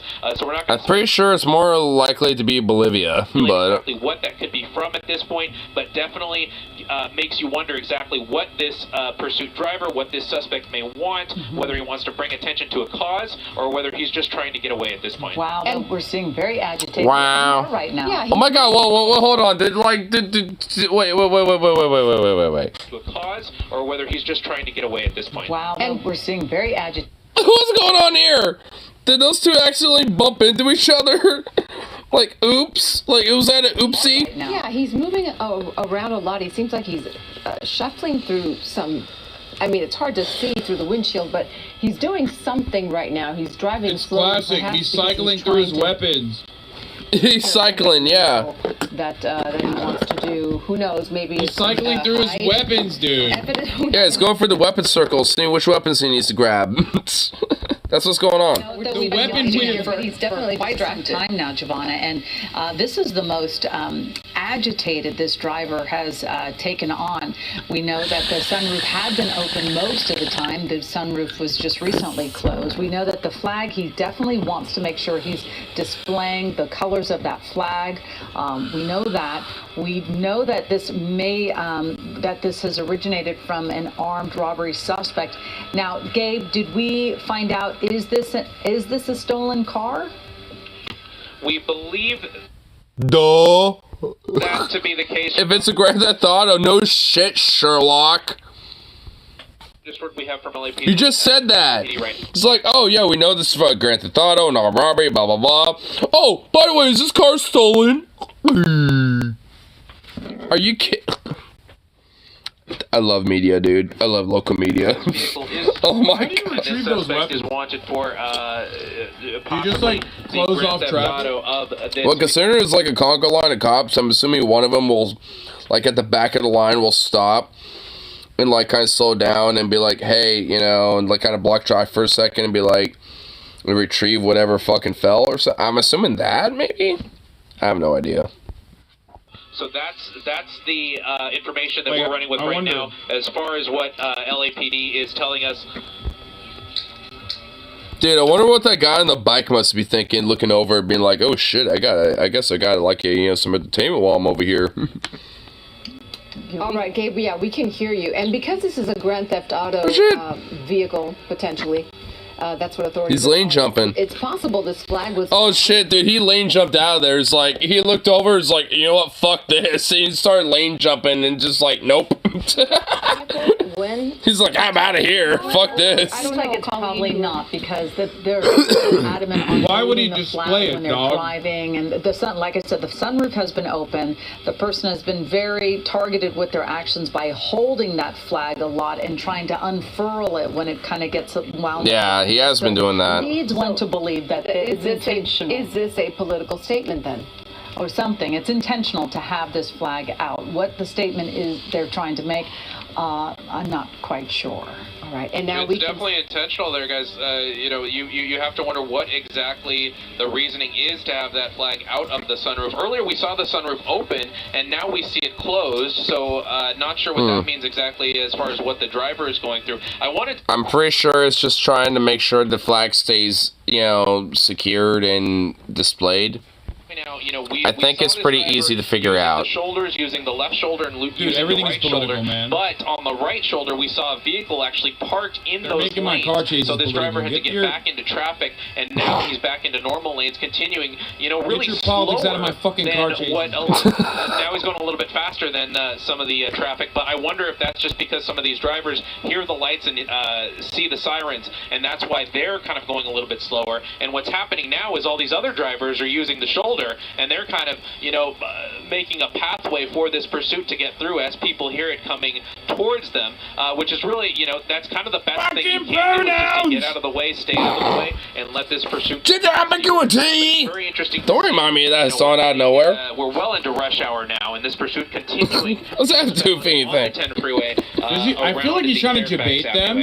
And traffic. So open the stopping door there, and then like as you drive can away or see, something. on the freeway Yeah, he's been here, doing and that. He already did that once. Patrol units. See, these cops want to, yeah. If you notice, but that officer right behind the suspect's vehicle opened his car door, his driver's side door. Perhaps he thought that was the opportunity to get out, but the suspect then threading the needle right and is now driving between lanes, which we've seen him do before. Earlier in this pursuit, we've seen him change, you know, from 2 to 3, 4 lanes at a time, and then drive in between lanes as well. But he is driving much slower than he was earlier, although to Colleen's point that she made earlier, this hasn't really been a high-speed pursuit. He has been following generally going. He has. You know, Well, yeah, he has been kind of following some basic general traffic laws, at least a little bit. Yes. Oh, yeah, quite. Oh my god, I cannot get over fucking local media of this shit, bro. Dude, their commentary is so fucking absurd. The very little that I am paying attention to it is so fucking hilarious. Dude, their commentary just makes this so much, dude. On the freeway. Right, we see so many high-speed pursuits. And the one other thing, too, this driver seems to flirt with taking an exit, but then never really commits to it and then veers right back onto the freeway. So clearly this driver feels more comfortable driving on the freeway. Not sure if because the driver may not know the certain areas, but again, Giovanni, you and I both, we take these freeways a lot. When you see the police cars coming, you don't necessarily know that they're on a pursuit. You just know you have to get out of the way, especially when you see several police cars and you see their lights and sirens going and you see the helicopters overhead. So again, and you know what, we've been on this pursuit for quite some time. Bruce Thomas, our law enforcement expert, he's joining us now over the phone. Law enforcement expert? Oh my god. Because we call on your expertise, because this one, the expertise. Watch cops almost kill someone. They have a lot of similarities. Obviously, they're in a car and they're driving, but this driver has not taken the advantage of having these open freeways and really. Oh shit! There's a school bus, dude. A bunch of kids in school get to see this. Of the car. We know it's a. Oh shit! They haven't really been. I don't think I've seen this driver go over 65. Well, sir, look at this. Oh damn! Yet on this will go good on my TikTok. What are you thinking when you're watching this pursuit? Yeah, like you said, every pursuit is different. They have similarities because they're running from the police.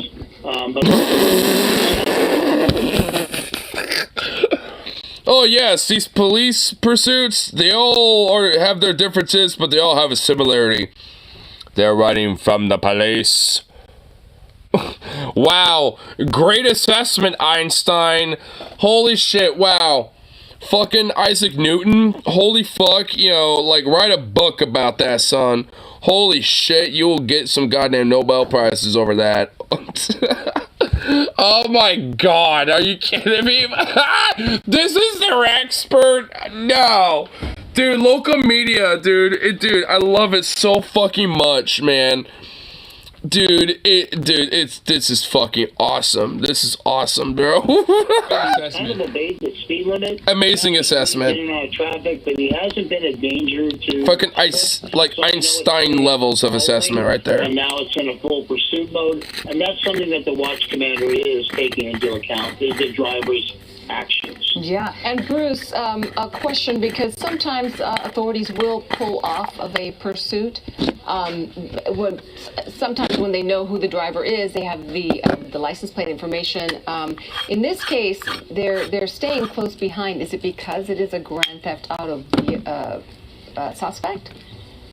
Well, also because there is a robbery of some sort that went down, and the suspect is possibly armed and dangerous. What people don't take into account is the GTA, or Grand Theft Auto, which is name drop in the game. In order to get that felony filing, this is the title of the video game. Alter the Hell yeah. Or hide it from the true owner. So basically, taking it like it is now, it's basically like title a card moment. Yeah, absolutely. And we're talking about the weapons. Earlier, we saw the suspect throw a weapon out on the 110, and we know that. I like how that guy right there is taking advantage of speeding the fuck out of all this, dude. He's speeding, dude, right in front of these cops. Like, you know what? They're chasing this guy. Fuck it, I'm gonna speed. Dude, I love it. Oh my god. Look at him go! Something else that we didn't oh, dude, that's great. On the freeway, but again, police are not giving up on this. This is not going into the CHP area. This is pretty fun. La Brea right now on the 110 on the 10. This isn't really super dangerous for what it is. So I mean, honestly, all in all, this is actually kind of fun. This is a thrilling little chase. Traveled area. It's exciting. But why do you think the CHP, since this has stayed on the freeway the whole time, why isn't the CHP taking over this pursuit? LAPD may not be relinquishing control at this point. In other words, basically through Excuse me, judicial. Excuse me, I gotta go over a little bit. It kills law enforcement officers like me on a daily basis, but Requested CHP as the speeds are not higher and the suspect is not on the freeway doing crazy things. Yeah. So what is the strategy at this point? To wait it out, to follow this person, and well, obviously to follow him, y'all following him. To maybe conduct a pit maneuver, or hopefully he stops. What are authorities Well, right now they're going to stay behind this suspect, and they do believe that he or she or the vehicle will eventually pull off the freeway, maybe go back to fucking pronouns! Gender ambiguity! He or she? What? Fucking pronouns! Western Californian shit! Stop current Dianas! Stop current Dianas! There's really no need to do anything but just follow. Yeah, and as we've been noticing in the past, the LAPD taking a much more cautious approach to a lot of pursuits, calling them off if they need to, if they become too dangerous. California shit! California shit! One weapon. But right now, the way that this pursuit is going, it seems like they are just going to stay on it. They're not going to call this one off. Yeah, the studies have shown the last couple of years the uninvolved third-party traffic collisions due to pursuits has gone up. And so that's part of the risk management of a pursuit. Yeah, this old man is literally making me tired. Holy shit. This studies last for years and stuff like that. We take all that into account. Yeah. We'll take all this into account. Obviously. Again, the suspect's going to be getting into the slow lane. You never know if they're going to take an exit because they haven't taken an exit. Yes, they haven't done surface streets. He's like barely faster than most of these traffic. Where this car may have been stolen. Yeah, we don't know that, but we do know that this started about 3 o'clock, and as Gabe Santos was telling us, this suspect led police on a chase throughout South Los Angeles. And onto several freeways. He was on the 105, the 405, the 110, now on the 10 freeway. And then there's that puzzling piece to all of this, that flag. What do you make of this, Bruce? And oh shit, second exit. Because I've watched so many car chases, do I have a meta? Yes. We were trying to, I was dirt bikes. talking with your assignment desk, and we were trying to figure out what flag it is. Because I know that there's been some protests recently in the last couple of days involving some various countries in the Russian area. But in this case... To Russian area? Well, guess what? Bolivia ain't in the Russian area, dipshit. We couldn't figure it out, and I don't know what the purpose of that flag is. It's obviously some political statement. Crowded mall area. I don't think anybody understands what that statement is except the suspect. Bruce, I want to ask you one more question. Does the strategy change as he's exiting the freeway and onto surface streets? But right now, let's address what's happening right now. We're seeing officers exit the vehicle. Nope, now they're getting back in the car. They're continuing to follow. Does the strategy change? Does the danger level increase on the surface streets? I kind of noticed that this suspect has actually kind of considered at least other drivers a little bit. Because I noticed there was a little traffic right here, but then they all kind of went their ways, in the rest of the road, and he was very well away from, all that traffic. So, I mean, this person obviously isn't necessarily trying to, hurt anyone else. Yeah, great question. If anything, trying to avoid that. There's a few moments where this guy's threaded the needle a lot and kind of, gotten close to other cars, but... I mean, this person isn't overtly being a danger. Yes. He just threw something to someone right there. Whoa! Oh shit, dude! Yo!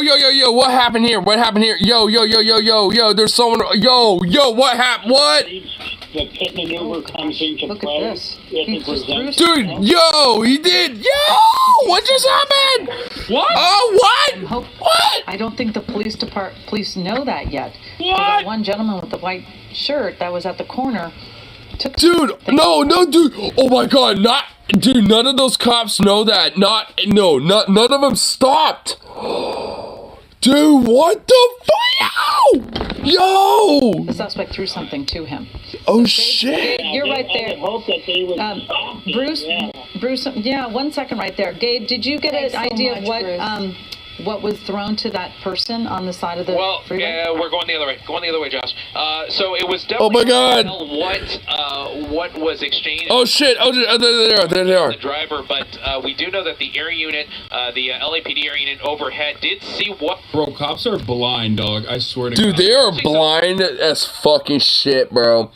As soon as they see some stink, when it comes to shit, they are like flies to it, and they will not focus on anything else, which is this car in this case.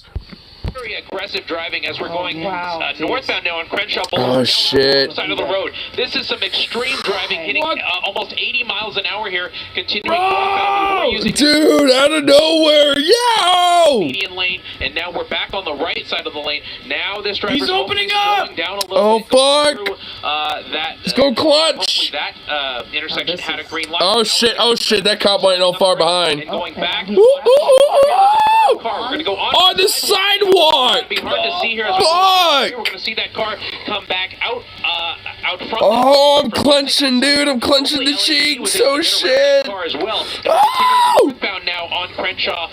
Really excessive rates of speed. Definitely unsafe for this neighborhood. If you're in the mid-city area, just stay off the roads if you can and lock your doors because you don't know if this driver may try to jump out. Lock your doors. Hide your kids. Hide your wife. You get stuck. That could definitely lead to a very dangerous situation. Ooh! Thread needle right there, hardcore. Ooh! And those 77th Division officers who've been following Oh, this from the oh my God! close to this vehicle. Now Is this it? Patrol car right behind. Stuck in traffic, dog. Oh my God! He's the funniest way. And that silver Nissan over there on the right The side. funniest way to just Almost in a panic now in a truck. Maybe getting what the fuck? Locking him in. This truck. There ain't no way! This is just Yo! Dude, vigilante out of nowhere! What the fuck? And the vigilante in the Silverado comes in with the steel chair! Moosh! Oh shit! Oh, Yo! Pinned in there. You can see LAPD. The fucking. Of course, my God, yo! Chevy Silverado owner's like, I'll be the hero. I'll be the hero, brother, Micah brother. That's right, boys in blue.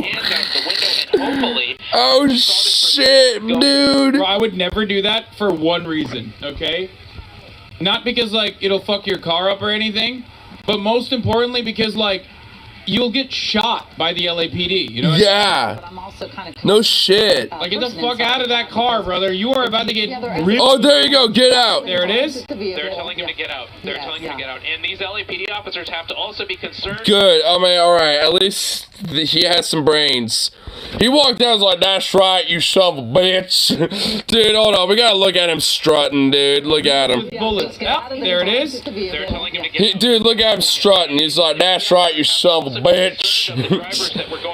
Yeah, you never want to be downrange of the Los Angeles Police Department. No shit. Get out of the way because there's the issue, buddy. If officers have to for any reason, they want to make sure that there's nobody in harm's way. And you can see that suspect not using the door for some reason and climbing out of the window, hands on the pavement, and he's going to continue trying to climb out of the window. That would be a very unusual way for officers to tell a suspect to get out of the vehicle. But yeah, I would. They actually don't know how to get out of the cars. Every now and then you get into a car and you can't figure out where the handle is to get Not out on of the a car. fucking Mercedes. Yeah, what the fuck? Yeah, shut up. Oh my God, dude, that was definitely what the cops told him to do. Are you kidding? Oh.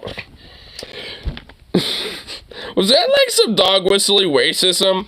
It's like, oh yeah, this black man doesn't understand a Mercedes-Benz, so they don't know where the handle is. Like, oh my God. Lady, what are you saying? Because it looks like his pants are stuck there and.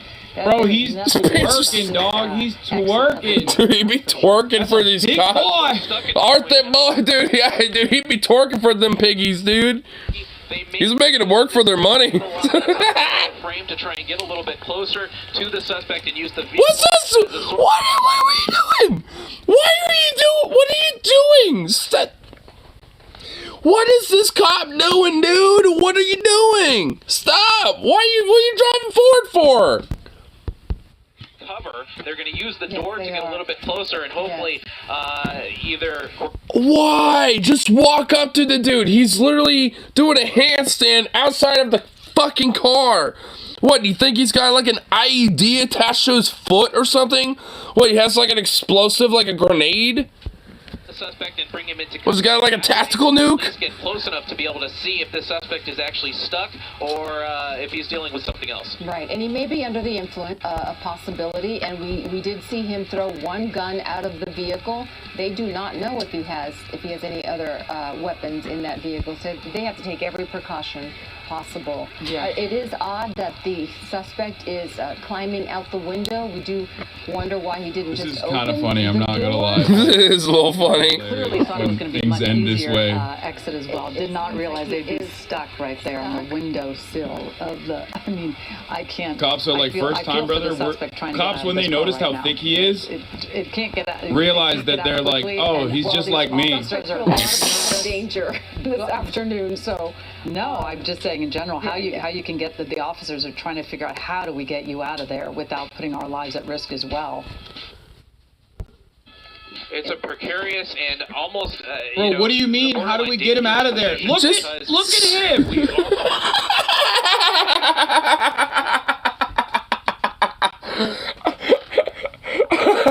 Oh my god! Oh my god, I can't, dude, I just can't. Oh my god. These news reporters make it sound like their life is on the line, like they're gonna literally like have pocket fentanyl thrown in their face if they fucking try to do anything. Oh my god, I can't, dude. I don't even know. Oh my god. I mean, look at him. He's just. Oh my god. I mean, what the fuck? What are you gonna do? Fucking. What is he gonna? He's literally stuck, dog. You're so crazy. Like, what? You think he has a gun on his foot? What if he knows gun can do? Gun can do. He does appear to be stuck, so definitely an almost embarrassing situation for the suspect to be in. PD working on what their plan is going to be. I thought for a moment they were going to use that car on the right side as a shield to try and get close to the suspect and help him that way. But it looks Bro, like he's stuck harder than. Dude, he's doing fucking reverse hypers, dude. Exit the vehicle in a proper manner, or at least find a way to. His pants are down. Help him crawl out of the vehicle. Bro, he's got an ass gun. He's got an ass gun. He got some ass guns, dude. Coming through, he's making. He's crawling out. Oh shit! Okay, there. Yeah, there he is, dude. That was the flex. That was the flex. We got to do a highlight on that one. Look alive. Here he is coming. Look alive, bro. Dude, that barrel roll, bro. Hell yeah, dude. This guy's the goat. Hell yeah. He's the fucking goat. Fucking goat.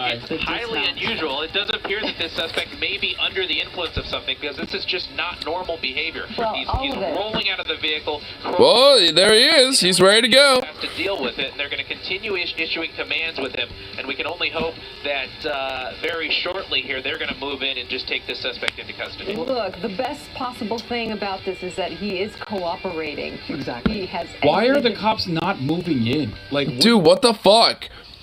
Like, just move in. Like, there you go. He's ready to go. He literally had his hands behind his back preemptively, like, waiting for the cuffs. Just move in. Like, they're literally standing around, like, munching donuts. I think he has. He has a tactical nuke in his ass. Arresting himself because the cops won't do it. Like, what is happening here at this point? Like, why haven't they moved in? Oh my god, the Cyberpunk fucking 2.0 update hasn't fixed the cop glitch, dude. The cop glitch.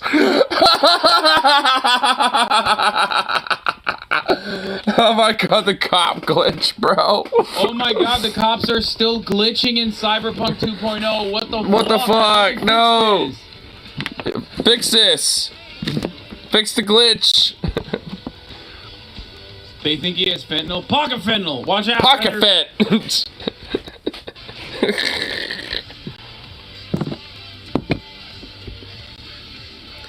Have they really not moved? Is he listening to fucking like Rob Zombie or something? Pocket fentanyl, brother.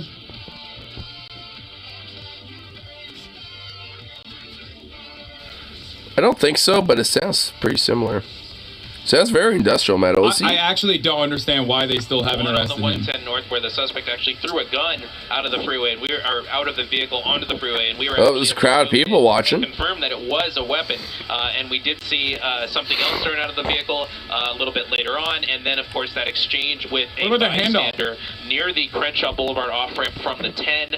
Surely LAPD will be meeting with that individual to see what that was all about, and now that leads to this the conclusion of this pursuit on Crenshaw Boulevard in Mid-City. Why haven't they moved in? Why am I just sitting here looking at them all looking like a bunch of idiots? Now they have to also understand that he's possibly under the influence, so that may lead to erratic behavior. So that may be why LAPD is being fairly cautious with this, taking things very methodically and slowly, issuing commands, and then when they have the appropriate teams in place to move in and arrest the suspect. Dude, LAPD's so bad.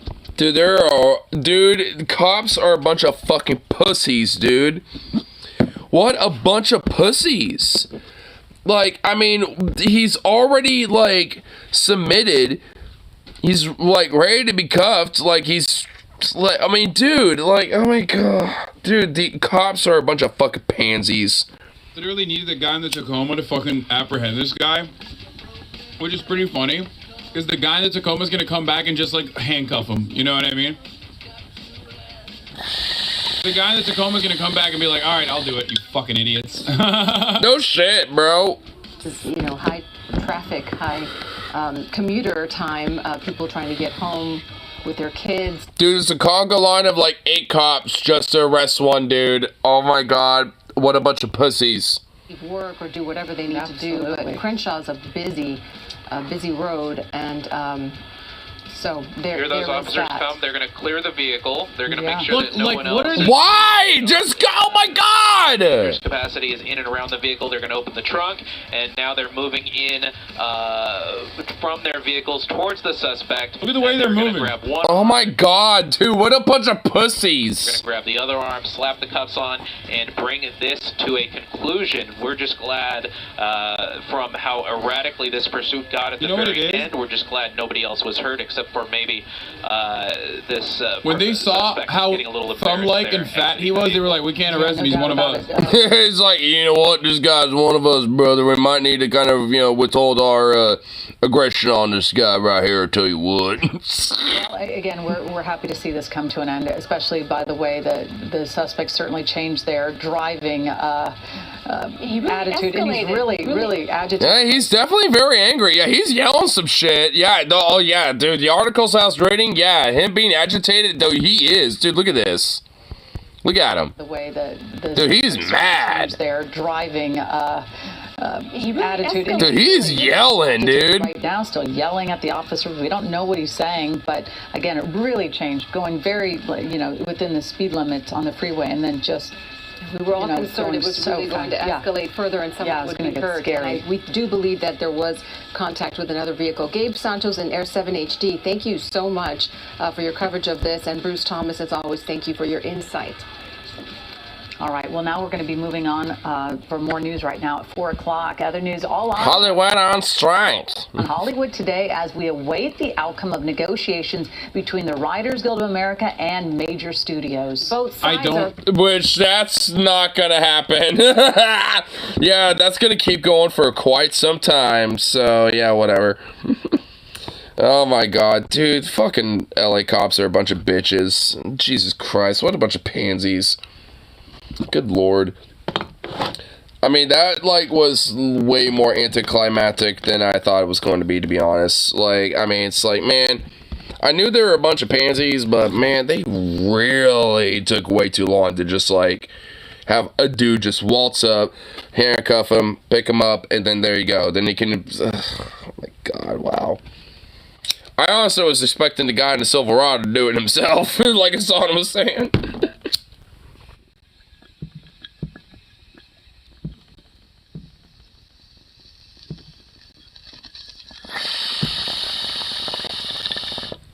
But, anywho, fellas, call it good for tonight. Get myself some food. And all that good stuff. So, Peace out. And, of course, be back around for the next